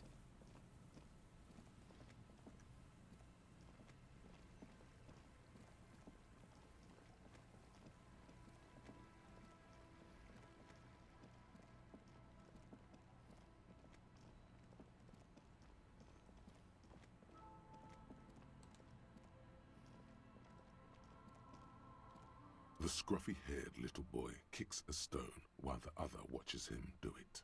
Kids, has anything strange happened lately? We had bad words and said, I got in trouble. Bad words.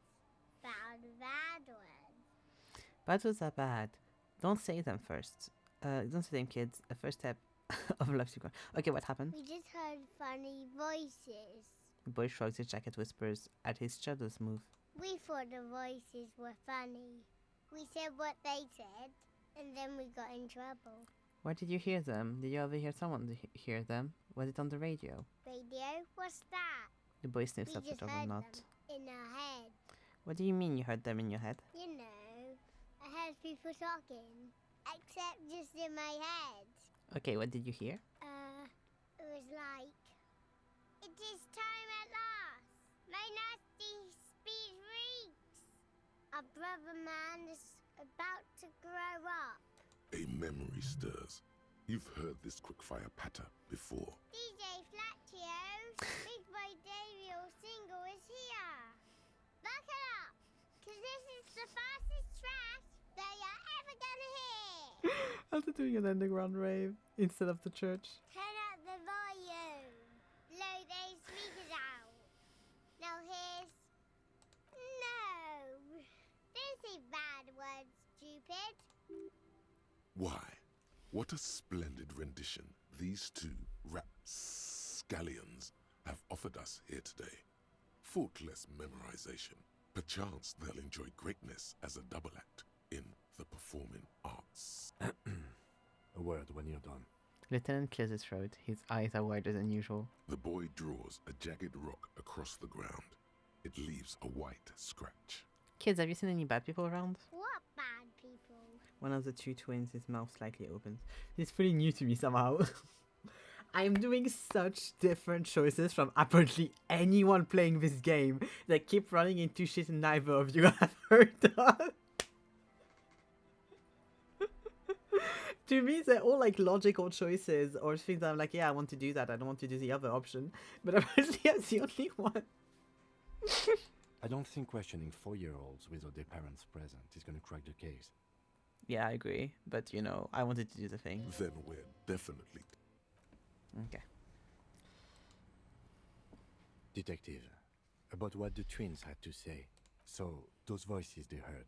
Yes, of course, earlier, when you turned the radio on in his Kanema. Wasn't your radio tuned to Speed Freaks FM?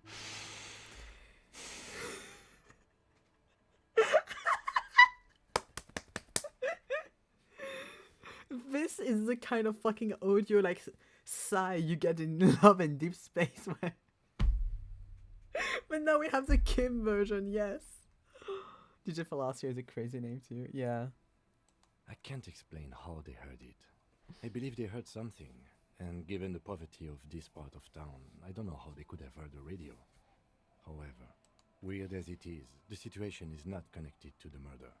This isn't our business. Are you just embarrassed that we may have to contact Speed Freaks FM? No, I just don't see how this furthers our investigation into a murder. That's all. An ocean breeze blows in strong. He raises his jacket collar against it. Besides, maybe it was just a radio they overheard. They might not be old enough to know the difference. How would they have heard the voices? Even if it was a radio, where was it coming from? The lieutenant shrugs. Let's at least rule out radios before continuing. Maybe the twins didn't know it was a radio they were hearing. The washerwoman seems to know everything that happens here. Let's ask if she heard anything before moving on. After you. Aww. Okay. Work with the children of the sea. Okay, good, good.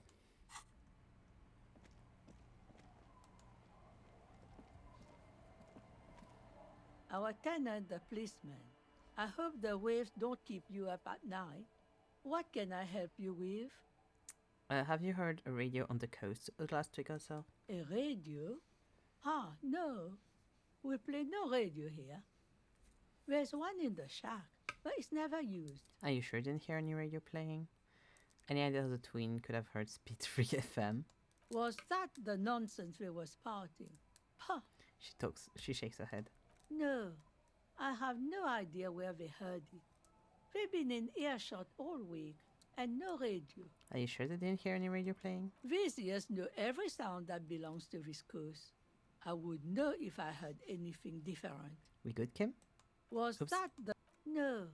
Let's just get it out of the way as fast as we can. Contact dispatch from my kinema and ask them to connect you to the station. Maybe they can shed some light on this. Must be exciting for you, Kim, calling a station you accidentally tuned into. Thank you, Kim. I'm ready when you are. Thank you, ma'am. Anything else? I had a few more questions about Ruby. What more do you want to know about that poor girl? Well, apparently I Yes. don't have anything I want to hear about Ruby. Okay.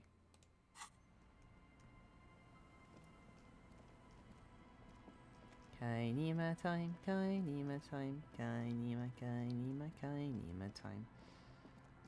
Not this one.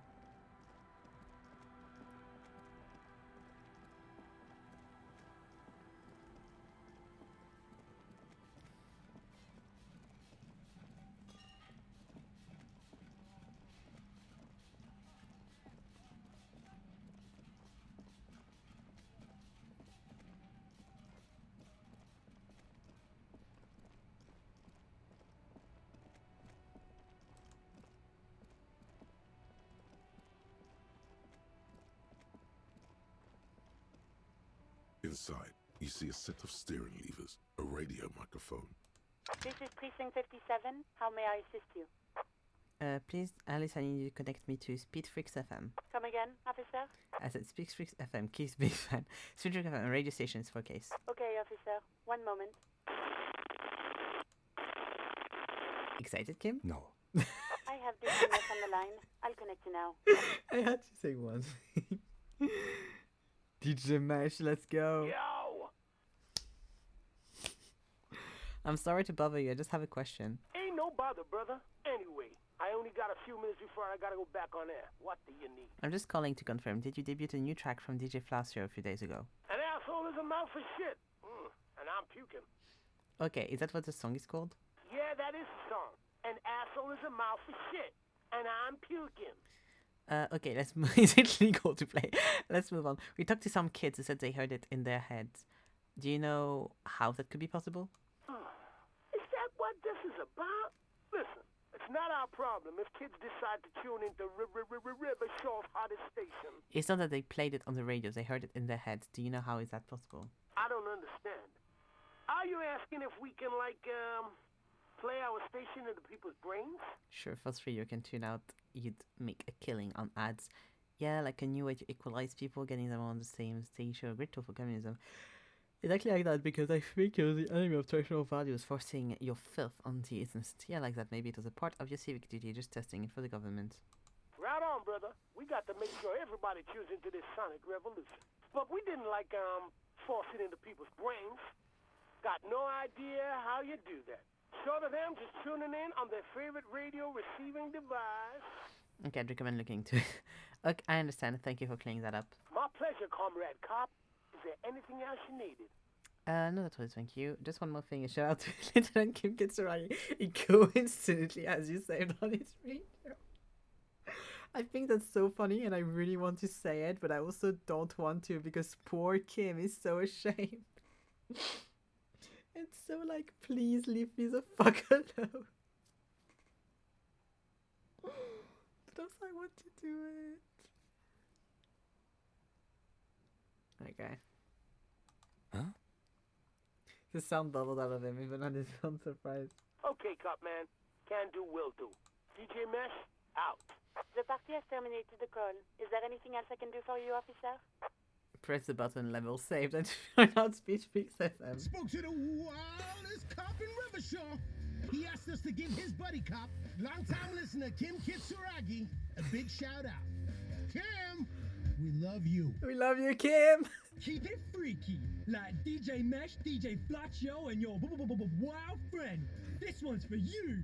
If, when a motor carriage's engine was ignited, it could drive by its own accord off to a high mountain, and there write a song, perhaps it'll be something like what you're hearing now. We aren't discussing this. After a few months, I'm trying to turn the radio back to prime line. What a reserve of willpower. It's taken all he's got to not smile.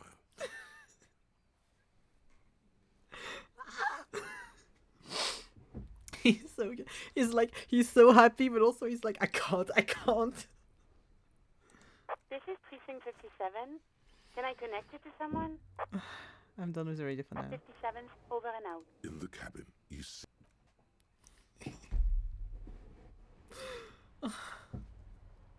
Oh, we can... Okay, about that call. I'm guessing when... yeah. Let's start from the top.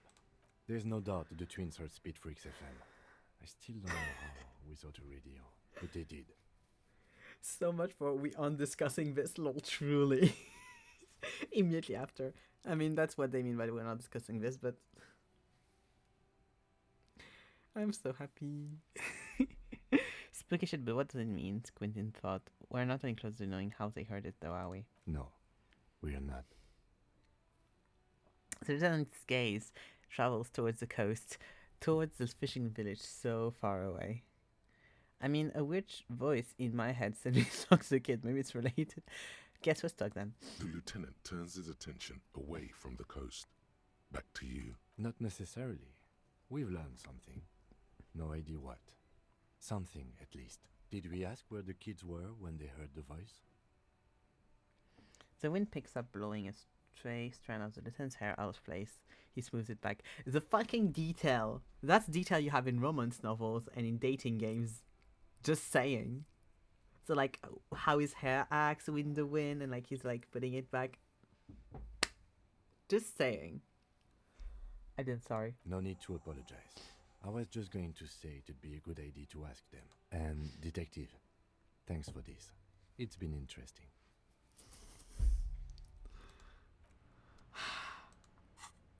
So many people would die for you, Kim Kitsuragi. So many people will go. Kim Kitsuragi, you are truly... You and Jack Peralta are on the same level of like ACAB, but fuck this hurts.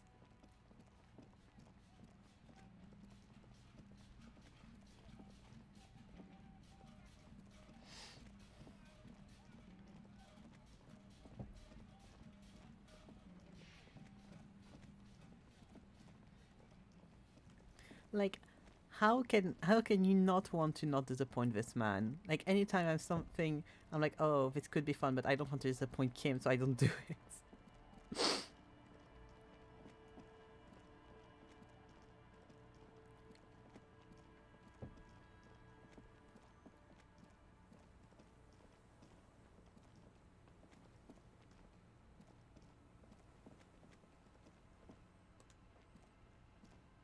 The scruffy-haired little boy kicks a stone while the other watches him. Real quick, boys, where were you when you heard the voices? There. The boy points towards one of the ruined monoliths nearby. We were there. The other child nods. The failed building looms overhead. Thanks, kids. One says, throwing a rock into the sand. Full circle. Back to Feld, then. When you're ready. The lieutenant smiles to himself. The boy turns the rock over. He's so fucking sweet. Like, I can't... Like, the fact that Kim always says to Harry, whenever you're ready, whenever you want, after you, it's like...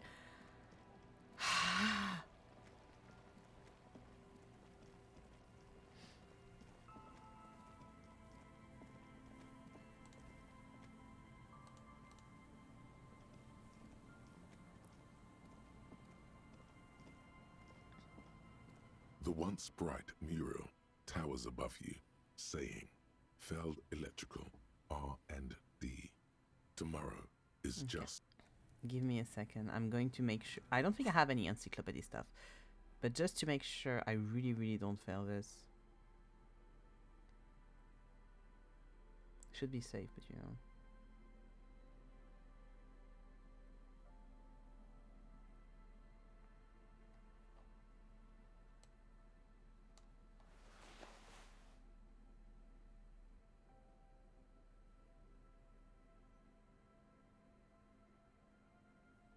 Ah, voilà.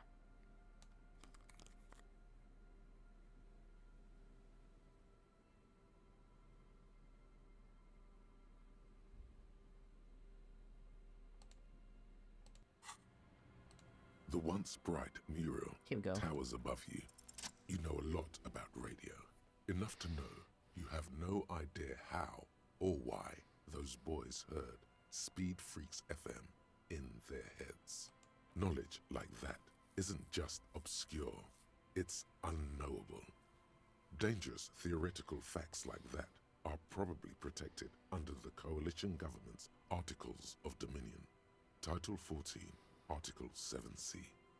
While an expert might be able to suss it out on their own, a layman like you has no hope. You don't know how it happened, but the stores of your knowledge are vast, and there is something crucial in them. What's that? You know where Ruby isn't. She isn't in the fishing village. She's not with her bullet under the floorboards in the shack. So where could she be? The alcoholics never mentioned seeing Ruby either. Idiot Doom Spiral gave an exhaustive account of recent events, but never mentioned seeing Ruby. You've searched the whole coast for Morel's traps. Just as you didn't find the Insulindian Phasmid, you did not find her.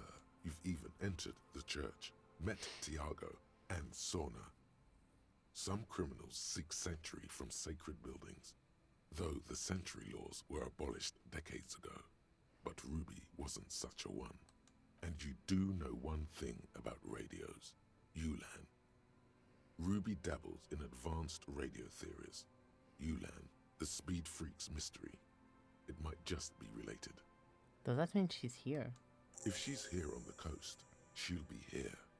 And besides, something weird happened to the twins around here. It'd be nice to know what caused that. Another fact for your collection. I love the idea of having like a collection of facts in your brain, and that's knowledge. In through the collapsed roof, flowing down a concrete staircase to the basement, sweeping away footprints in the dust on the stairs, and then the beach below the boardwalk. Its winding tunnels, a whisper away. What's happening? She's down there. We've never had a woman's voice before. And we've never had an entity change voice as well. Say, I think she's down there, below this building. Okay. Why? The wind told me. We've looked everywhere else. Ever since I woke up, maybe even before, I've been getting these strange cold spells. We've looked everywhere else. Right. How do we get in there? The doors were on the collapsed side of this building. They're gone, basically. Finally, my time to shine. You just don't fuck with shivers like I do. Well, Intimate level. Well, sorry, Zeke. Sorry, Zeke. You don't fuck with encyclopedia like I do, and I don't make you feel shit for it. You don't fuck with visual calculus like I do either. And I don't blame you for it, so you're going to leave me alone.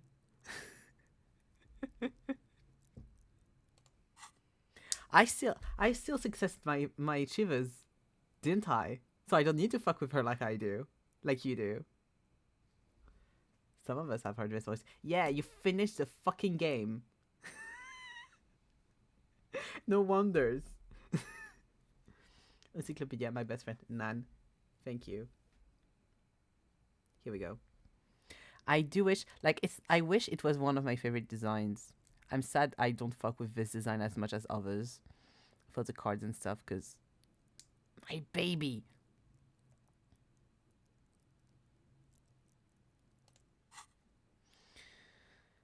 The ladder next to the sign.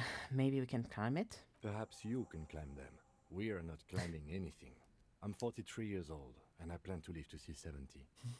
Hearing voices is not the makes you think it is. Just exactly. Huh, Zeke? Here's that, Zeke. Okay. Let's go. A rusty ladder leads to the rooftop. Some of the rungs are missing. Yeah, that doesn't look good at all. That's the situation. The distances between the remaining rungs are rather wide. You'd have to use the mounting brackets. However, they seem corroded and the peeling rust is razor sharp. In addition, the first rung is going to be tough to reach. It's what, 3 meters above the ground? And you're 180? 180 seems about right. Not to mention that the roof is collapsing and the wind gets pretty brutal up there. Dismounting from the ladder is going to be hard. Perhaps if you were to not climb the ladder. Instead, what if you were to do something more subtle? What if you were to reconceptualize climbing the ladder? What if I don't climb? What if I just teleport? Teleportation is not a thing. It just stares at you, stone face. Come on, Kim, what's just it? This really has nothing to do with adventure. We are dealing with basic physics here. Won't hurt to try. Oh yes, it could hurt a lot. He is restraining himself from using a parental tone with you right now. Okay. Savoir-faire. Let's go.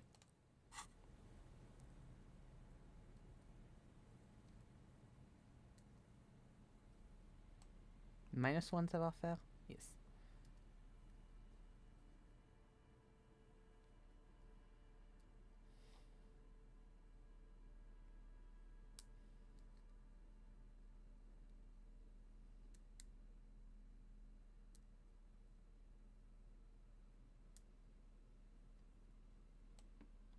Of course, it's these ones. Climbing animations are not being the budget such. Yeah. Yeah, take you with me to make dinner. Yeah, because you're worried. +1 savoir-faire. Okay, good. And I don't have any minuses for that. Yep, okay. Let's go. The rusty ladder leads to the rooftop. 83! All you need to do is close your eyes and concentrate. Darkness enfolds you. You can feel the distance between the bench and the first rung of the ladder. All you need to is... do it. Zoot, zap, pow, crinkle. It's like magic. You feel yourself disappear.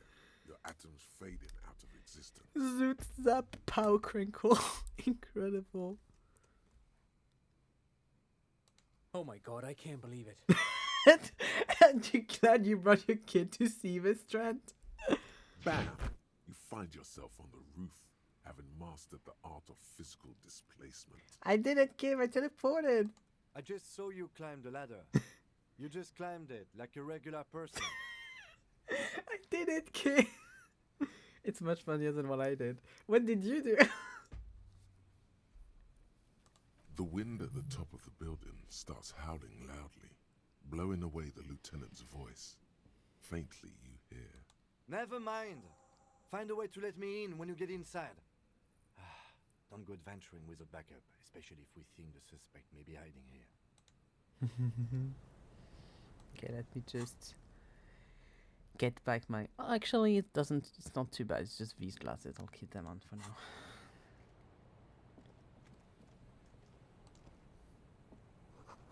The central beams... central support beam has been destroyed by artillery fire.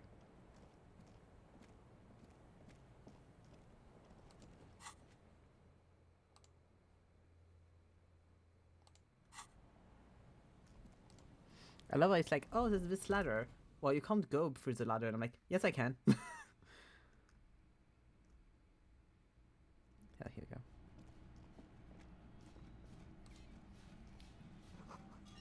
The glass is covered with grime and crust and dust you barely see out. Okay.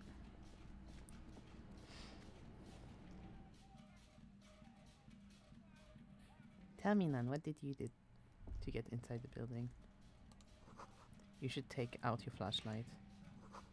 This collapse has nearly sealed the basement. One can barely squeeze by.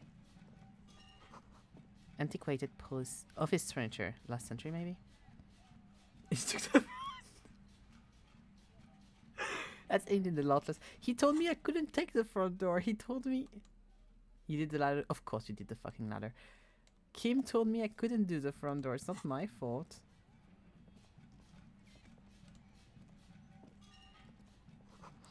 Overturned table is covered in orange mildew, crawling with something.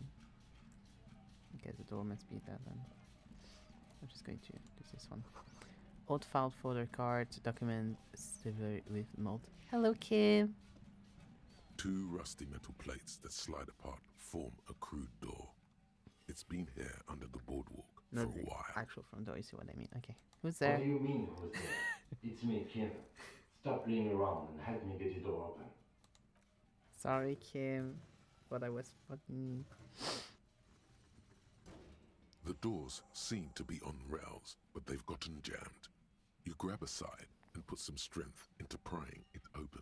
With the help of your partner, the 2 metal panels slide open with a creak. Huh. I hope no one dangerous heard that. How did you even get here? After you climbed up to the roof, you mean? There's a maintenance entrance under the boardwalk. It's next to a drain pipe, possibly a storm drain. It was easy to miss before. If precision is high enough, you can see it from inside. Ah, I see. He's quite proud of himself. You should be proud. Maintenance entrance is the precision. At least we know a quick way in and out. Could have saved me the effort. Yes, we have an exit, so let's get going. Time to investigate these passages. Mind is part of the game. Oh my, oh my. Here we go. Let's go in.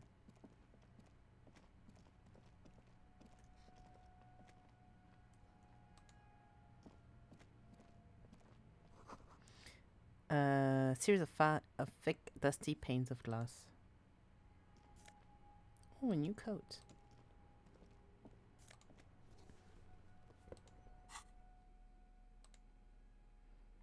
What does this one look like? Ah, it looks bad. Muted brown suit jacket, perfect for a day at the office or an evening at a cafe.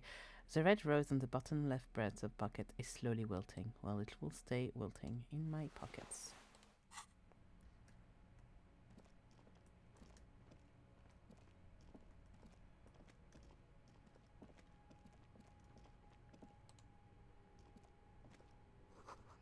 A beam of flashlight, a crevice in the wall.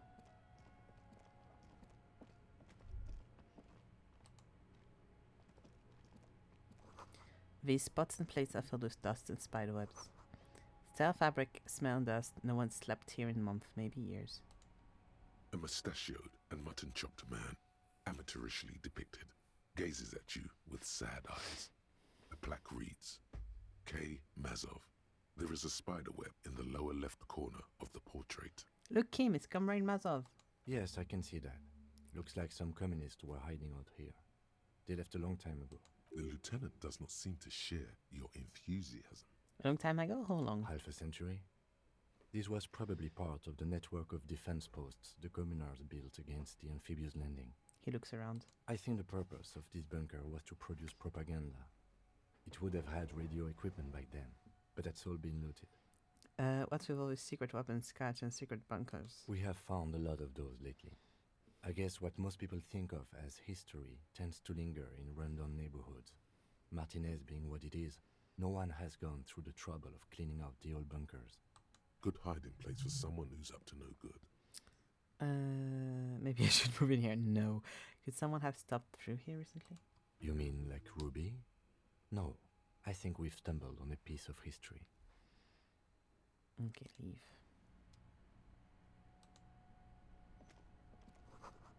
I'm pretty sure probably the on the bunk bed, ancient flyers and brochures. Same slit in the window you saw from the outside. Could this have been the killer's hideout? And this narrow window, the point of origin of the shot that killed the mercenary? Peek out. Outside the window, desolation. Snow falls softly onto the coastal sand, where it melts almost instantly. On rooftops, it lingers. Could the killer have used this as a hideout? It's a great place to hide, and Masovianism and murder are certainly not mutually exclusive. But there hasn't been anyone here in ages. Kim, I consider welling in right. Shot didn't come from here. Indeed. No one could get a clear view. Well, at least we've been thorough. I like thorough. I like thorough too. The lieutenant's voice betrays a slight disappointment, which he glosses over by reasserting control. In fact, I think we're done with this bunker. He looks into After you, officer. Thank you. I'm going to... I'm kind of tempted to give my point for if I fail a check soon enough, but I also kind of want to do interfacing for the bunker door. But I don't know if it'll serve any purpose. Don't forget the underground. Yeah, you need a point for that? Ah, for the ice cream maker, you mean? Or for something else? Because the ice cream maker and the door... I mean, the door on the roof I don't need to do anymore. But the ice cream maker... The homosexual underground. Lol. I need a point for that? I had something else with that? I thought I was done with that. I have homosexual underground. Oh, yeah. No, I have a homosexual underground. Look, it's here. It's loading. It's been loading. I did the second I had it, don't worry. Homosexual underground is well cared for.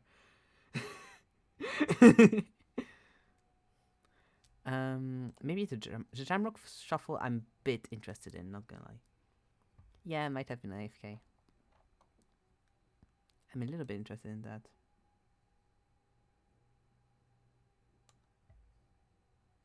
I'm unsure. Because these I'm not like anti-object task force, I don't know. Fair weather I don't really care for. Wumpy Dumpy Dump Center. I could do some of those to be fair. I'm going to keep 1 point as like a safe thing, and then if I get other points before I get to use it, I'll use them on these. I think. I wish I knew how to use Whisper on this website. I would whisper with Nan. Aww. Because the bunker door, I'm sure there's like another way to get in and stuff. But yes.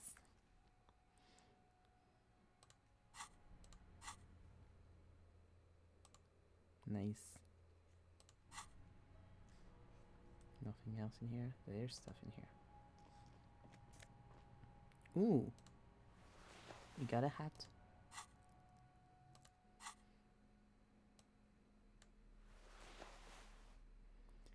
And Ushanka, it's a Mazovian logo with a pair of deer antlers. It's silvery white in the front, and your ears feel cuddled and cared for in this state. Plus one in my Soviet economics. I think I'm fine, thank you. There you go.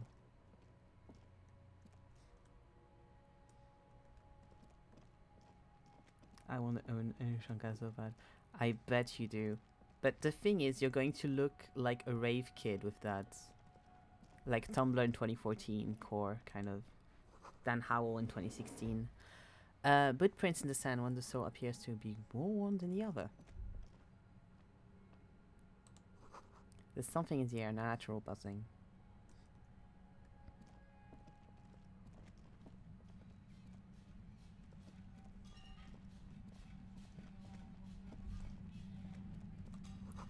is getting louder as a buzzing sound. One of my friends has one, and the bullet type to make it look good. Saying that right now when I'm so tense is evil. What Evan said. I'm sorry, I don't know why you're tense. I don't know what's coming in, so I'm just acting like my normal self. There it is again, like a swarm of hornets buzzing under your scalp. A strange tingling you can almost smell. Lieutenant, do you feel something? No. What do you mean? A strange tingling feeling. I don't feel it, but we should still be careful. There were footprints back there, and I'm pretty sure they were fresh. I saw them too. Footprints with the right sole, worn smooth. Looks like our suspect. If she's in here, we need to plan our next step carefully. What do you mean? Once we detain a credible suspect, who knows what the Union and the Wild Pines will do? We'll set in motion events we have no control over.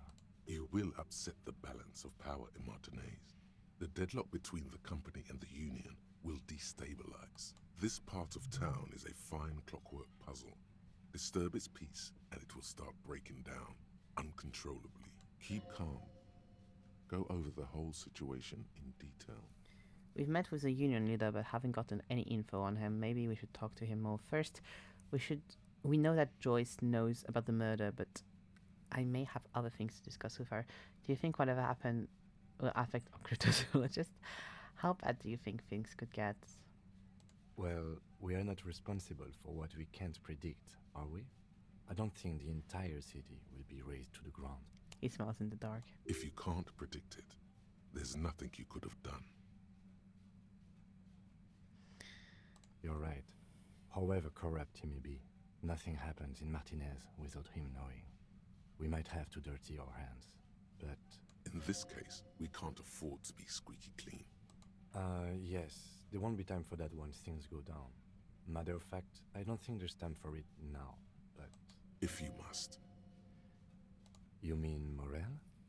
I don't see how cryptozoology and the murder investigation are connected, but the situation in the city will get tense for everyone. If it gets that tense, the amateur zoologists might not be able to do their job. I think I see a cavern. Maybe more cellars? I think we've been careful enough. We still have the element of surprise. I wouldn't be so sure. You haven't exactly been sneaking.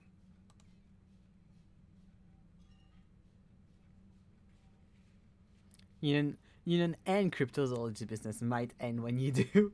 I already ended the cryptozoology business, sadly, so... What got done?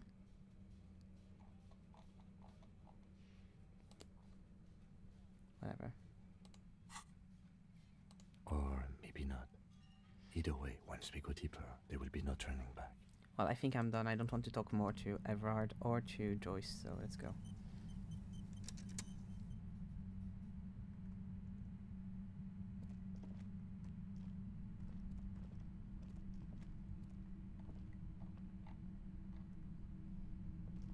Suddenly, your entire body is paralyzed. Ooh. Aggressive white noise fills your skull.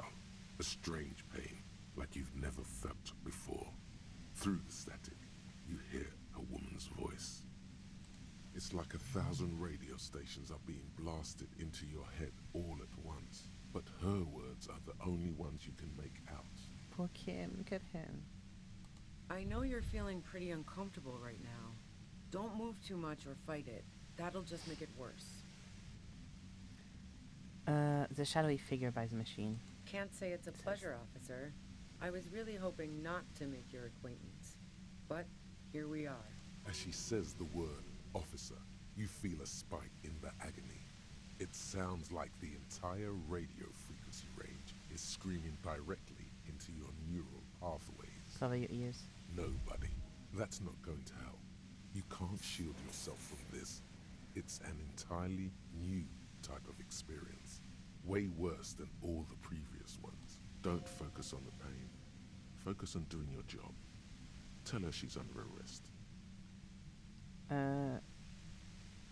What's happening to me? No, oh, I'm not going to fucking kill you. If that had been my plan, you'd be dead already. All things considered, I'm being pretty reasonable here. I like her boots.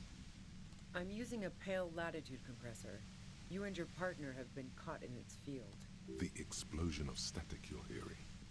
It's the ULAN frequency. I saw your equation. It's a Ulan frequency. Saw my equations? You've been sniffing through my lorry, right? I expected as much. I am a bit surprised you knew what you were looking at.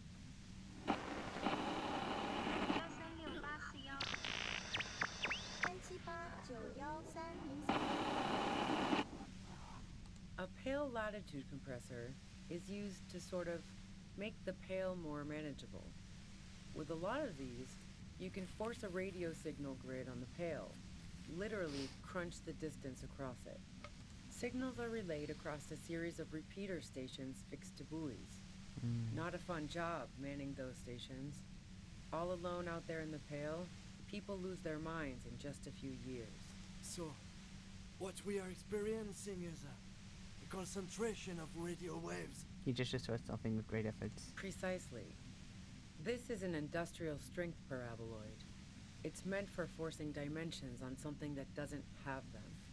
Needless to say, the frequencies used are out of this world. At the upper limit is the large prime number generator station. It's used specifically for pale latitude compression. That's why you may be hearing some numbers. But you might also hear, or think you're hearing, local radio chatter. This must be how the twins heard the radio in their heads. They must have been standing by when she tested it. She likes telling you about the machine. Keep her talking. Look for an opportunity to break loose. What's a goddamn pale anyway? The pale? It's the end of the world. How did you get your hands on this thing? I built it myself. She don't spoil her toucher device. And she's proud of it too. As she ought to be. This is way beyond your abilities. That's illegal. I'm guessing it's patented. But we are beyond that, aren't we? Yeah, Kim, I think we're a little bit beyond that. Oh yeah. Way beyond. Oh, it's 9:50 now. She studies her death ray at the law officials trapped in it. We stay like this forever? No. Once I shut down the compressor, the pain will end. It may take a few minutes for you to steady yourself, though. It's a bit like waking out of a very confusing dream.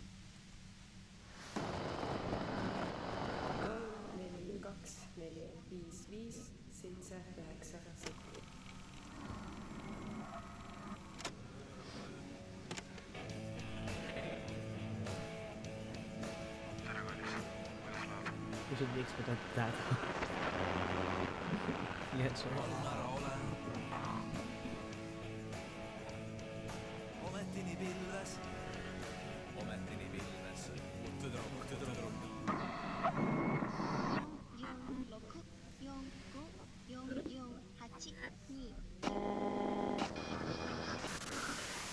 Have you experienced the compressor yourself? Yeah, I stuck my head in there before using it on you.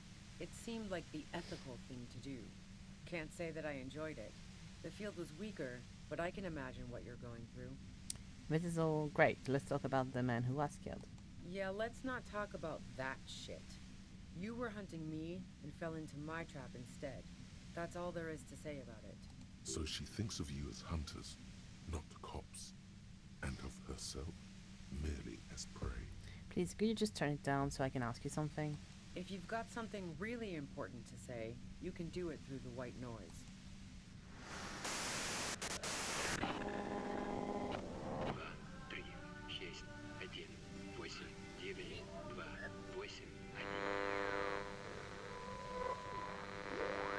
You're looking for a deal with my mattress.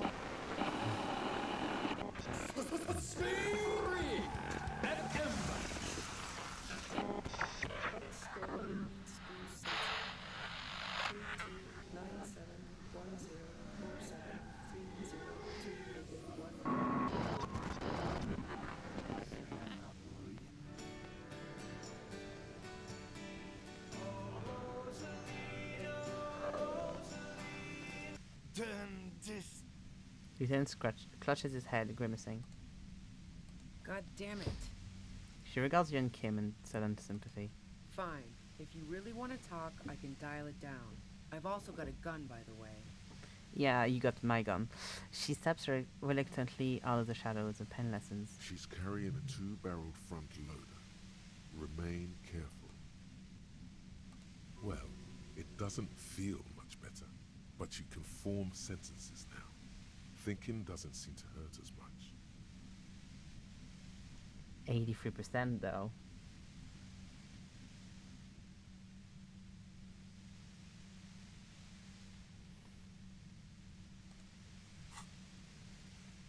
I can't turn it up. Of course I can't fucking turn it up. Ugh. How did you know we were coming? I heard you in the passages, and I've been preparing for quite a while. By hiding bullets on the floorboards? So you found my shack, huh? I'm not surprised. Been sleeping in it for 2 days. Her tone is bitter. She thinks she's been betrayed. She didn't rat you out, by the way. Isabel's watch come in. Oola. Preparing for a shootout. She didn't rat you out. So nice. That's one knife I didn't want to find in my back. She smiles a little smile. As opposed to the other knives she's finding there now. Hardy for one. Why hide bullets, though? This could have turned out pretty bad for me if you hadn't walked right into 25 bands of ultra-high frequencies.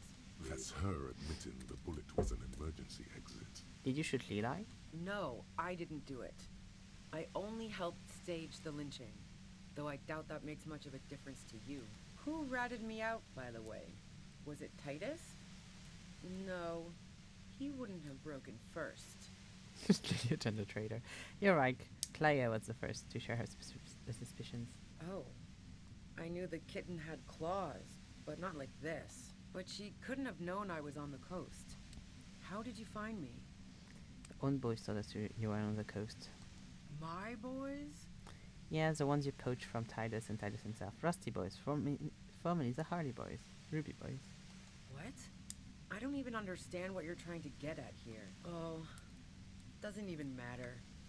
How can they be my boys when they're not even my friends? And those guys liked me, I know it. This is what happens to people whom people like. A dull despair is creeping into her voice. How the fuck do the rest of you get by? Wait, wasn't it you who called me a human can opener? It's not personal, I opened the knob. I did, didn't I? Now you've come for me. She scoffs. Fuck them all the same.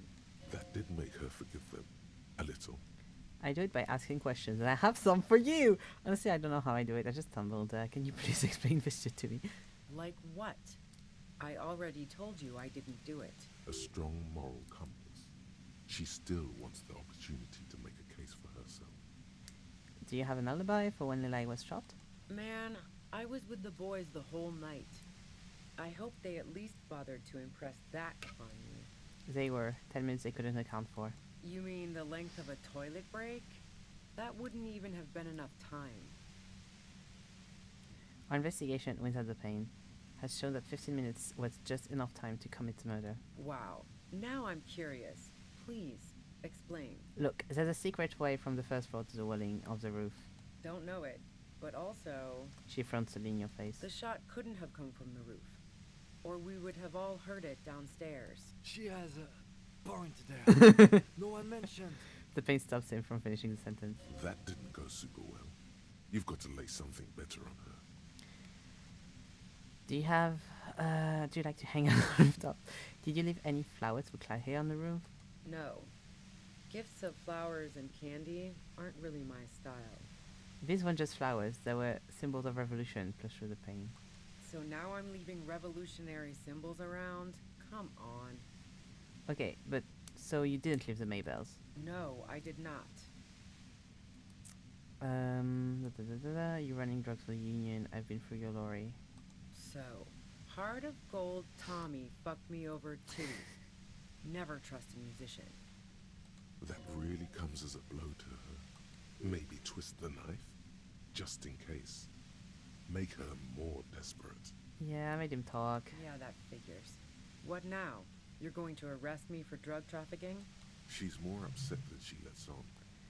You had a financial incentive to kill the merc. Man, it's to get away from all Lots that of drama. murderous shit that I left Jamrock, my previous employer, for the union. Indeed, lots of drama. Kim is having such a hard time and we're just chatting with her. We're like, while asking the questions, but we're still able to talk. He wasn't able to get through a single sentence. I feel so bad. She deliberately avoided naming the mob she worked for. You might be able to find this out later. I got lucky being a dispatcher. Never had to do any of the really dirty work myself. This gun has only been used for self-defense against serious scum. She turns the knob down just a millimeter. There. It's going to be easier to reach the machine now. But you're threatening us with it. Based on what I've heard about you, you are serious scum. She responds, holding your gaze. Would you say that Lili was a likable person? I didn't like him. Hardened mercenaries aren't particularly likable types. Do you feel protective of the Union? Yeah, sure. And I didn't like Wild Pines sending in those foreign hirelings. Me and a fuck ton of other people around here. I hate to be the bearer of bad tidings, but I don't think she's murdering herself. She didn't hate him, okay? I have another question. I'm listening. Okay, let's take a step back. Yeah? Where? More questions before doing anything. I think 92% is not too bad, to be fair.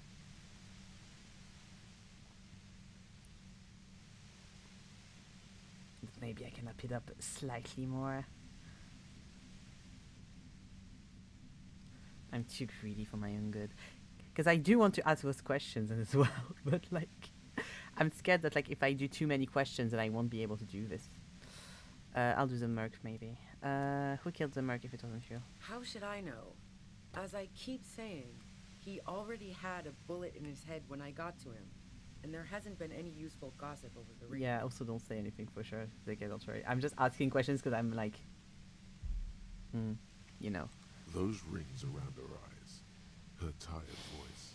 She's been staying up late, listening in on the conversations crisscrossing Martinez. Police radio? You've been following the case?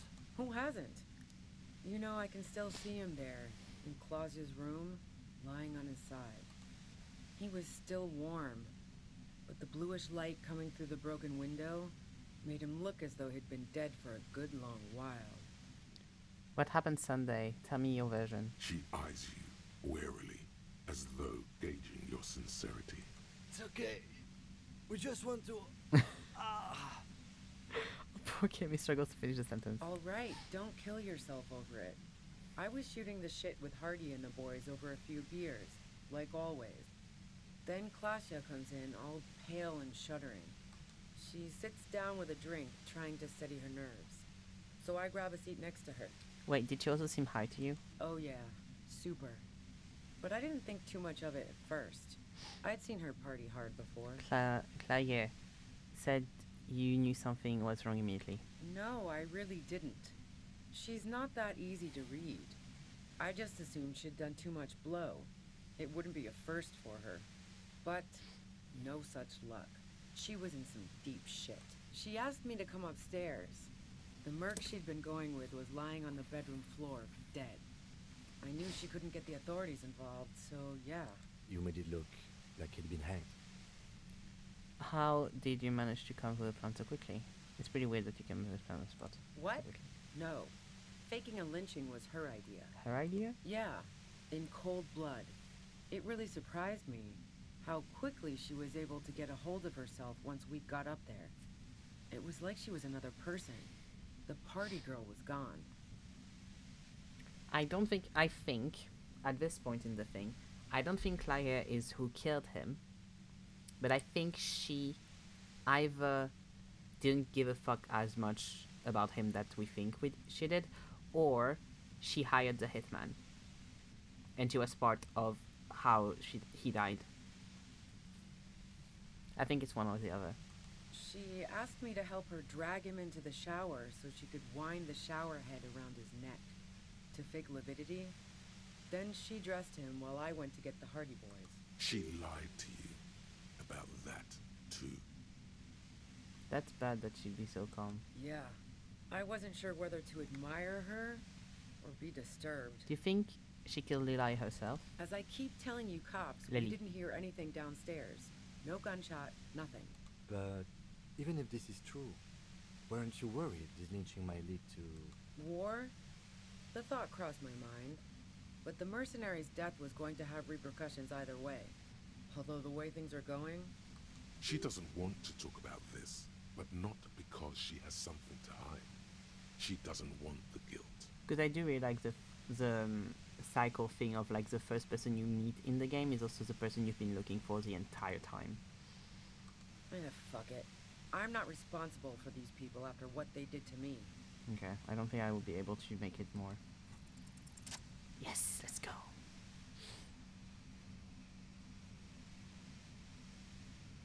Do you want to go slower, Harry? Get him, Tiger. She had so much time to keep us from doing that. It's quiet in your head again. It still hurts like hell, but...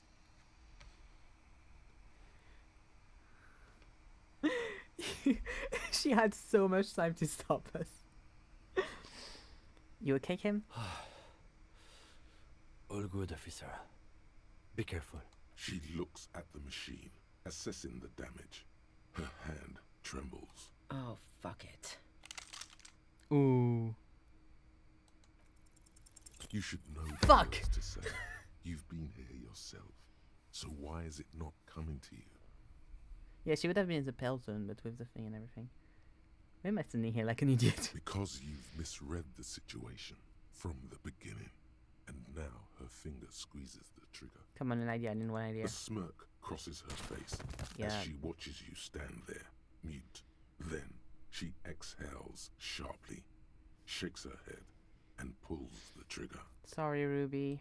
You watch as her brains trickle out through her neon hair.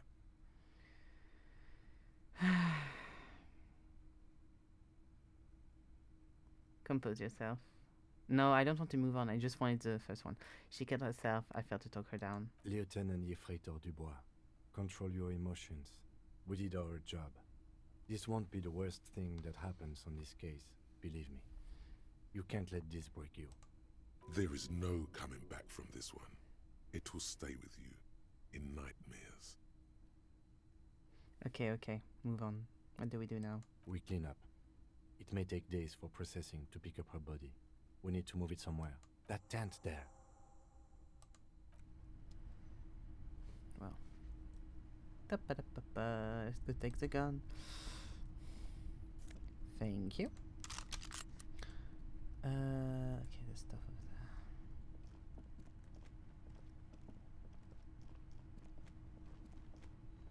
there. Ooh, there's water and stuff. Dark water trails into distance, there's no way out. Zeke, did you manage to talk her down?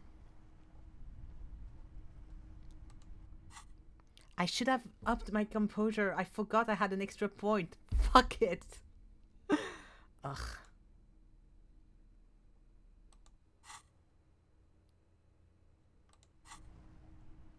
Nope, rhetoric. I have none of that. Did you manage none? I'm guessing you had high rhetoric, so... God, because I was at 58. I wasn't too bad, so I would have been able to... Fuck me. Because I had, like... Ugh. I let her run. Ah, I see.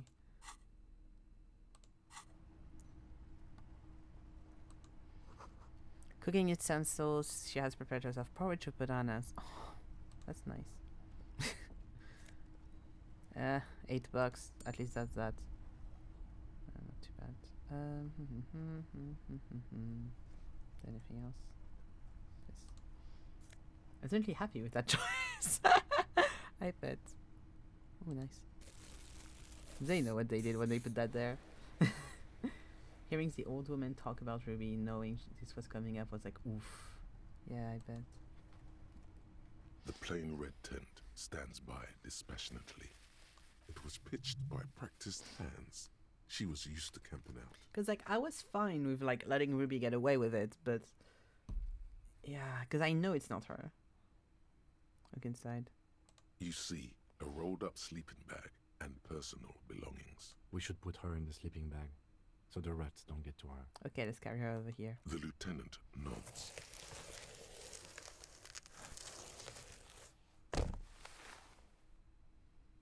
There she lies, cocooned in the sleeping bag, surrounded by empty cigarette packs, books, and half-read magazines. Magazines? You should look through them. Shine your flashlight with the books and magazines. Assorted soft covers, mostly pulp horror. A motor carriage lies buried in the snow on one cover. On another, a ghost airship. You also see a collection of radio enthusiast magazines. See anything? The lieutenant peeks over your shoulder. Sift through the magazines. Rager Monthly, Journal of Material Science. More Technological Digest. One of the magazines doesn't have images on the cover. It's not a magazine. It's a leather notebook. Take it. You pocket the worn brown leather journal. We should read this immediately. Like, right now. Kim, I know what immediately means.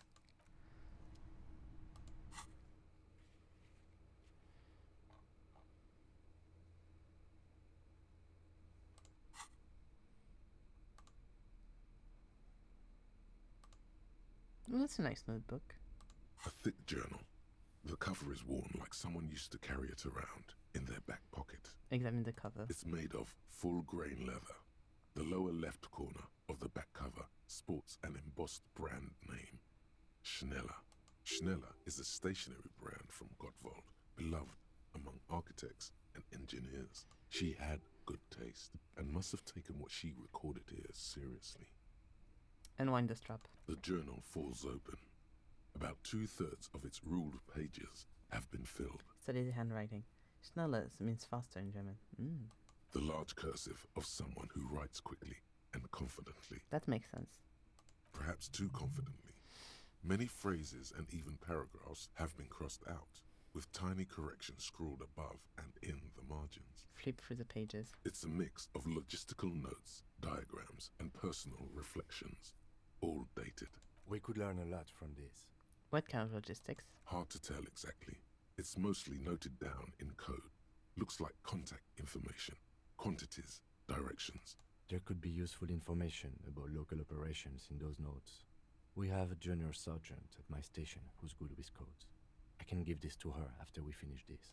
Professionalism is his coping mechanism. God. I'm screenshotting that.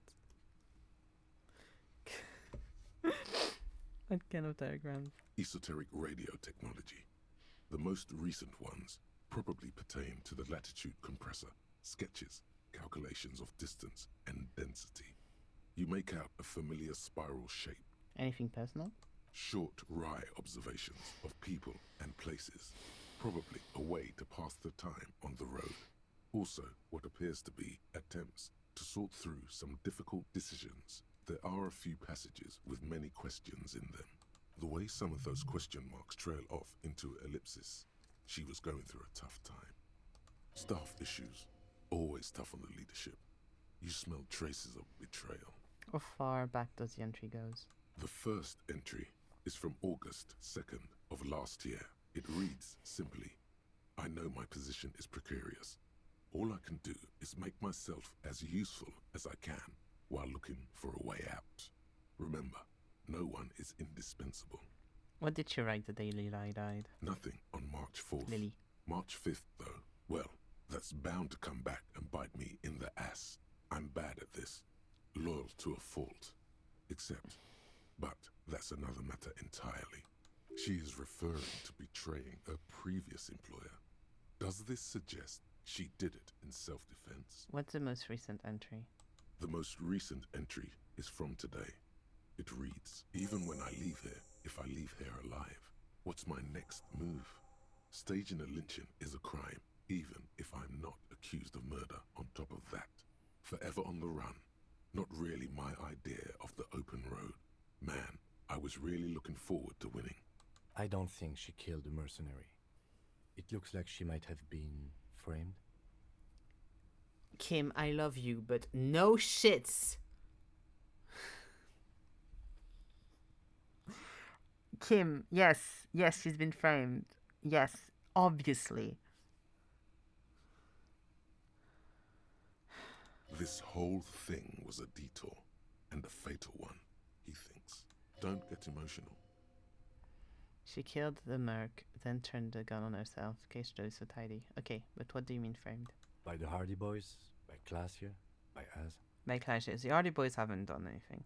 Then who do you think killed the Merc? Could have been Titus. Then again... But no one heard the shot. Maybe there's a Hardy Boy we've yet to meet, who acted as his accomplice. Either way, we need to keep an eye on him. One thing is for certain. We have business back in the whirling in rags. Questions to ask. We should get to it. Kim, you're not great at being a cop, are you?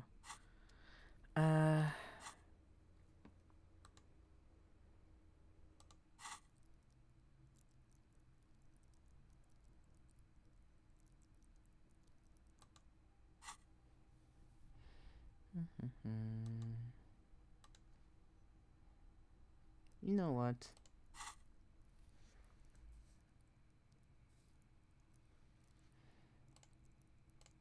Let's go. Is there anything else here? Nope.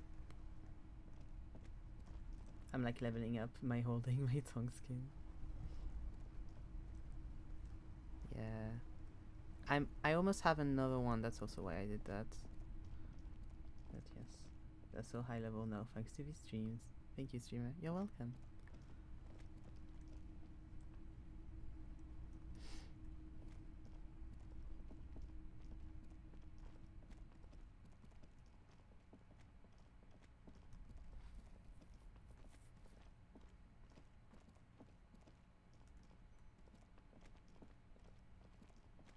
I won't do this with Billy. You're going to tell the guy to hell out of her. She like that. The tunnel collapsed. You'll have to find another way around. Okay. Well, good for her. Honestly, if we were playing in stream, we would be like out of stream. Sorry. And I had you with me. It'd be a lot closer to what I do with you with Ace Attorney probably, and I wouldn't mind. But since it is stream, you know, it's unlawful to tell me what to do. Oh, a rat. Yeah, our stream, it's way different. Yes, exactly. There's nothing else over there, right? Yep. This isn't just glass. These are old computation components. These are old computer components? Yes, filament memories. From the time when wires were cast in glass. Slides with an inlaid nervous system. Hey Kim, look, it's old cybernetics. So it is. I think these used to form a single system, slotted in the wall. How did they do that and why? The how was a closely guarded secret. Something that was locked in safes in human heads across the river where they were manufactured. As to why, your fingers don't know. The why is easy, because they hadn't come up with modern silicon-based systems yet. For vitreous cast filament memories, though, these seem incredibly advanced. So that's all that remained of failed R&D? The rest of the building seems to have been picked clean. Could this be about a failed playback experiment? These? No. These are old filament memories. I hope you're not expecting to find a device here. You will be disappointed. Okay. Da-ba-dum.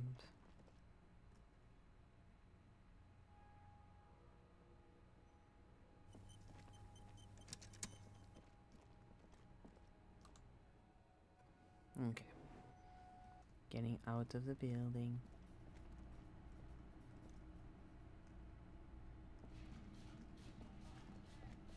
Oh no, we do get out by downstairs, don't we?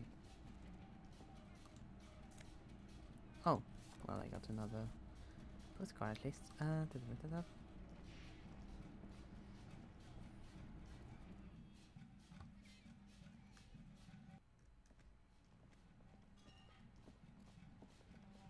Here we go.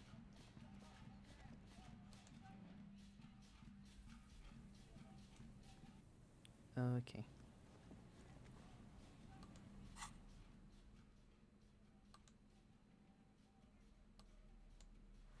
Going to put all of my little postcards with each other.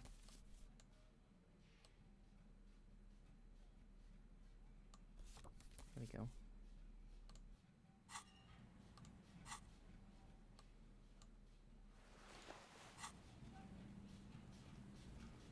Oh.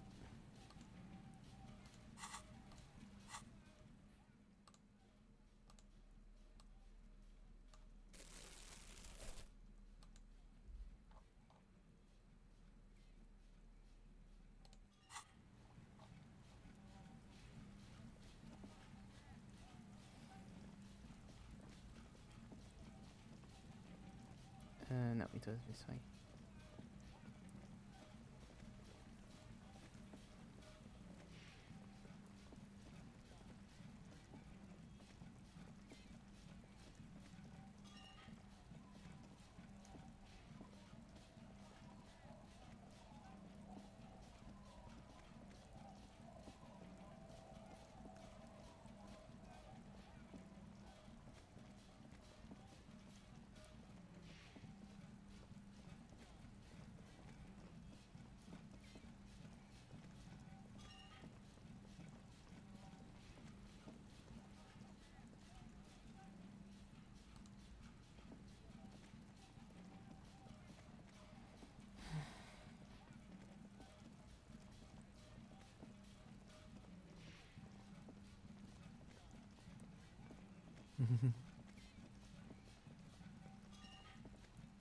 You love putting a little like tension going on a little thing. Stop. Now. It is time. For what? Crisis. Death. You can feel it in your blue soul. What am I supposed to do? Be prepared. Wield Ruby's double-barreled pistol. What a shitty gun. But it's better than nothing. I have to come with him for being silent.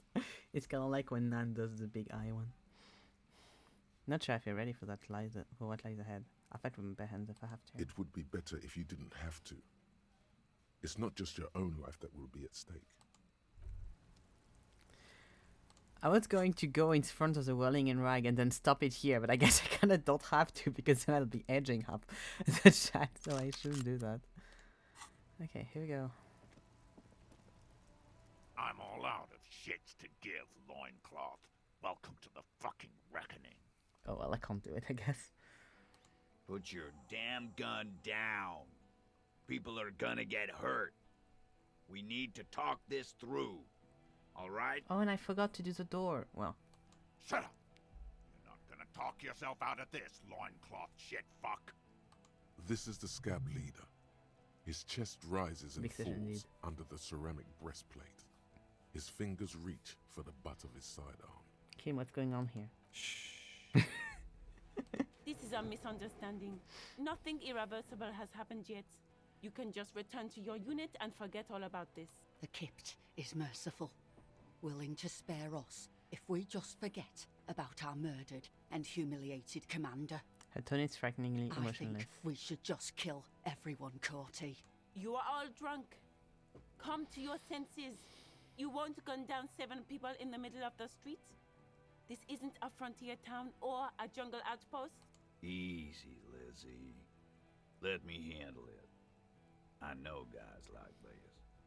I'm sure we can come to a peaceful agreement. Ain't that right, fellas? Who's that? He is facing overwhelmingly superior firepower, and he knows it. Peaceful. It sounds like an armored figure is weeping. Nest in your abdominal cavity like a little wild mouse. The masked man's words are barely intelligible, but you can hear them. Fuck, there's a third one. How did we miss something like this? Lieutenant points to the helmeted figure. Well... The lieutenant is genuinely worried for his life. You should consult him before getting in there. We're out of time. What do we do? Whisper. This big one is a damn scab leader. Stop it to the police. Get between them. Whisper. Let's walk away from now. Whisper. If this turns into a firefight, we should take him out first. He nods. A sound strategy. He's the leader. What do we do? My plan is not to get killed, but we have to intervene. Okay. So this is... Stop. This is the police. Bonjour. Salut. Hello. Get lost, comedian. You cops had your chance. Good plan, Now Kim. it's fucking time for some justice. I love that Harry is like this. Harry like threw away the radio. You're killing me. That's how I would introduce myself. I have so many screenshots for this session. He licks his lips, waving his gun at the crowd. Losing his balance for a moment, he staggers backwards. Pig fuck! Is the only word you can make out. I can see you're drunk. The one moving, I'm taking you out. Easy now, no one needs to die here today. Oh, people are gonna die today. We're not leaving it like this. These tribals hung him up for everyone to see. No one is going to kill anyone. Let's just put the guns down and talk like civilized human beings. I like that me and Kim are like on a schedule of like if one looks backwards, the other one looks forward. And it's like, but in rhythm. With a wordless gurgle, the killer loads his long rifle. The leader gives a small nod to the helmeted man. Smart. Suddenly, your fingers holding the grip of a gun that has just taken a life tingle. Go for it, it seems to say. No, wait. It's good you have that gun. It really is. Just soften him up first. Present an argument. I'm barely keeping you together here. This is it, the big one. If you talk to him, he will rattle you, not the other way around. Peace. Always peace. It has worked thus far. Start with the first idea you have, then move down from that. Please. Okay. Who is that? I'm so scared that they're going to shoot if I do any of these. Think of an argument. It is at 83%.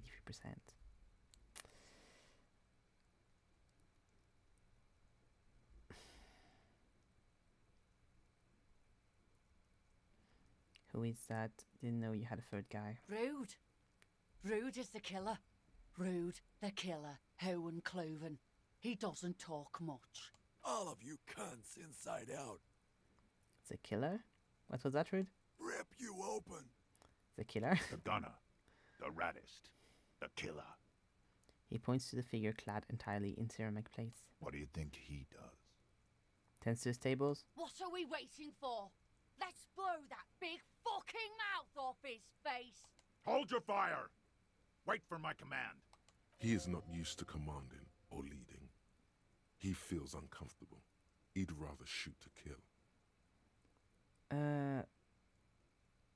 They don't care about the Wild Pine reps.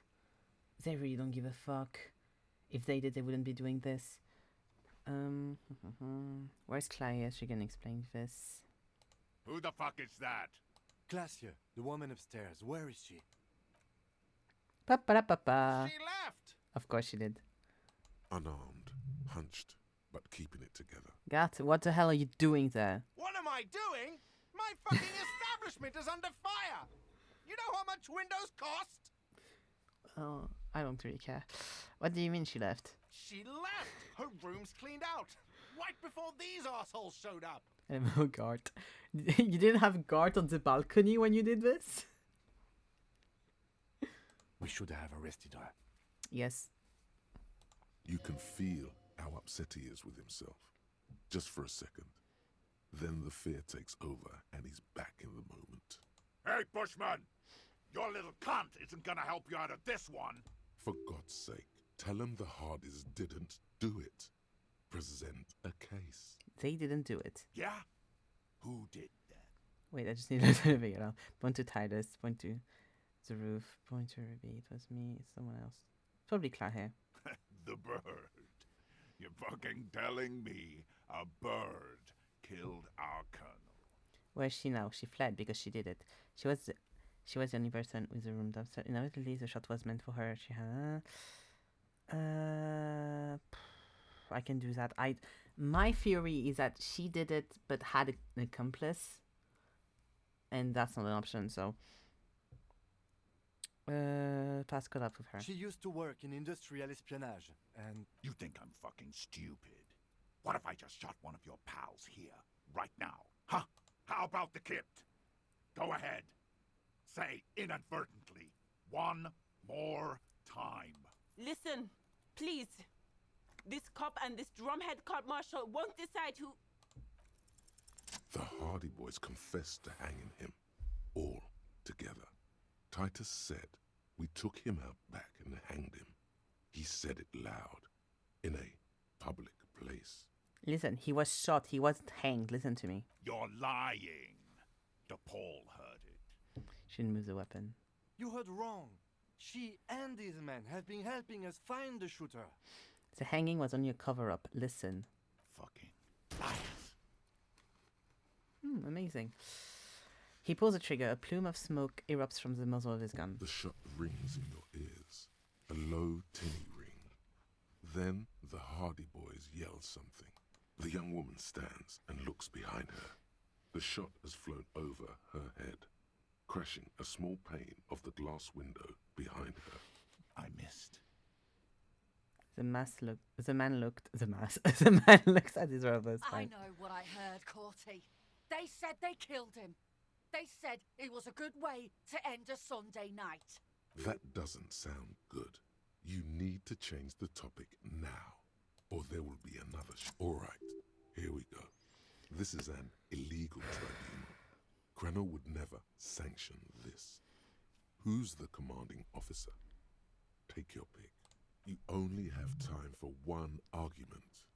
Choose wisely. Just a question. Who's in charge of the UN unit after the death of a colonel? Krenner does not give you the right to conduct a tribunal. You were called Downwell once. What happened? Gulpin says nothing. Fuck, which one do I say? Okay. Who's in charge of your unit after the death of your colonel? Colonel. This one or this one, I think. But I think this one they might not give a fuck about. They might be like, yeah, technically not, but also who gives a fuck? Who's your colonel? I am a Grinnell Major with over 15 years of live combat experience. When my colonel gets hanged by clay monkeys, I lead the platoon on a retaliation strike. So you're the highest ranking of the three of you. Nah, I just have the biggest gun. He rubs his armored barrel-like chest. Technically, the other man has the biggest gun, but we're beyond that now. Hold on, what's the highest ranking colonel? As the leader of the group, we consider your action. This does not need to end in bloodshed. You're right. But you see, I want it to end in bloodshed. Biggest gun. Okay, it's not much. But he's thinking about something else. And his hand is off the gun. This did something. Okay, let's try this one. Of course, nothing bad will happen. Talk about his dead friend.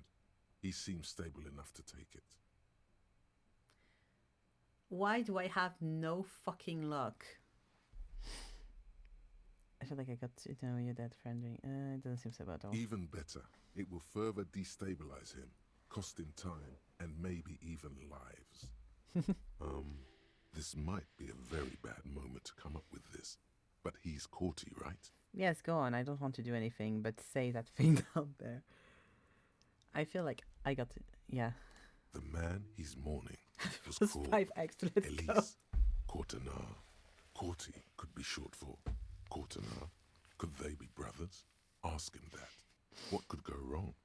It's a discovery. Yes, this will be good. It will calm him down and won't cost any lives. Lives that could have been otherwise spared. And if not, lives aren't that important anyway. Logic is my including bestie. Yours. There are billions of them being lived. Hey, I don't mean to pry, but the hanged man was your brother? You don't fucking talk to me about my brother, loincloth. He squeezes the words out from between clamped lips, his hand on the pistol. Okay, yes. Immediate failure. Things are worse now. He's observing your every motion carefully. You're all drunk, look at yourselves. Yes. So what? Your judgment is impaired. You'll regret this. Nah. I'm clear as day.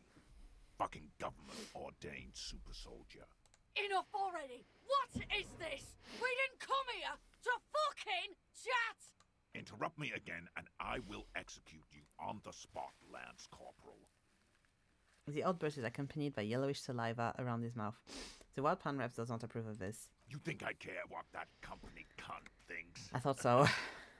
Wild Pines is not going to forgive you massacring a bunch of innocent people. We're working together. She knew you're out of control, she told me. Okay, let me just say one more thing. The man stares at you with bloodshot eyes, a bull ready to charge. He's not listening, but looking for an opening. Fucking waste this fuck! My only option is to try to shoot him. Fuck's You are shaking. Well, I've made my. We're dead. I'm going to die. It's fine. The ending is going to be that Harry dies. It's fine. I'm 42 now. I wasn't even before. Amazing. Yep. We're dying. Here we go.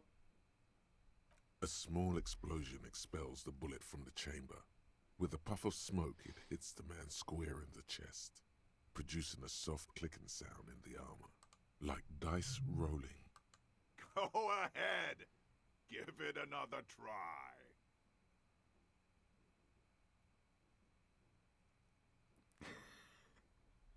That was hilarious. I don't so nervous because I don't remember anything either.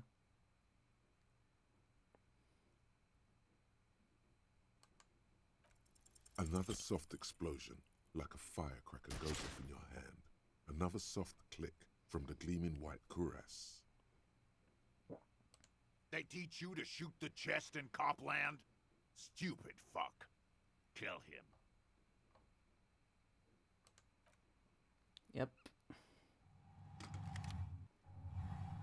Oh, Kim. To your right, the killer raises his rifle and takes aim at you.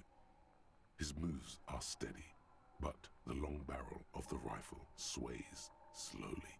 Kim, where's Kim? From the corner of your eye, you see the lieutenant raise his pistol and aim it at Rude. Dodge the shot. You leap left. A swarm of angry lead passes mere millimeters from your side, tearing fabric off your coat. Feels like the lightest of tucks. Joy, I am alive. Okay, one out of 3 fucked ones, at least that would make sense. I would have one that's not too bad. Fucking hell. I cannot be killed. I have become immortal. You're going to die is the next sentence, bestie. Stop shooting at me. Joy, I'm alive. The man tilts his head, trying to see through the clearing smoke for the next shot. Watch out. To your left, DePaul is about to take a shot too, at Kim.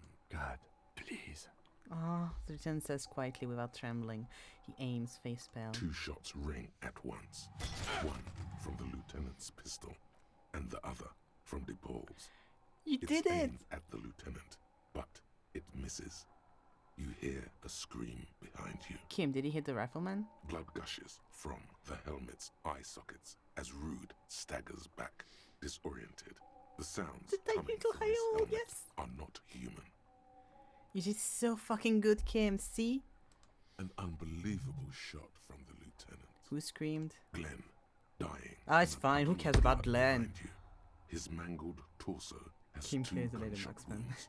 For Blood once. gushes out of them like red geysers. From a story perspective, it makes a good parallel between when we shot for the body to fall down and he missed, and now he doesn't. It's fine. I don't care if Glenn dies. You see 2 cold eyes looking at you through all the smoke and panic, and a pistol raised, aiming at your chest, point blank. Then the man squeezes the trigger. I'm scared that if I do look at him in the eyes, I won't look at the other thing.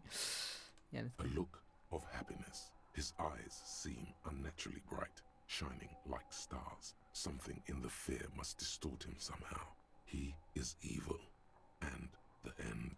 Here it comes. Death. Let's go. Yep. Bye-bye.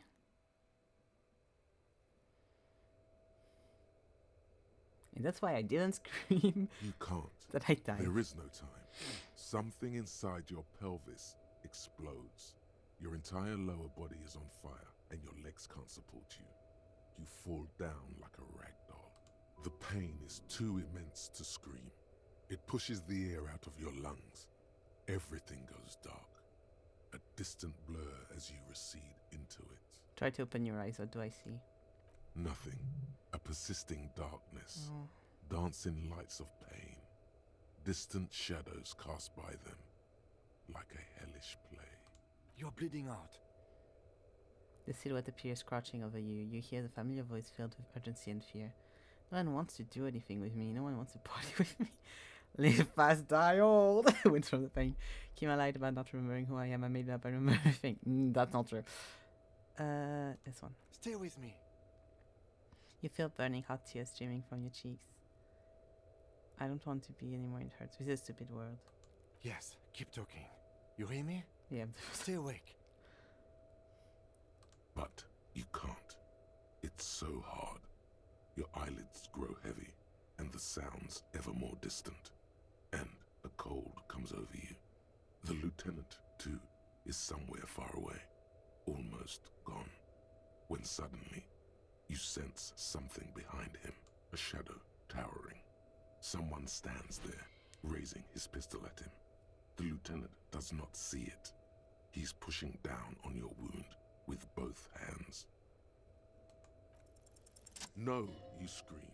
Behind you, from your bloody lips, your eyes are full of fear. There is no room for hesitation. The lieutenant turns around and fires, his body falling on yours in the course of the motion. You hear a roar of pain, a death scream. The sound disappears like someone pressed stop on the tape. The hulking figure, too, is gone. And so is Kim. And the whole world. Fall in total darkness. This is death. One more door, baby. One more door. No, let me back into the fight. The fight? There is no fight. The fight is over. It was lost 1,000 years ago. You have laid here forever. Keep falling deeper. Take the door. He's not taking it. His body is not taking it. Oh God, no. He's not disintegrating. He's swelling up instead. Over the hours, hurting, moaning in his sleep, and rotting, and being disinfected, and smelling of drugs, and feeling saliva in his mouth, drifting in painkillers, thrashing in his wound sleep. He can't go. Not before the case is solved. I agree. There is a radio in the distance. A radio of the world. Playing sounds. Good morning, Elysium. Soon you will return to the world. Hours turn to days. Soon we will get up again and go through it again. Finally, we know what the infernal engine was outside. The clarion call. The engine of a Caprice Kinema. No, it was him. He is the infernal engine. Can't you see? He never stops. He only gets worse.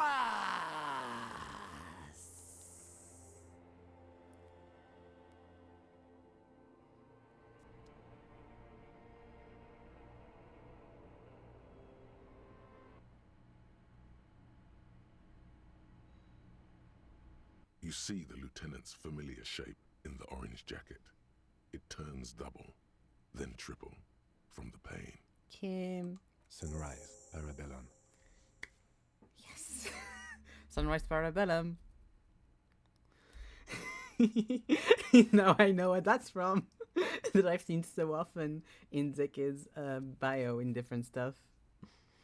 Fuck yes. And now we finally have access to Kim's room. Woo! I know, that is Harry's old room. It's not Kim's one, I don't think. I've been waiting for this one. The room is clean. The piss jacket, Kim, you took it. What did you say, sunrise? Sunrise Parabellum. Sunrise, prepare for war. Ah. It's an old revolutionary saying. Is it war today? The gates of the harbor are boarded up. The streets are a little more empty. Apocalyptic violence is yet to erupt, I am relieved to say. He looks out the window. I think we may have held it off, for now. Barely. He zips his bomber jacket. Good. Yes, we have also completely failed. But that's okay. The room is clean. Mr. Gart cleaned it. It took him an entire day. How long have I been out? 2 days, in and out. You've been up enough to take Dramamine and curse. and drink water. Ouch. It's not ouch time yet. We just got the Dramamine pill an hour ago. Wait until it wears off. Dramamine? Then it's not that love bad. it so much. Neither surgical nor organ damage bad, but still under the counter bad. What happened? What happened? You shot the major, and successfully, a firefight ensued. What happened then? As retaliation, their rifleman tried shooting you. He missed, or you dodged. I dodged. Then I shot and wounded him, while Glenn took a bullet in the spine. It was meant for me. Glenn did not survive. I don't care. This is not the first person to die in his place. He goes on. I'm guessing his old partner died in his place. Titus, Fat Angus, and Theo charged. Angus and Theo died before they made it to intensive care. Titus died in the hospital yesterday. Alain and the young musician, I forget his name, they are all that's left. I'm sad for Titus. The other two, I don't remember who is who. Yes. You were bleeding out. I think you said no one wants to party with you. And you warned me. I was able to disarm the major before he got the jump on me. Thank you. Although I was not able to kill him, as I should have. Crenel took him. A stray bullet killed the pole, though. And that's what happened. Okay, it did go bad. Today's not good. Yeah, this went so bad, but also like not that bad somehow. Kim is not dead. That's all I care about. But also, I'm guessing Kim cannot die for this part, probably. Could be worse, exactly. Titus takes a cigarette from his coat and lights it. The citizen takes a cigarette from his coat and lights it. A bit of smell fills the room. A stray bullet kid pull. It can happen if you want. Since we're past it. And then he's like, when you're dying, can he die if you don't tell him that the guy's behind him? Is that like the one way he dies? And then you actually die because no one can take care of you? I thought you only smoked one a day. And the major? So many casualties and the inside total. He's in a private hospital across the river. Crenel claimed him from the local butcher shop where Titus died. Turns out he's insured. We won't get to him anymore. The good news is he's not coming here either. I did some damage. Yeah, you did. Yeah, I think he gets shot and put in hospital, and then you're alone here with someone else. Oh, I see. I thought you only spoke one a day. This is the one. How many casualties on the Union side total? 5. Glenn, Theo, Shanky, Angus, the fat one. He took a lot of bullets. And Titus. And that's... all. An absolute disaster. It's a total shit show, Kim. Not that bad, all things considered. I don't think it could have gone any better. That's a disaster. Yes, officer. 7 people are dead. It's not a success. He said 6. He said 7. The voice line. Wow. +1. Ruby. But what's done is done. The violence is cordoned off. The Hornets did not get into the beehive. The worst scenario has not materialized. Yet. Yeah, the numbers don't add up. And we are still alive. Both of us. He did not expect you both to survive once you stepped between those two armies. His smoking, his hunched back. You have it worse, but he took a real beating. That cigarette has medicinal purposes. The piss jacket, Tim. You took it off? Yes. The joke wasn't funny anymore. I took it off. Which is sad because he didn't have it on my run. But since I have the jacket, they were like, yeah, he wasn't even wearing it. I was wearing it a bit. The close proximity of death must have made the lieutenant contemplate his life choices. He's done with the jacket. How bad am I hurt? Reasonably bad. You were shot in the left quadriceps. That's your Oh, that's not too bad. The outer side, thankfully. No major arteries were nicked. Mm. The bullet was removed and a good area. bacterial infection treated with mercurochrome. Can I walk? We will see. You won't be able to dance much. That's for sure. You should be able to live with limping around, though. Are you hurt? Not very. I have a concussion from the major beating me with the butt of his gun. I tried to not move too much. Things would be worse if you didn't warn me. Thank you. I did not see him coming. Stupid of me. Truly the greatest loss. Yeah, that is worse than Titus's death. Has anyone in my station been to see me? No. Yeah, that's what I A thought. man and a woman sit in the front seat of an armored motor carriage. The woman is driving. The man lights a cigarette. Jean Vicmer is his name. The asphalt vanishes under the wheels of the machine. Ahead, harbor cranes rise to the sky. Back to that shithole, he says. Isn't that strange? Really? Good, I don't need that. Really? I called your station after the fight. The injury was logged in. They told me they've sent officers to join you on the site. Okay. I'm sure they're worried about you. No, they would be here if they were truly worried. Better not agitate yourself further, it already hurts. Sorry, he may have some idea, but he's not gonna get into it with you. You found my station, then who treated me? I did. Thank you. No need. Okay. I swear to God, Harry, if you can't run anymore, I'm going to be so pissed with you. Because you go so Easy slow when now. you talk, when you walk. Shoot myself. The lieutenant turns double again. Yeah, turns double again.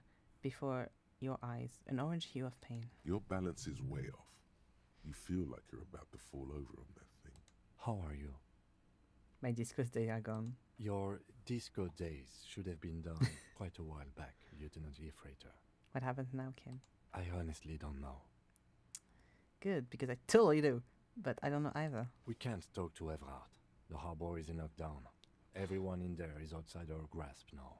And Joyce has left too. Joyce is gone? Yes, she left yesterday morning. To meet the board of Wild Pines. Or that is what I've heard.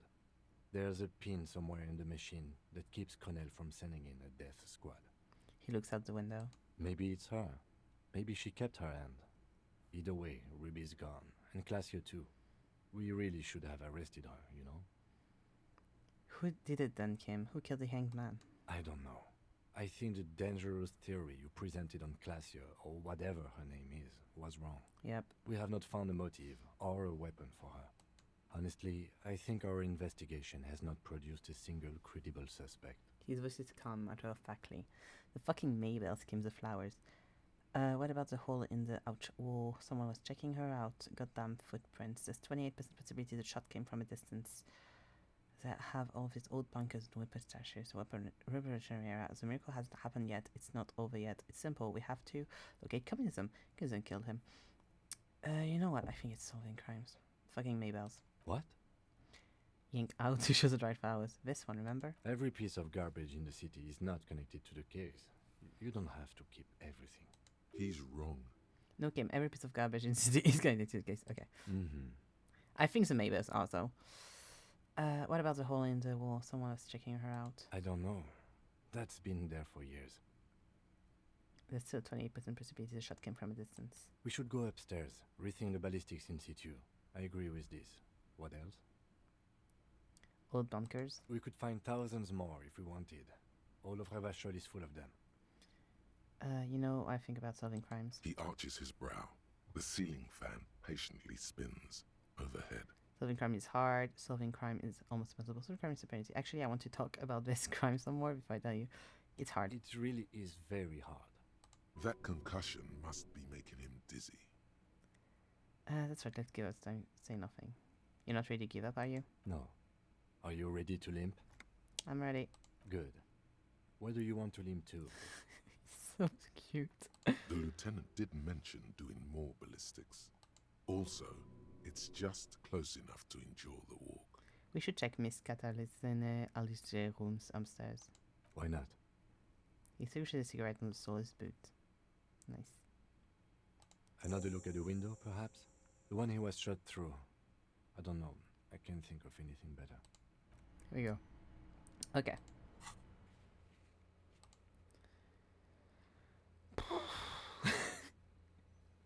All of that is ended. Yeah, well, I was out for 2 days, so that makes sense. And that one is done. Do you want to know how much of the game is left? Well, I was told it takes approximately 7 days, so I'm guessing this is the last day. That, or it's 7 days as if, without counting the 2 days where Harry is out, therefore would be, we were on day 4, 5, 6, 7, 3 more days. So either it ends on that day or it ends in the 3 days. On day 10.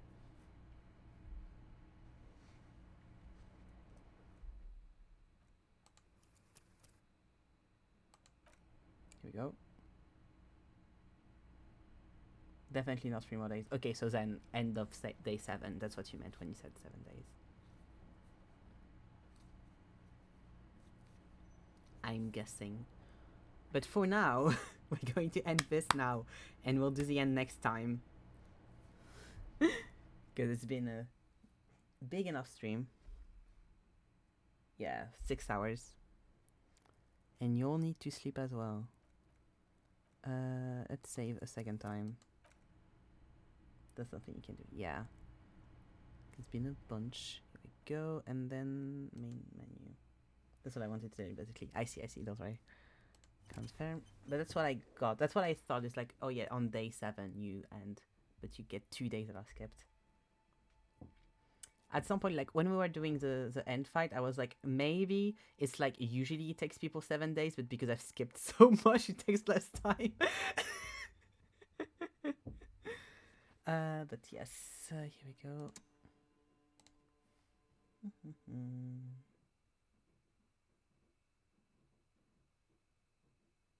go. Okay. A good 30 hours so far of this Elysium. Here we are. Yes. Here we go. Oh. Need to redo that. Because you're not getting any music right now. Here we are. I have 55. Yeah, that makes sense. Wow. God, because it's not going to take me 20 more hours. 25 more hours. So I'm stuff happens in the club, I'm guessing.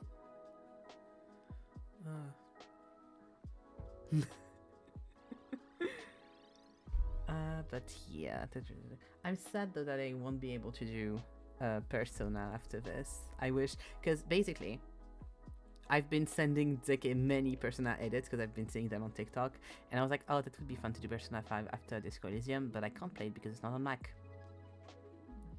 Played a tiny bit of a new run, but then stopped. Persona would be fun. I know. Persona 5 would be very fun, but I can't, sadly. So I don't know what I'll do after the end of Disco. I mean, I have a few things I'll put in, but I don't know about like a longer thing so far. Curse you, Mac shakes fist. Always. All fucking ways. Like, honestly. The amount of stuff I would love to play on stream, but I can't because of MacBook is cursed. I do have my little list of games though, so that's not too bad. But I want to play... That's not the right list. That's the Film Tuesday list that has nothing to do with this. Yeah, so this is here. But we'll see. We'll see when that happens. Whatever. So. I'm going to go now. It's slightly late. And I think it's a good time to go. Next time, I'm guessing we're going to finish this Elysium. If, probably do a longer stream maybe and just finish it in one go. Because like cutting it too, I'm scared that like the stream after would be very short. So probably just finish it next time, but make it like it was now, like a longer stream. So take your popcorns. But yes, I'll be going now. So tomorrow is off, but Friday art time, as always. I don't know what I'm going to draw, but it will be drawn. Project Sekai on Saturday, co-working on Sunday, and yeah, that's all for this week after. Thank you for joining, thank you for following, this was very fun. I'm glad you're enjoying the Disco Elysium run, even with my bad luck on the rolls. Of course, always at the best points. But yeah, this was very fun, and I'll see you on Friday. Bye bye!